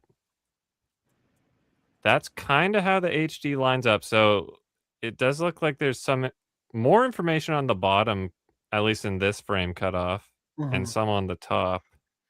So it also looks like, I mean, granted, again, you're using a shitty VHS rip, but it also looks like the it's less squashed. Like if you hide that, you can see that the top of the frame doesn't quite line up. Yeah. And it's because it's like more squashed in this version. But again, that's because it's a VHS rip. So it's hard to really say. We'd have to really compare the Discotek. I actually have the original release. I think it was US Manga Corps. Well, I mean, even if it's less squashed, the bottom was very clearly extended because the lines lined up at the bottom. And then they went past, right, on the VHS one. Yeah, and there too. Like you can see on the bottom, it lines up and it is extended. The top, maybe not. But the bottom is I wonder if we can find the exact scene with Pyoko. That's what I was saying. Pinoko. I don't know if that's from this episode though, but I mean there's a Pinoko there. No. Wait. What was the shot? What character was in that screenshot? The blonde guy. It might not be from episode 1. Here, take me off screen just in case there's oh no, how do you take it off? We got you. Just in case there's tatas. Who said just in case? Hold on. Oh, I'm looking from where's my screenshot? Oh, I have to remove yours first. That's why. It's funny how much juicier the VHS rip looks for some reason. Whoa. Okay. So while you're doing that, Adieu Galaxy Express 39 is getting a 4K in France. So right. Hopefully we will get one that from makes its way over to us. Yeah. If you guys want to support the OCA podcast, a great way to do that is to send me an email at selfloopstore@gmail.com because you won't be able to check out for the time being. Although I will always tell you to go there and try because maybe, I don't know, maybe it's 20 years in the future and we're still doing the podcast or you're watching this episode and you think, oh, I want that shirt. And by then, maybe it's fixed. I don't know. Meanwhile, or gone and dead. Who knows? Sorry, rip. Meanwhile, the OCApodcast.com/store, you can buy yourself a nice, gorgeous Mad Scientist, Sad Scientist shirt. I'll just let you know, I've had more than one thing from Stealth Weeb go off the market because DMCA takedown of some kind. Okay. So if there's anything that you want, you should get it. You could be limited edition because it might not be available forever. Okay. I wish we still had the Hunter hat. I want another one. That's weird. Go away. Anyway, so I just recommend getting this. And again, I did make a specific print file difference for if it's on a shirt where, like, if you look at Okabe's white lab coat, you can see that it is using the negative space of the shirt on this shirt. But here, it is actually printing the white on it. And if you're not a designer, that probably means nothing to you, but it actually takes effort. And I made 2 different versions of it for you. So, is there a shirt that's Dr. Pepper red? This is the red tri-blend. I think there's a mauve or maroon. That's fucking not it. Oh my god. Maroon?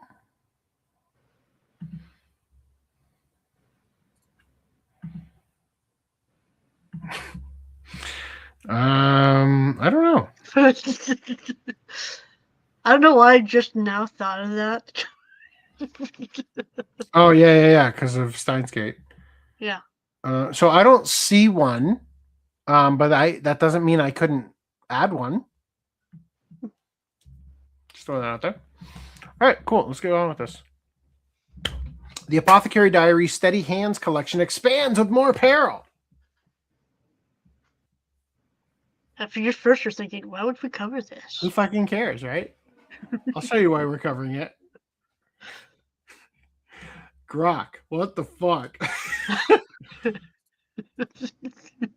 Why? Why are we doing this? Why you zoomed in on scrotum and now you're zooming in on the trail? I forget what that's called. I'm gonna trail the nail and put that guy's hand right here. Going on the zipper. Oh. All right. If you like the Apothecary Diaries, there's a nice little beret. I don't know. Anyway, moving past that. All right, exclusive live action One Piece Nerf collaboration. Whoa. Wow. The Going Merry as a gun. A gun that is clip fed? I think the best part about that is just knowing that Oda is going to have that in his office somewhere. He's going to be like using it. And the best part is knowing that your spider webs are already on it. Are you going to get this, AC? That was after Randy busted.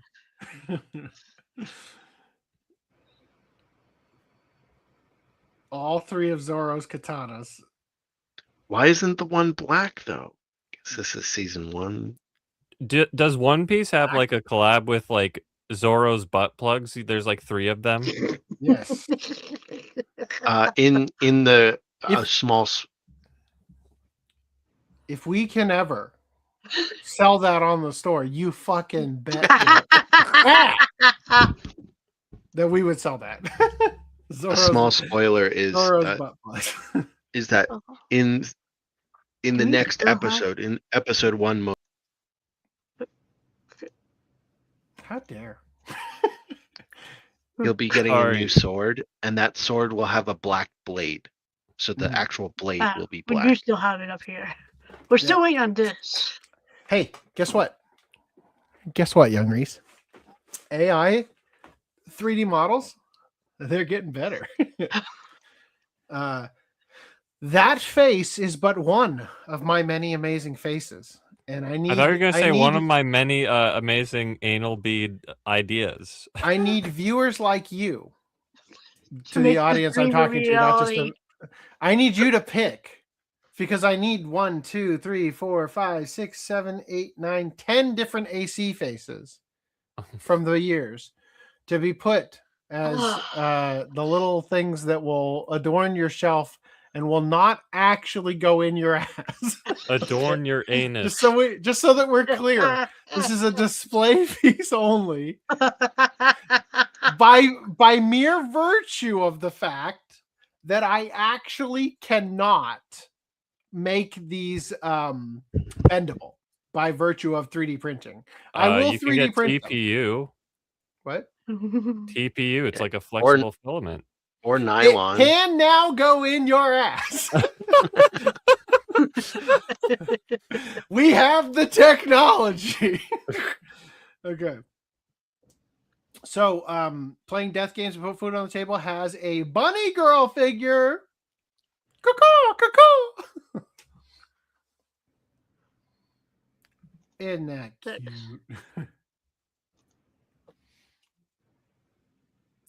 Why do you play death games with food on the table when you could just start an OnlyFans?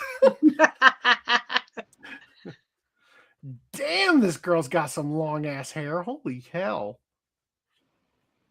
Anyway. Goddess of Victory Nikke's Milk the Perfect Bunny Girl figure.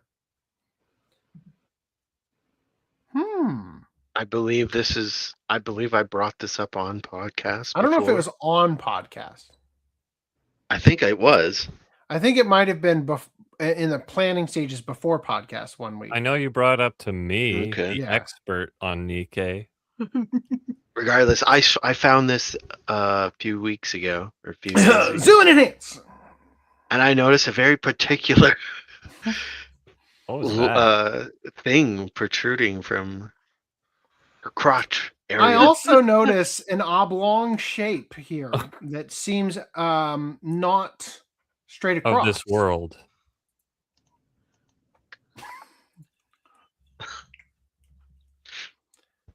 I didn't know Goddess of Nikke went that way. You know? It seems like it's... You didn't know it's persuasion? You know, I know Brown Dust 2 like pushes the line, and they have some stuff that's like, whoa, holy shit. They have stuff worse than this. Yeah, I would agree with that. But like, just in terms of like, this takes it. This is if we're looking at like a graph, this is less severe, but on another level. No, hold up. I have to spoil this for you guys. So that skin we got for free, it has an interaction mode, and she's in a jar of tentacles. And if you do a certain combo, you see the tentacles roll up into a shaped object, and then they shove into off screen, and then you see her cooming. So no, I would say Brown Dust 2 is... Can we get some footage of that? It's in the Discord. I can screen share it if you'd like. No. You just showed a picture. All right. Anyway, more Goddess of Victory Nikke helm figure, absurdly holy. I don't see any holes. Hey, hold up. So for the record, I have that previous one. I have the milk character, but I haven't seen this one released unless it's like a skin.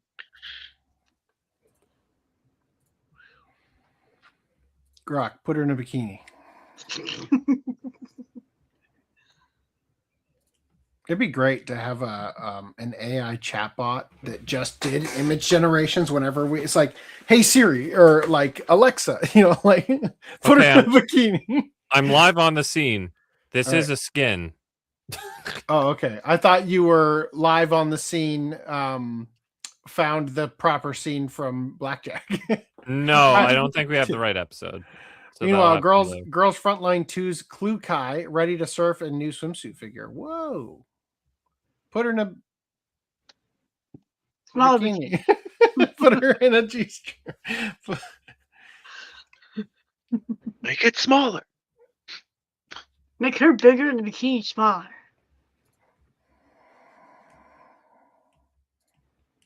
All right, anyway, turn the surfboard into a giant dildo. Fucking thumbnail. hold up. Before we move on. You have the floor. Oh, okay. Oh. So she does not appear to be interacting with said foreign object, but she pulls a tray out of her ass, so I don't know. Like, I'm not sure what to say. I don't know what the verdict is. It looks like she's hit you with that thing a few times, judging by the fact that it's already dented when she pulls it out of her ass. True. Anyway, all right. That's my on the scene live coverage. Thank you for being so vulnerable and sharing. I thought you were going to show us the other thing. No, we cannot. I don't think you can show that on stream. Thank you for your discretion, not showing and sharing that. They released this in theaters. What was this about?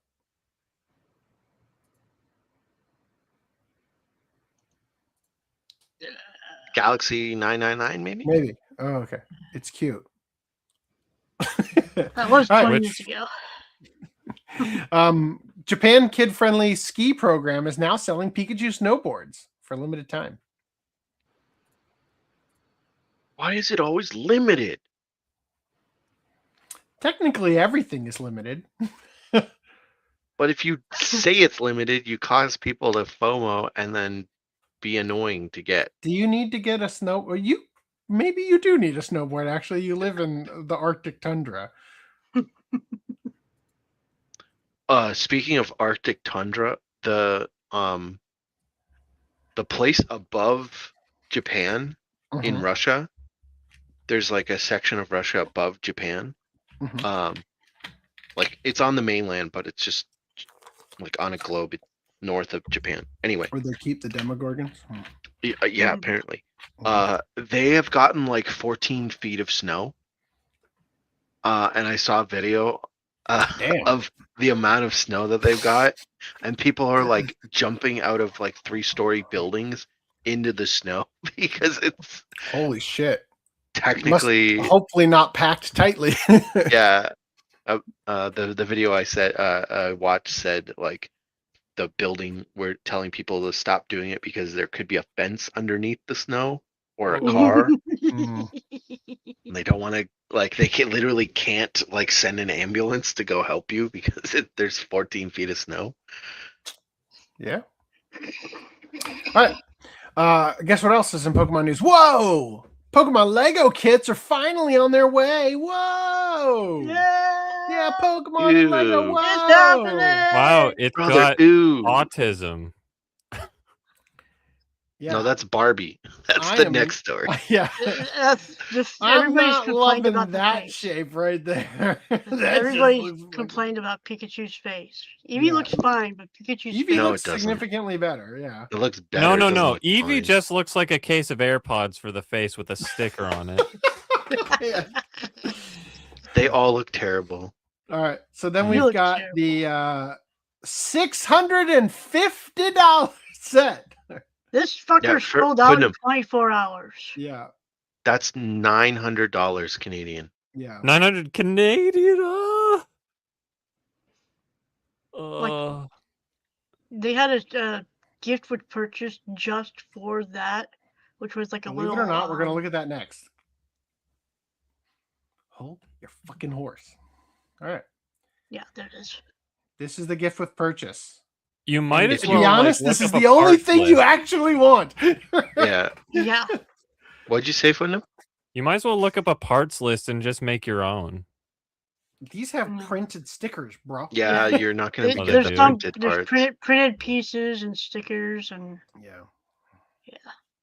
So you had to buy the Venusaur, Charizard, and Blastoise set in order to get this gift with purchase. Yeah. And also, you can't do it anymore because they already sold out of the pre-orders. I'm sure they'll make more. I'm sure that these will be on eBay shortly, young Reese. Yeah, for $300, I bet. Half the price of this fucking thing. So when you buy it, this was your gift with purchase, but they also give you Lego points or whatever that you redeem. Yeah.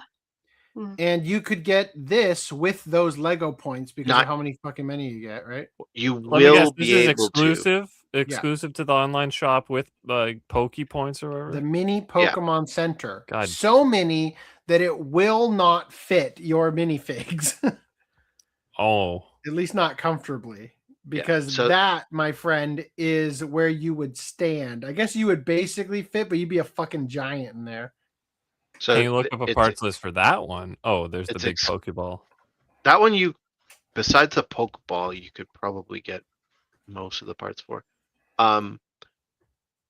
Yeah, so that one's exclusive to Lego.com, and you need to have Lego points and redeem them to get that. And you it's need $900 worth of points. No.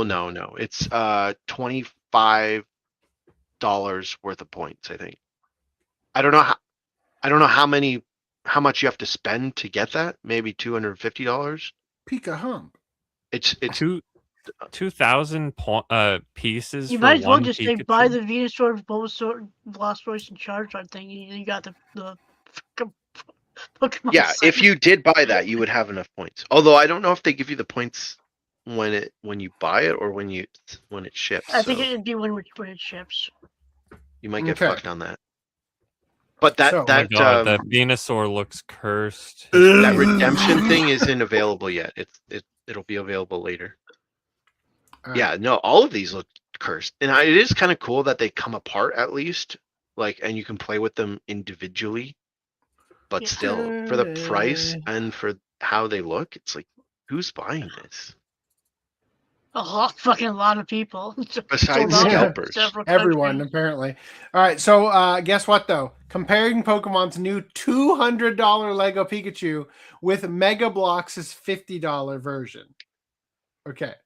So notably, just to set this up, Mega Bloks had the license for brick building Pokemon until this year, and now Lego has it. So all of the Mega Bloks stuff will go out of print. And this is Mega Bloks' Eevee. This is Lego's Eevee. The one we can't see.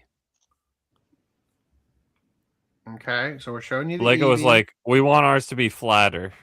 Yeah. Remember when I said compatible with other brands earlier in this podcast? That's like, I think Mega Bloks is literally where I got that from, because it's like, oh, it's compatible with other brands. Give us a chance. All right, so then here's the thing, though. They also did a version of Pikachu in this same pose that looks way fucking better. And it's also mechanical. You crank it and he's in a run cycle. I can crank it to Pikachu now? Yep. Anyway, any more thoughts on this before we... L plus ratio. Rip. Oh, the one benefit is Lego you get the Pokeball with the Lego one, but the barely spherical, yeah. I think that's probably... That is a ball. The way that smoothing a cube in a 3D program becomes a ball. Yeah. That's probably going to be the only thing I get, is if they release a Pokeball model. I might Just get on that. its own. Yeah. Hey, I bet you could get the parts for this. You're better off spending that money just buying actual high quality scale Pokemon figures and Pokeballs or something. Well, that's what I was saying. For the people that want to buy this, you have to be a huge Lego fan, because they're expensive. But then also you have to be a huge Pokemon fan, because you want to put up with the shitty Pokemon. You have to be enough of a Pokemon fan to put up with the shitty looking Pokemon. Well, you could also say that you're such a big fan that you've run out of things to actually get, so you're stuck with this as the new thing. You buy this with the same enthusiasm that I bought that bootleg Alita. Imagine spending $650 American on a statue. That statue would look amazing. Mm-hmm. All right, you ready for the next topic? Oh yeah, because it's here. Mattel releases Autistic Barbie with fidget spinner and flailing limbs, drawing mixed reactions. With a fidget spinner. I mean, they're right, but wow. Mattel has unveiled its latest addition to the inclusive Barbie line, sparking widespread conversation across social media platforms. The new doll, designed to represent children on the autism spectrum, comes with accessories. She has a fidget spinner on her finger that helps reduce stress. Is she pregnant too? Like, wears noise canceling headphones to reduce sensory overload, and carries a tablet with symbol-based augmentative and alternative communication buttons on its screen to help her cope with everyday communications. While featuring articulated joints that allow for increased movement and positioning. Mattel has released their first autistic Barbie doll that features a fidget spinner, tablet for communication, noise-canceling headphones, and bendable elbows and wrists for stimming. Her face and her expression isn't Down syndrome enough. It's anyway, before I learned what stimming was, I just assumed that what they meant is we've made it so the Barbie can do the autism arms. You know, like, you can probably do that too. Her face looks a lot like half of the hose we saw in the Grok segment this morning. Also AOC. Grok, put her in a bikini. Damn you! Autistic one.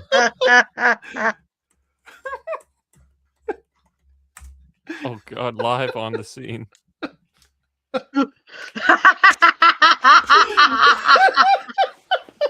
Grok, remove the autistic one from this photo. Make her less autistic. Grok. Why isn't it doing it?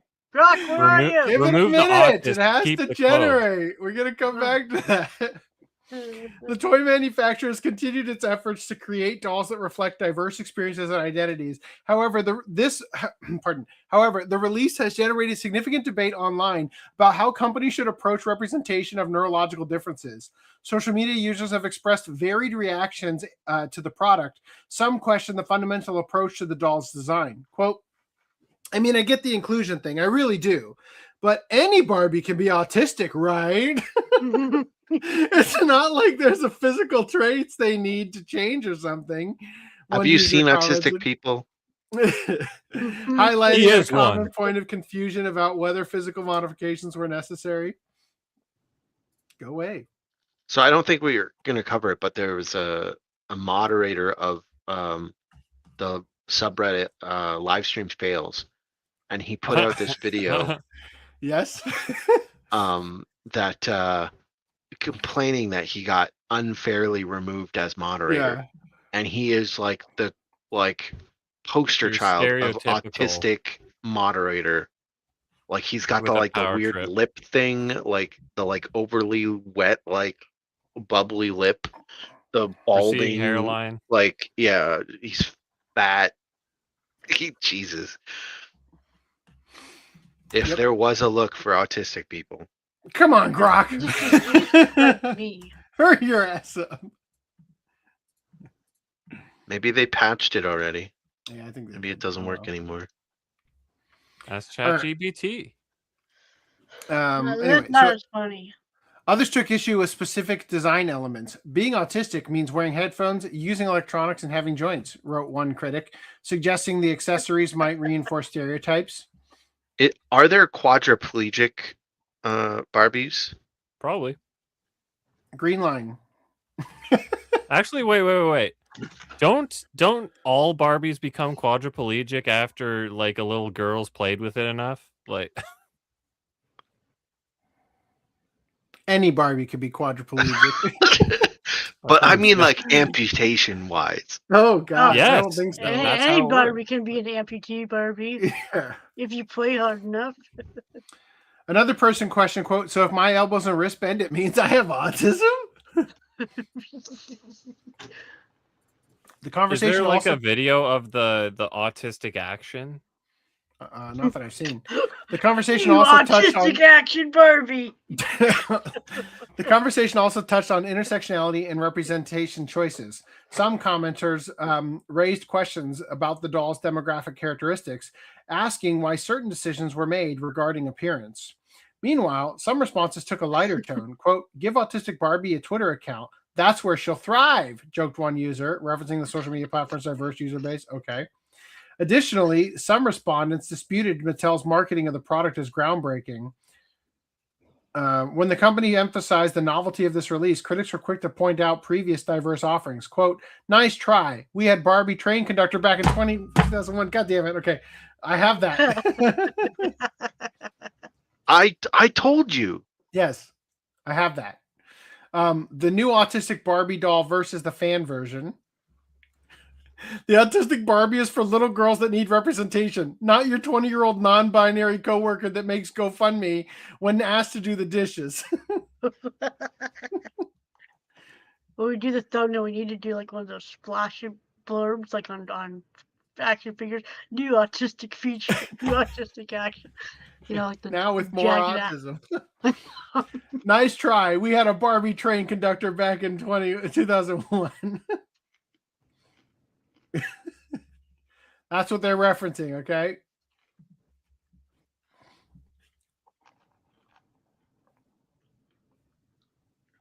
One user countered, suggesting that Mattel has a long history of varied dolls than the current campaign acknowledges. The launch is part of Mattel's broader push toward inclusive representation in its toy lines. The company has previously introduced toys with wheelchairs, prosthetic limbs, and various skin conditions. More recently, Barbie also unveiled. Where's trans Barbie? I want to see Barbie's head on the Ken body. More recently, Barbie also unveiled its first doll with Down syndrome. Created a partnership with the National Down syndrome. What, the face barely even looks down. It does look more downy than the usual. Where's dwarfism Barbie? Porn star Barbie. Sex workers need hooker Barbie. Sex workers need representation too. That's just regular Barbie. Duh. That work was marked by symbolism. Butterflies on the outfit, a recognized symbol within the Down syndrome community, a blue and yellow color palette representing awareness, and a pink pendant necklace featuring 3 arrows to signify the third 21st chromosome.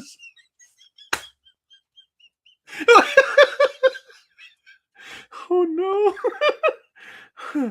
Pointing outward to represent rising up and moving forward. The doll also features a pink ankle foot orthosis, designed to support walking, paired with white sneakers that include a zipper detail to make them easier for children to put on or remove. Holy shit. Wow, I don't see the zipper. That was a lie. You lied about the zipper. There's no zipper. Unless that's the side thing. Is that the zipper? I don't know. Wow. Whew. Come on, Grok. Damn. That sucks. Well, on another note, at the very least, when this uploads. How did you not segue that into the train thing? I hadn't read it yet. All right, gentlemen, behold.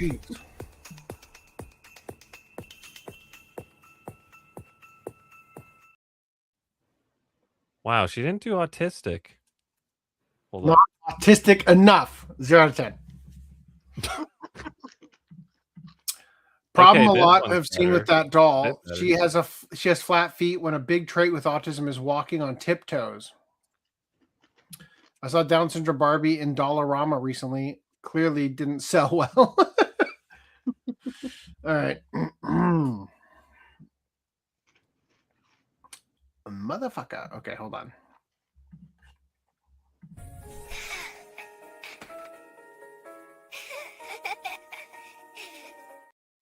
That was more autistic, marginally more autistic.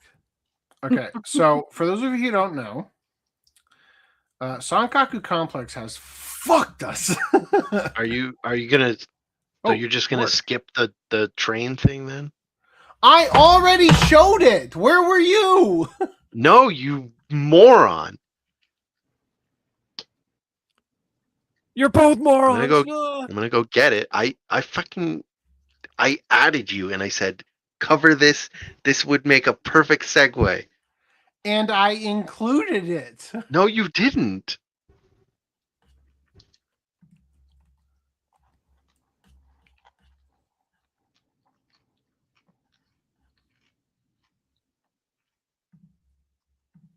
He thinks I'm looking for it, but I'm actually updating the doc. Can you masturbate for us briefly?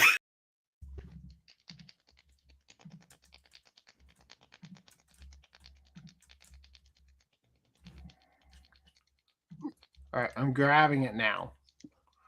Was it in shared media? No, it was in VIP submissions, right?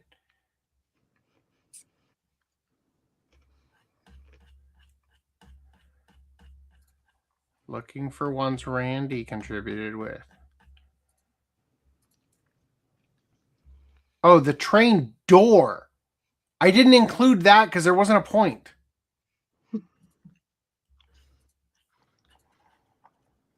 Randy. Yes. I literally showed the tweet that you linked. Okay, but that's not what I was talking about in that. Yeah, because comment. I don't have any reason to include the other thing. It would be a good segue of these are autistic retards that bought the fucking door. You're being really autistic, Randy. Calm down. I don't even remember where I put that. Is that in fine. merch? Hold on, Just I'll find move it. on. God damn it. There's not gonna be a better time to include it than when we have a fucking autistic bitch fit about it. Jesus.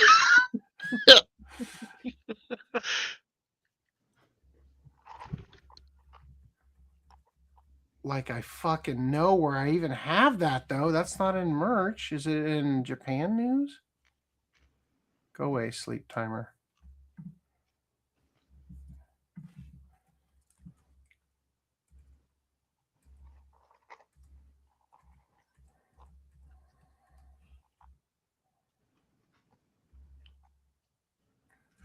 Where the fuck did I don't even, okay. It's in VIP submissions. There it is. No, fucker. God damn it. It has to be before that though, right? Oh yeah, you're killing me. I only shared about a bajillion things. Here it is. All right, here you go. Ay. Where is it? Okay, here we go. Treats otaku as just simply autistic when there's so much more diverse than that. All right, here we go. Where's my... Fine. God. Segueing from train conductor Barbie, look at this. These Japanese railway otaku bought actual train doors so they could reenact the experience of riding a train in the comfort of their living room.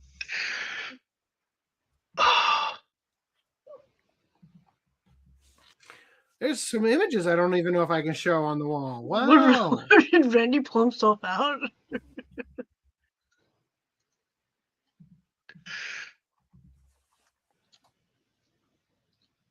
Did you actually watch this video? I'm just asking. Yes, I did. Okay. Did you share it with audio? They have the speakers on, and they're like they're mimicking the door announcer.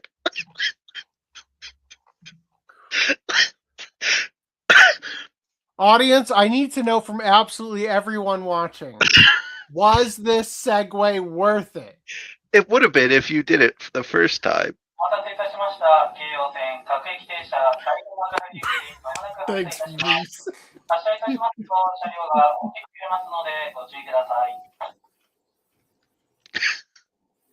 The doors are fucking open. I didn't even watch the whole goddamn video. No, they close, and then they close, and someone gets on board too.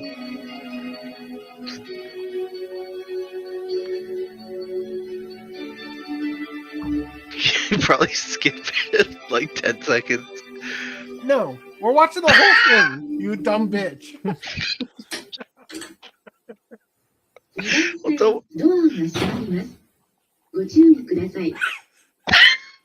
I want to see somebody fly in like there's like Come on, man.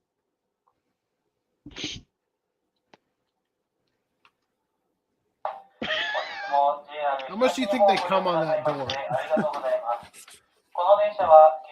That's the cum door. They wouldn't disrespect the train door like that. You're saying they're not like those people who marry their car or whatever? When do we get to the train molesting scene? That'd be hysterical. They start molesting each other for the full train riding experience.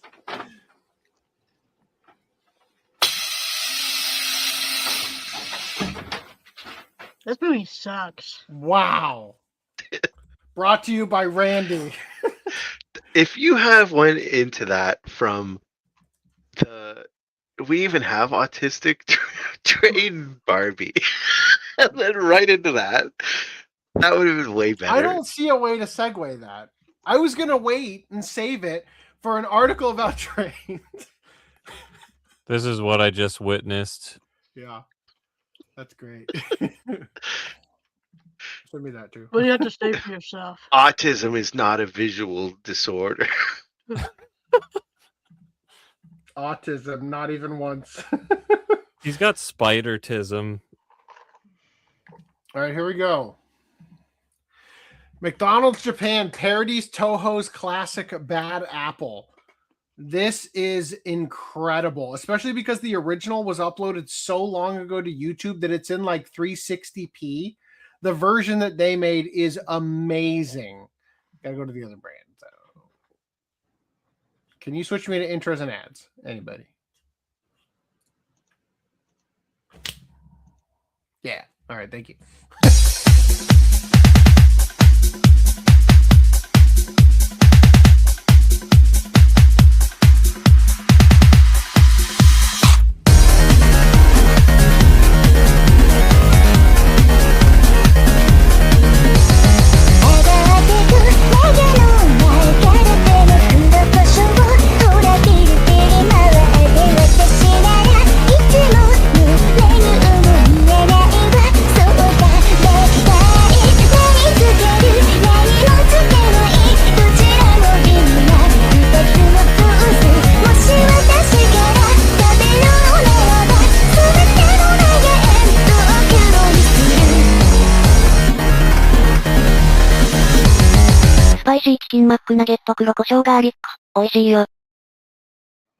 That was a bop.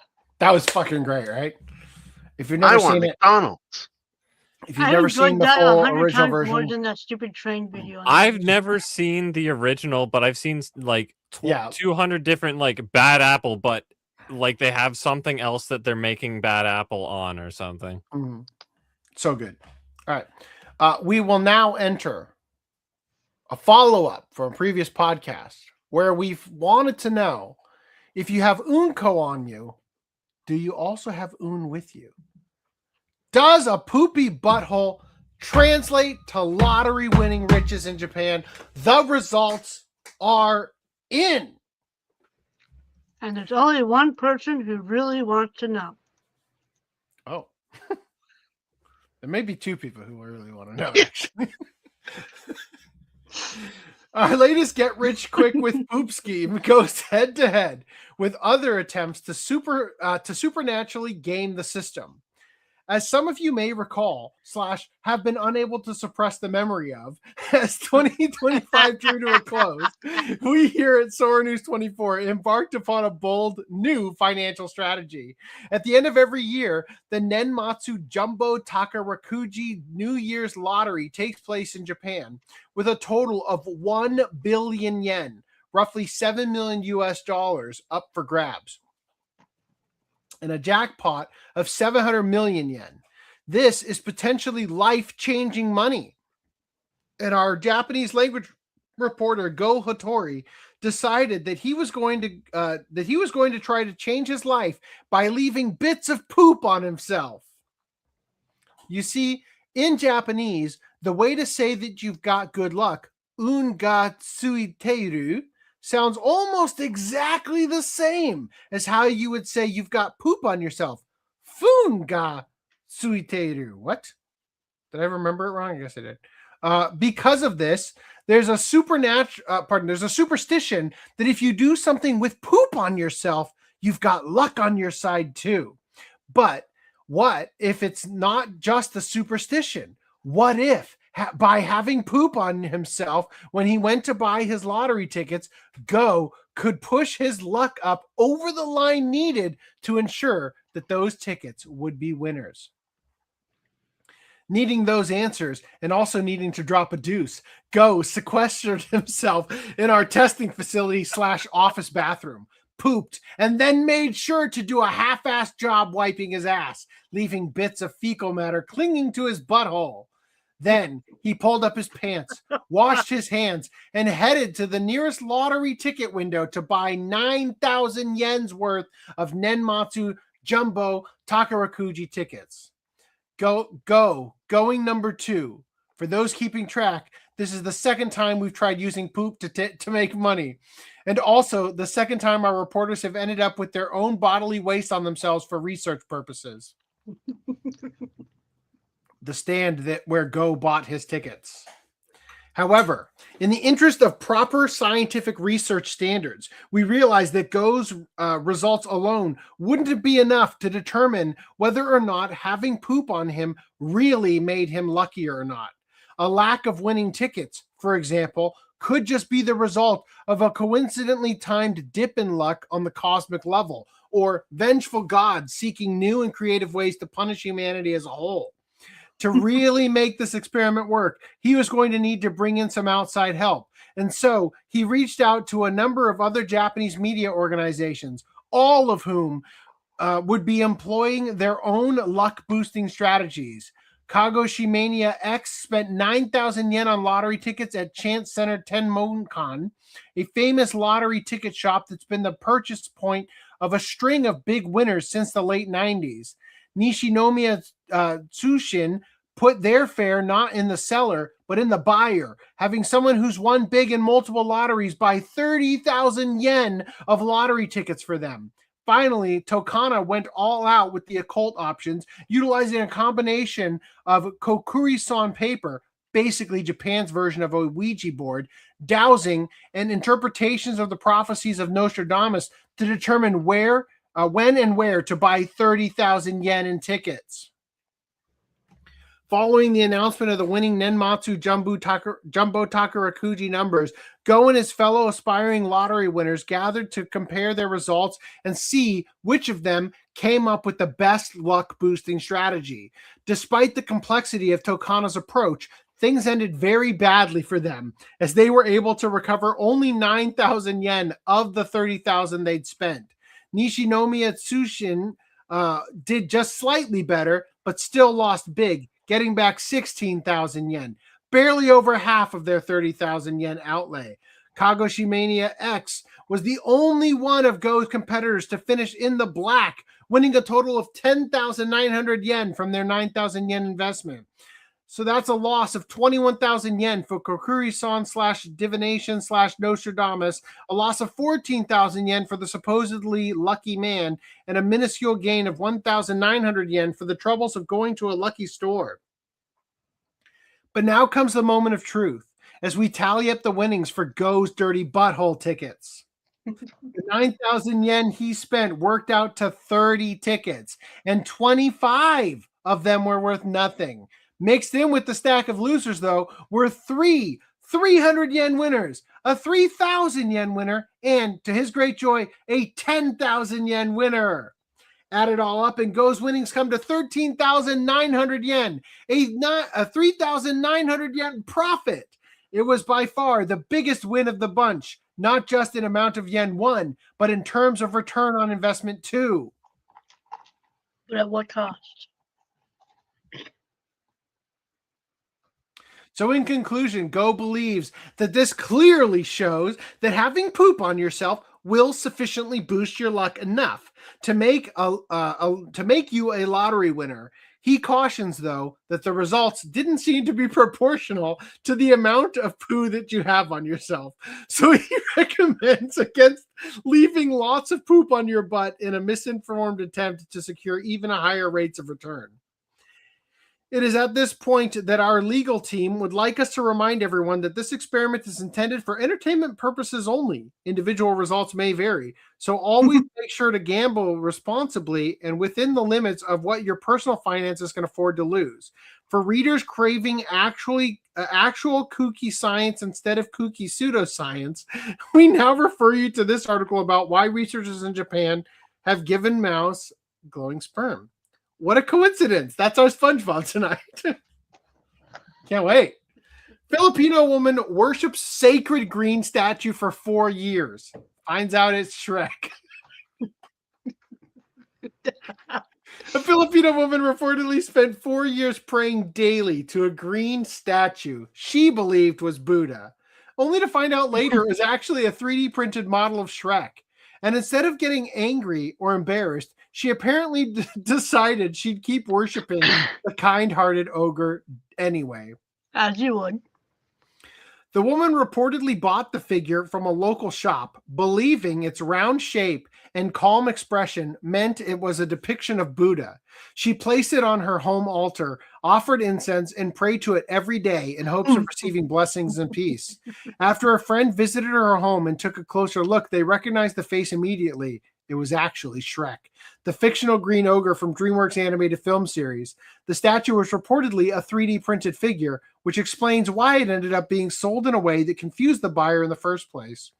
The woman's reaction was described as a mix of being speechless and laughing it off, rather than being furious or humiliated. Even more unexpectedly, she reportedly said she would continue to worship the statue anyway, calling it kind-hearted. Shrek is love. Shrek is life. Wow. China woman ends up in ICU after swallowing raw fish gallbladder for a headache relief. A 50-year-old woman in China tried to cure her headache using a folk remedy involving a raw fish gallbladder, only to end up in intensive care within hours, with old traditional Chinese medicine securing yet another victim. The woman, identified by the surname Liu and described as being from Jiangsu province in eastern China, swallowed a raw fish gallbladder after believing it would relieve her persistent migraine. The report says she followed a traditional belief that raw fish gallbladders can clear heat, detoxify the body, and help treat headaches. The incident reportedly took place on the morning of December 14th. Liu bought a 2.5 kilogram grass carp at a market, extracted the gallbladder at home, and swallowed it raw. Within just 2 hours, she reportedly began suffering severe symptoms, including vomiting, diarrhea, and stomach pain. Her family then took her to the hospital, where she was diagnosed with fish gallbladder poisoning and acute hepatic failure. She was quickly transferred to the ICU at the affiliated hospital of Jiangsu University. Doctors treated her using plasma exchange and continuous renal replacement therapy, described as a slow blood purification method.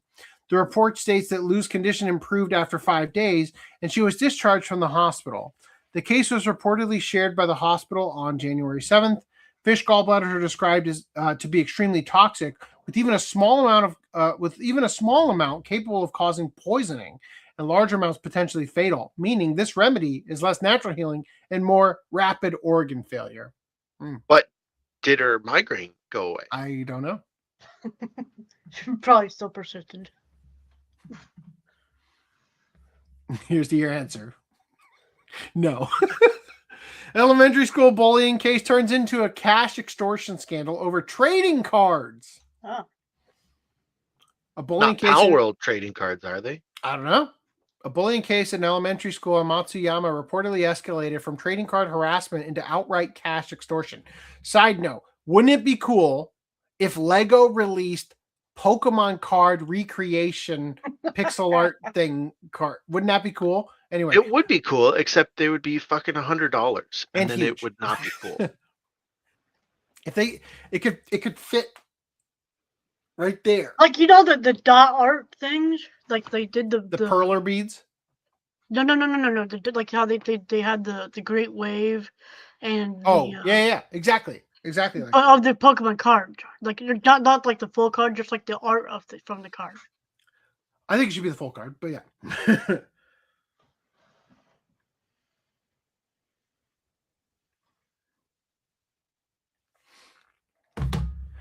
Anyway, a bullying case at an elementary school in Matsuyama reportedly escalated from trading card harassment into outright cash extortion, with the child allegedly pressured into handing over tens of thousands of yen and then threatened for even more. A serious bullying incident has been confirmed in Matsuyama City, Ehime Prefecture, after an elementary school student was allegedly pressured by other students into providing money and was repeatedly harassed over trading cards. According to Matsuyama's City Board of Education, the situation began in March 2024 when the student was reportedly demanded to hand over trading cards by another child. When the student did not bring the cards, the child allegedly insulted them by calling them things like, "A fraud! You're a fraud!" Fuck you. You didn't bring me cards, you're a fraud. Believing that paying money would stop the verbal abuse, the victim reportedly took 70,000 yen from home. The child then handed 30,000 yen each to the students demanding the card and another student who was present at the time. Oh, and that guy, the bystander, yeah, he deserves some money too. Don't tell anybody I'm a coward. However, the situation did not end there. Afterward, a school nurse reportedly found the victim unable to enter the classroom, which led to the incident being discovered. Why was the victim unable to enter the classroom? The city's Board of Education recognized the case as a serious bullying situation and began an investigation.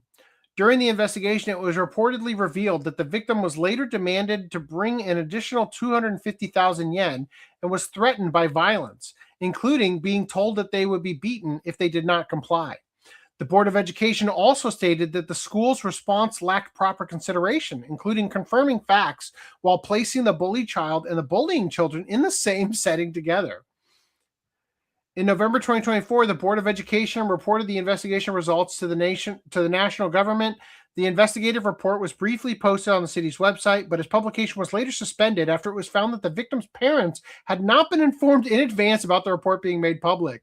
Matsuyama City Superintendent of Education Masakazu Maeda commented that the city will continue working to prevent recurrence and will emphasize to schools the importance of preventing bullying before it happens and responding properly to properly at the earliest stage. Boo, boring. Hokkaido bar owner arrested after a woman's body found hidden inside the wall. That has promise. A man in Hokkaido has been arrested for allegedly disposing of a woman's body by hiding it inside of a wall of the bar he ran while continuing to operate the business afterward, with customers later describing unsettling behavior and unusually heavy use of air purifiers. A disturbing case has surfaced in Hidaka, Hokkaido, where a woman's body was discovered concealed inside a wall at a local bar. Police arrested bar operator Toshihiko Matsukura on a suspicion of abandoning a corpse after investigators found the remains hidden within the premises of the establishment he managed. Authorities believe Matsukura hid the body around December 31st inside his own bar. The cause of death was reported as suffocation caused by compression of the neck with something like a rope. Ooh. Matsukura admitted to concealing the body, stating, quote, "There is no mistake that I put the body inside of the wall of the store and hid it." Police say part of the bar's wall contained a storage-like space roughly the size of one tatami mat. The body was placed inside this compartment, and the entrance area was blocked off with wooden boards to conceal it. Despite the concealment, the bar reportedly continued operating even after the alleged disposal of the body, including on January 2nd. A customer who visited during that period described a highly unusual atmosphere and behavior from Matsukura compared to normal. Quote, "He stayed between the kitchen and the drink station the entire time and didn't move at all. He didn't make drinks, didn't join conversations. His behavior was dark and cold. I was asked a strange question like, doesn't it smell? And then it was like, let's run the air purifier hard." The case came to light on January 1st after a report was filed that a woman in her 20s had gone missing. She was later confirmed alive by the previous evening. Matsukura, described as an acquaintance of the missing woman, had reportedly been questioned voluntarily by police even after his arrest, and police had visited the bar more than 10 days prior as rumors began to circulate.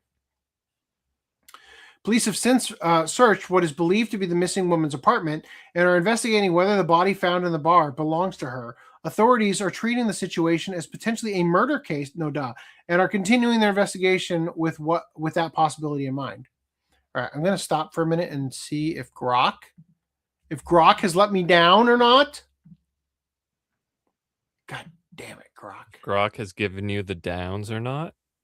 You let me down.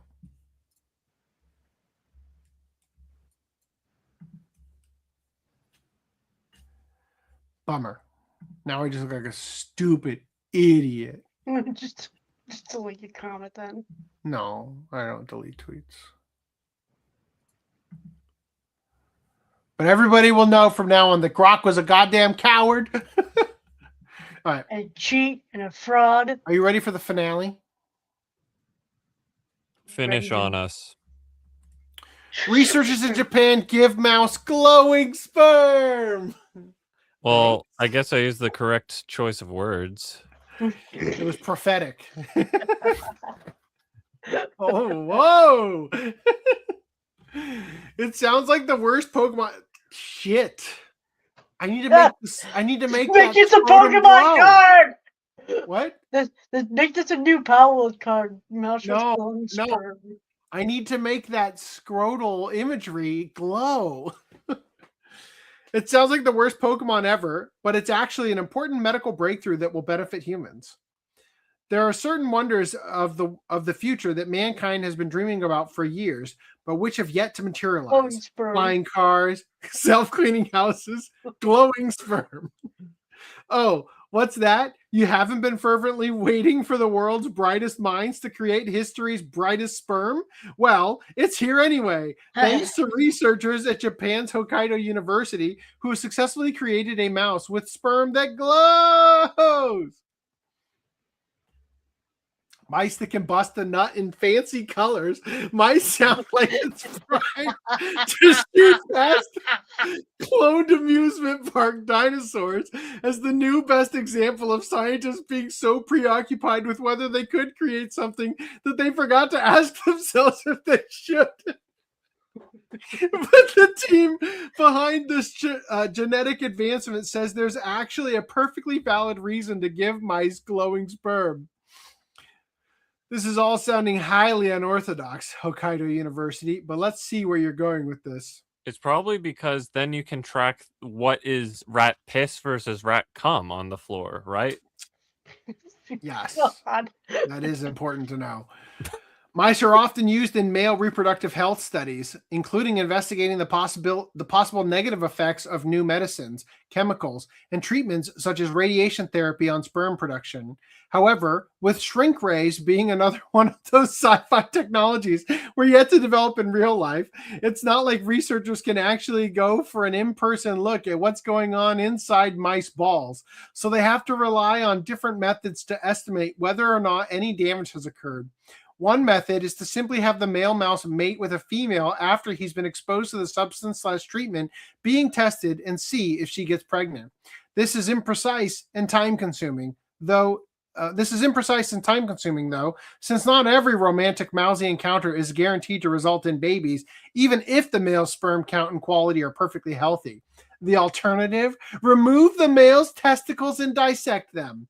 Aside from the debate of whether this constitutes animal cruelty, removing the testicles is, of course, a one-time only technique, thus requiring researchers to use more animals for testing and also eliminating the ability to see if the diminished sperm production was a permanent effect or something that could recover with time or treatment. The pregnancy check and dissection methods are also both incapable of telling researchers precisely when the damage began occurring. Now that we know this, the idea of giving a mouse glowing sperm doesn't sound so crazy. Okay, no, it still sounds pretty crazy, but it starts to sound useful too, because it will allow researchers to accurately determine whether sperm production has been affected without needing to dissect. And so it'll also show them, it'll also allow them to track the same mouse's reproductive health to see what, if any, recovery is possible. Without glowing sperm, there's a pretty good chance this guy wouldn't have made it through 84 weeks of testing and still be in possession of his nuts. Damn. The Hokkaido University team was able to achieve this breakthrough by administering lucifern, a bioluminescent substance to the mouse's cells, which is then passed on to the sperm which are produced. resulting in a brighter glow when sperm production is highly active and a dimmer illumination as production drops. Glow in the dick. Glow. I thought it was luciferase. Wasn't that the thing that makes like fireflies glow? I don't know. The goal of the project is to both improve understanding of male reproductive health and apply that knowledge to human medicine and treatments, and also to reduce the amount of animals necessary for testing, as well as more humane treatment tests subjects that are used. Since we've already gone this far into our discussion of glowing sperm, we may as well be as thorough as possible, though they're both still question marks. First, while the photos seen within the article were taken with a special camera that can detect the light from the sperm from outside the mouse's body, it's not clear if external ejaculations from such a mouse would have a glow that can be perceived with the naked eye. Also, the researchers don't address whether or not the same technique could be used to grant glowing powers to human sperm. So we're probably at least a few years off from that becoming a new adult video genre in Japan. Wow. God, that was a great choice for a SpongeBob article. All right. Who's ready to end podcast? I'm ready to end. Are you guys ready to end it? I thought you were going to do a watch club. Oh, shit, yeah.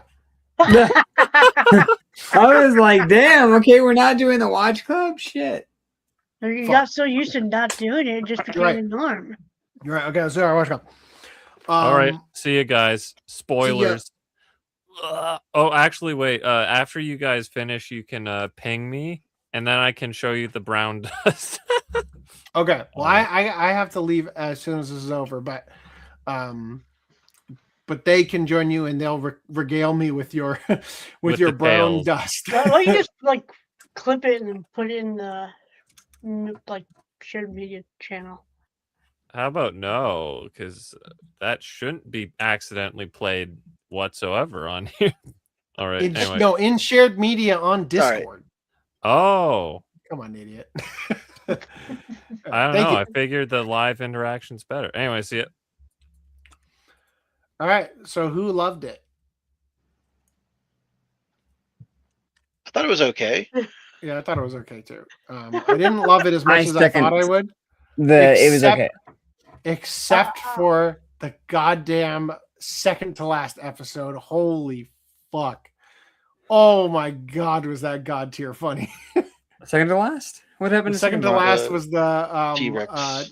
T-Rex. Oh, that was so funny. Okay, yeah. Ultra Man. I can only imagine like, Godzilla, and that's part of the problem with him making all these magical girls or dark magical girls. It's like you decided to make like a 6-year-old a magical girl. Like, did you think about the logistics of? I want to become magical girl right now. Like without her like friends, her older sister. They're not her older sister, but like her pseudo older sisters, her friends, looking out for her and being like, Alice, what the fuck? You've exposed us. Like, thank God the Trace Maggio weren't fucking whatever the other magical girls are called weren't looking. Like, good God. Like, I'm surprised nobody's caught anybody at this point. Like, they established the Sailor Moon logic of like, we can't recognize you, except they explicitly say that like nobody can recognize each other, which is good. But how do you not catch girl mid-transformation like half the time that they do? Well, there was a weird thing with the whole like not recognizing stuff, and it is in episode 6 where I don't know any of the names, right? But the dollhouse girl, right? She is talking to the mother character from the magical girls, and she's like, she had her whole thing of like, I'm going to be a mom to people or whatever, and so it's kind of like, okay, and then she does seem to be a little bit tired of being the mom character, and it's like, okay, and then she leaves, and then the dollhouse person transforms, and that same person comes back, and then the dollhouse person pretends to be the mother and lets her be the kid, and that's where we get the whole like weird baby scene. The infamous Vietnam War flashbacks for the D-Day, like. But it's like it makes sense as we discussed last time. Like it was just like that progression of like, oh, this is fine. It's getting worse. It's getting worse. It's getting. Yeah, well, so when she turns around and she says like I'm not done or whatever it was, that, and then that face, like I'll still be a baby, like as an adult, like, well, not as an adult. Well, I don't think it. I just think that you're making the improper assumption that it was because she recognized her as the same girl she was playing with previously, and I don't think that has anything to do with it. No, I'm not saying that. I'm saying it would make sense if it was the same person, because it's like, okay, this person is talking to me, they're telling me about how, they're being a mom or whatever, and they want like a time to not be a mom, so I will give them that, right? That makes sense. But what ended up happening, because she doesn't recognize her, like, and if you remove the fact that she doesn't recognize her, the story makes complete sense in that respect. But if you then think about the episode again and realize, oh, she didn't recognize her after they transformed. So then the story becomes, she sees someone, she sees that they want to be the kid again, then she transforms and takes a random magical girl and makes them a kid, and that is a little weird. And then yeah, the weirder part of the episode is when she's like realizes, okay, I'm in a trance, I'm no longer going to be in that trance, so she like becomes not a baby anymore, and then she's like, but I'll still pretend to be a baby, and that was like, ugh. Yeah. But so that was the weird thing about the recognizing each other, though, was that one episode.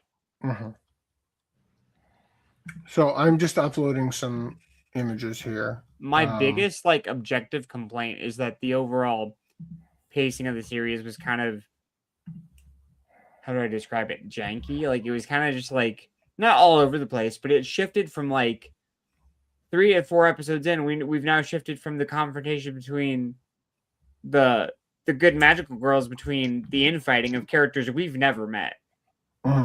Like we were just introduced to them, and it's like, oh, we're the bad guys now, and it's like, what?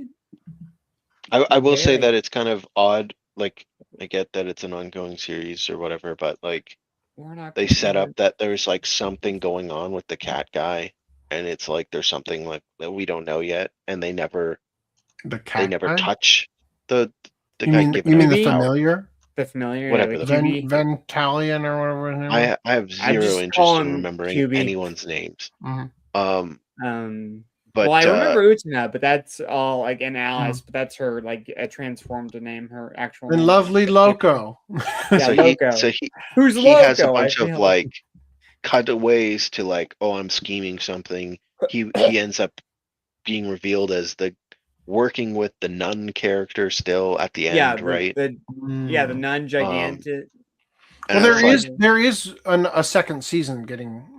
Yeah, I mean the manga is continuing, right? The manga is probably going to get more than 2 seasons,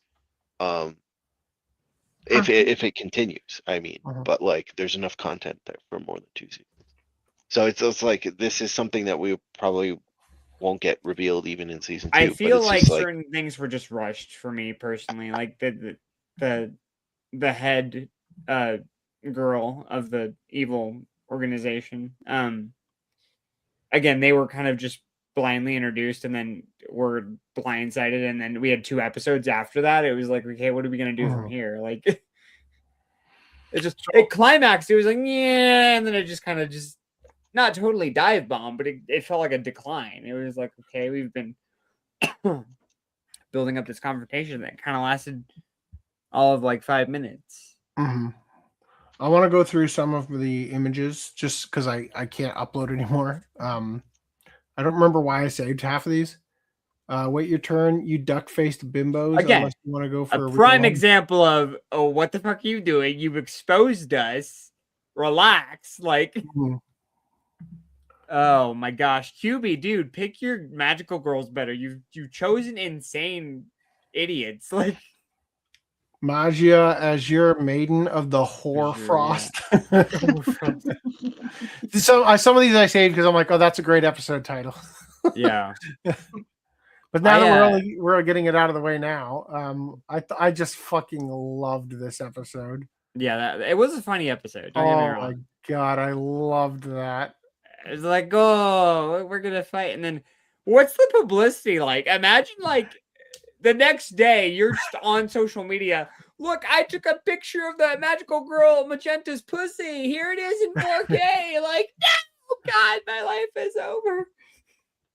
TMZ would be like tokusatsu media or something. Right. This one. Okay. Trying to remember why I say some of these. Hold on. Yeah. She's like, I'm all on board. I love these. Get them for me. Yeah. Do you like them? Yeah. She was great. Did she ever have any lines? Did she talk at all? I can't think of any lines that she remember. had. God, she was so I think great. she was silent the entire time. Such a great character. But I could be wrong. I didn't really like the girl on the right here. Oh god, this scene was so fucking funny. When Loco's doing her concert, he goes hard pass and drops the grenade on her. Yeah. Oh my god, that was so good. Oh, okay, hold on. I'm just deleting. They also never got her hotel that she was promised. Yeah. Titty. Yeah, once. Oh man, once. I think this would be a great dub if they, narrow Alice, kernel of catnaps. Yes. It did go in a direction of further beyond what I was expecting in terms of the ecchi stuff. Oh yeah, especially in the lesbian sex scene. What the fuck? It's Oh my god! During that scene, I paused it and looked up. What station did this air on in Japan? It was ATX. I was like, okay, so the one that kept with interspecies reviewers. Okay. Yeah. Balling out there, balling. Yeah. It's like man. I know it's uncomfortable for you for different reasons, but it's uncomfortable for me for like completely other reasons where it's like I need to pause this and take a break. Otherwise I need to like take care of something. Like it's just so bad. Take care of something. Yeah. What's the other reason? Well, that Brad would have. It's like because he's a dad and he's an adult, and like I imagine it would be more uncomfortable. Constantly going looking over at his door. It's like, no, I don't need this. I also had to watch it like in bed while everybody was asleep, and I'm like, my wife is right next to me. I'm like, God, this is gonna be awkward if she wakes up in the middle of this. So Julie didn't watch it. Julie didn't watch what you think. It's for the podcast, I swear. Podcast. It's not porn, I swear, honey. This was actually more uncomfortable for me to watch than interspecies reviewers was. Really? Yeah. Because there's times where I feel like there's shows that, and I'm gonna get reamed for this if a bunch of people watch it, like from the fan service community ever comes after me. But there are certain shows that are just like, you could have just made porn. I'm sorry, but you could have just made hentai. But then there's other shows like this where there is some depth. That there are like moments with the characters where it's like, oh, that's kind of cute. That's kind of fun. Like them wanting to be friends and like. Was this your subtitle experience, by the way? Ermagerd. I felt like this was tastefully done. She's saying sugoi or whatever, which just means amazing or whatever in Japanese. Yeah. Cool. Yeah. And then we have the D-Day. I'm a baby. Oh man. Yeah. Fucking golden bitch, yellow bitch never got. I don't remember her getting her own episode to come out of the closet of whatever kink she had. She was afraid of octopus, but that wasn't like her kink, or that wasn't like a dedicated episode of this is like totally embarrassing. So maybe season 2 will have something more, but And then Utena fights Azure. I can't pronounce the full. I'm missing like a syllable. Fights Blue Azure, and it's like she breaks her, and then gets mad that she broke her. It's like, well, I mean, maybe if you were more gentle. Now I get that it's a whole. She expected her to fight back, and that's part of the fun. The. It's not the same. It's not quite the same as Stain from My Hero Academia, but like that whole like. This is where the magical girl is supposed to be. You were supposed to withstand my attacks and not succumb to the be a masochistic slut. Come on. Sorry, some of these I saved just because they were stealth weepifiable. Right. One thing for me, let's see if I can try to remember it. Was what was the episode? I'm trying to think. It was actually like one of the first. It was my thoughts on like what the hell QB, the cat or the familiar was doing. Like, what on earth were you doing that you picked Utena out of a hat? Or you like peeking on girls through their window and be like, she's a freak. Oh yeah, let's recruit her. Like, I think that was just a happy coincidence. I like to think in my headcanon that he was actually peeping through like windows and found her like looking at some naughty material or something, and was like, picking her. She's good for that. She's good for the cause. And I got a couple more I'm gonna throw in here. And then Utena's reluctance to join the bad brigade of like, no, wait, no, I don't want to be a bad girl though. Like, no, please, this is all just a misunderstanding. And then she gets into it. All right, I'm gonna try to upload these. Okay, so I want to go through the. I loved the yellow-haired ones, like giant fists. This is the part where she punches Azure and she like goes into the sky like Team Rocket. I fucking love that. Yeah. There's this scene I can't show any more of.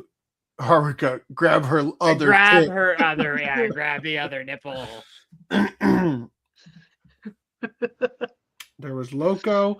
I actually thought this was my favorite character in the series, but I hated her outfit because it felt lazy design-wise, right? Like it felt like, oh, just don't give her a top and give her a thong bikini. You know what I mean? Like, so I loved her in every other outfit they showed, which were significantly more conservative, but I thought she was great design-wise and all those.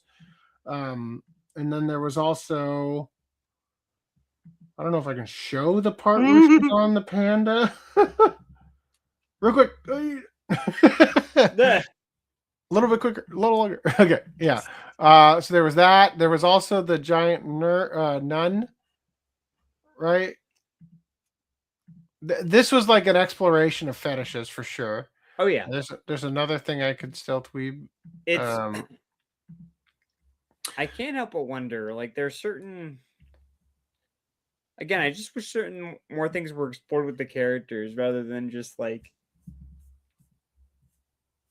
Here we have another episode of just random fight scene that just didn't seem. I don't know. I would have liked to see who the main bad bitch was. Like, who was she? Was she a high schooler? Was she like? Totally. Gone. Totally gone. Totally gone. Oh, you cut out for a second, but you're back. Oh, sorry. Yeah, no, she's totally gone. And like, unless she reappears in season 2, it's like you're totally gone. I was. Yeah. So real quick, this is also from episode 6, and I couldn't help but see this scene from Oshinoko. I should have taken notes. I forgot to do that because there's so much that goes on. Well, it's also hard because you're reading the subtitles, right? So it's hard to stop and. I should have run away like a bitch instead. That's right. Oh man. Yeah, I did like her introductions with Yellow and Loco. I liked their not introductions, their interactions. There we go. That's the right word. Especially at the beach at the very end where it's like they're trying to your load every fireworks. Which way does nothing. Holy shit.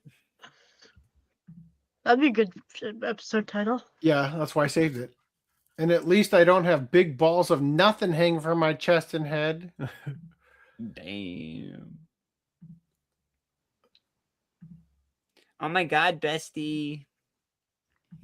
Oh god, I loved this. The subtitles. Oh, that was pretty good. Yeah. Baby's now first pick your German names. dictionary and sick Latin words. Oh man. Setting up a trail of porn mags is the right call. Oh my gosh. So good. Oh, okay.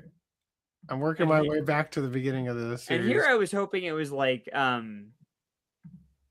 it was actually like the Shrine Maiden as yours like porn collection. Initially I was like, is it her porn collection? Oh, is that the secret? Oh no. All right, let me grab the last few here. Oh god damn it. I've taken so many goddamn Attack on Titan screenshots. Where does it end and the other thing starts? Right here. Okay.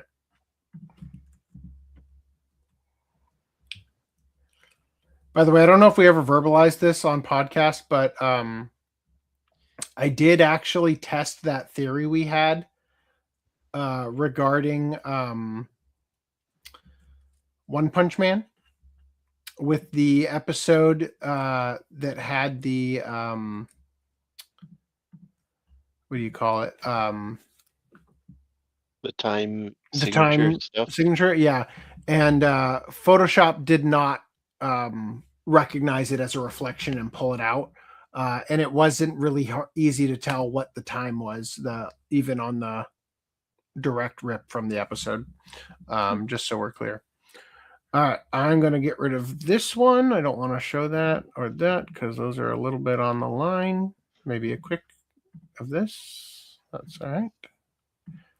All right. Can't even tell what that is. Yeah. It's fine. I don't know why. I was going to make a joke about her. I should probably still tweet this. Even in this, even when you're the villain, you still are in the main character seat, right? Yeah. I thought that was funny. Okay. We had this extra tight training. This was going to be an episode if we needed another one. This is your special weapon, Freshta Domination. I thought it was pretty funny in the first couple episodes how like she spanks the shit out of them so much that they're like they can't sit down in school. The next day it's like, oh, my ass hurts so much. I thought that like I was legitimately looking forward to where they were going to go with all this. I kind of said this when I saw Hensuki with Dan at Anime Expo. The pervert one. Yeah, you love her as long as she's a pervert. I hate it. Yeah, is it okay to fall in love with a cutie or as long as she's if she's a pervert, or I don't forget what it was. But the whole thing is like I was telling Dan, I'm like they went really hard in the first 2 episodes. This is what we saw. I'm like, I feel like I can't. I'm trying to think of what's next. Like what's left, right? Yeah. Like, and I still haven't watched it. I got to still watch it, but I'm just like, are they going to be shitting on him in another episode? Like, that's what I was also worried about. I'm like, no, don't do scat. Yeah. Please don't do scat. Right. Like, let's. The episode 6 was bad enough. I saw the evil organization's leader transform. Please share and retweet. Like Venalita, there's the name. Venalita. How and who exactly? Like, what are you tweeting from? Like, well, why do you have a Twitter account? A Twitter account? Yeah, like ISIS has one, right? Let's see what else is in here. Duh, we're the bad guys. Yeah, duh, we're the bad guys. All right, so these are from episode 1. I'm basically wrapping up here. I'll double check if there's anything left, but I think we're good. Sorry, I have so little space on StreamYard now that I love how Alice like accidentally roped herself into it too. She was just like, "Oh, cute thing. Let me." That is dead. Cool. And fucking QB, Vetenar, whatever the fuck his name is, it was just like, "You're hired. Mm-hmm. We can make a perfect one out of this." All right, Mold and them then while they're young. they had a lot of great shots of her face. I took a lot of them. I loved this one. I thought this was a great image. Oh yeah.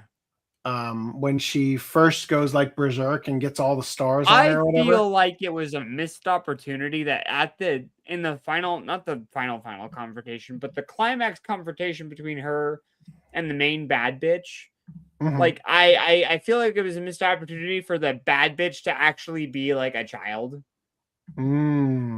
Like, so something we talked about kind of off camera was Kill la Kill has a very similar setup in the sense that they have like the different star rating Yeah. things for like their uniforms or whatever. Uniform. And it almost feels like it like in the same universe in the sense that like those uniforms are also very like sexually revealing and whatnot. And it just kind of felt very similar in that regard. So And the character design of the main bad bitch, yeah. Yeah. We have not done a watch club of Kill la Kill. No, okay. We definitely should in the future. Anyway, the opening I thought was a banger too. I thought it was a really cute opening.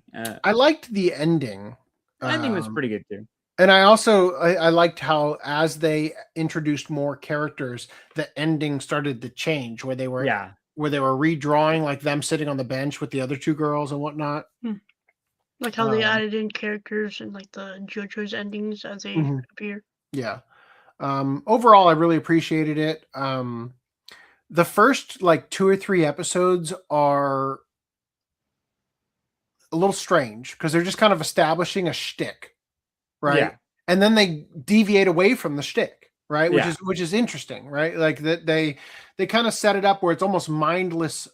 I wouldn't say mindless smut, but just kind of like they're teasing you a little bit in those first couple episodes because all it is they encounter the magical girls and she defeats them in a way that is somewhat has a sexual undertone to it, right? But they don't go like crazy with it. It's just like, oh, getting spanked, boom, done. Getting tickled, oh, okay, whatever. You know, nothing crazy, right? And they never really went much crazier than that, except for the weird diaper episode in terms of like leaning into fetishes. I mean, obviously there was like the lesbian sex scene, which is just the fetish they're exploring there is like exhibitionism. That is something I wanted to bring up. I mean, it. it's more of a negative, but like I dread the people who are going to come into the show and be like, "Oh my god, the representation!" And it's like, you didn't actually watch the show, did you? Like none of those people are watching it. Yeah, the lesbian representation is like that's not. It's something. But that is funny because it's like, oh, the finally lesbian representation. When the characters are forced into it, right? Yeah. All right. Those are my thoughts. I enjoyed it. But I'm eager to jump into. I'm actually glad I don't own it unless a funny dub comes out for it. I'm not planning to pick it up. I don't think I'll watch it again. Huh? Yeah, I own it twice. I have the steelbook and the regular. I watched it on High Dive, although I didn't get as good subtitles as you did. Yeah, because I downloaded it, even though I own it twice. Because I don't know where. Were those subtitles from the Blu-ray or were they fan subs? I think they were I think they were probably fan subs because because they went out of their. I was blown away. I was taking screenshots just for the audience. I know I've already told you guys this. I was taking screenshots of shirts that I wanted to make merch from, and then I realized that the English writing on them, which looked really cool and was designed in a very aesthetically pleasing way, was actually the subtitle layer. And when I turned off the subtitles, I saw that the writing I was going to turn into a shirt was in Japanese. And I was like, what the fuck? Like, it's so good. I couldn't believe it. So I think it was definitely a fan sub because they put a lot of fucking effort into it. Stay with the baby's first dictionary and sick Latin words. Yeah, for sure. Cool. Anyway, you guys have anything else you want to say before we wrap it up?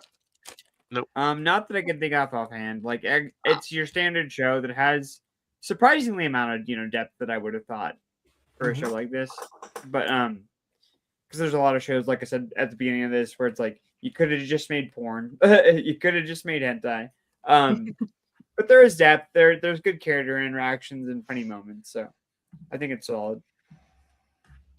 I watched it weekly. I feel like watching it in partials instead of binging through it is probably, less, mind breaking. I guess like the conflict. Bending and reline space, Watching but it in sure. watching it in big chunks. There's it's like you gotta get take it in little small portions at a time instead of. Yeah, I started watching it the episode that we ended Attack on Titan, and I got through most of episode 1. And then I watched like the rest of episode 1 and episode 2 on like that Monday. And then I watched like 4 episodes on Tuesday or something like that. And I could definitely I mean, I was, as I said, I was committed to watching it in a single week, which I did. But it was a struggle, right? To watch it because it's exhausting mentally, especially after a long day working 10-hour days like I do. Minimum, by the way, 10 hours minimum, to read the subtitles and stuff. So I was, the entire time I was watching it, dissatisfied that there wasn't a dub, just because I would have enjoyed it a lot more. I still liked it, and I really liked a lot of what they did with it and the characters and stuff. And there were aspects of it that I thought to myself, I wonder if I would have liked this as much with dub, like the La Vouli Loco, she is lovely. Right? I don't know the that karaoke would have been terrible. Oh god. Anyway, yeah, I watched it at 2x speed, in 2 different, yeah, you watched it basically one day on like 2 a days. Saturday. Yeah, it was I like remember. 2 sessions, like 1 to like 7 and then 8 to 13. You got through episode 6 and had to take a break. All right, guys. Well, next week, God willing, we'll do the watch club for season 1 of Those Who Hunt Elves. Does that sound doable to you guys? The first 12 episodes. Yeah, should be. Because I'm already on episode 7. Yeah. So again, I'm going to be watching. Haven't started yet. I'm going to be watching Return to Silent Hill this week, God willing, on Friday. And so I plan on rewatching the first 2 movies in preparation for it and all that. So hopefully I'm able to finish and all that shit. But we'll see. Anyway, again, and we're sort of trying to get done with Those Who Hunt Elves fully before I go to London the first week of February, so that we will have like 4 or 5 weeks worth of time to be watching Eminence and Shadow, which is 32 episodes, right? Yep. Yeah. Anyway, that's the plan. We're gonna slow down a little bit once we get to Eminence and Shadow, just because I don't want to jump into doing our One Piece watch club when I don't have footage from One Piece season 2 on Netflix to use, unless you do a movie or something. We'll see. We'll cross that bridge when we get there. Anyway, good night. That was the plan, to give you a boner. And you got one.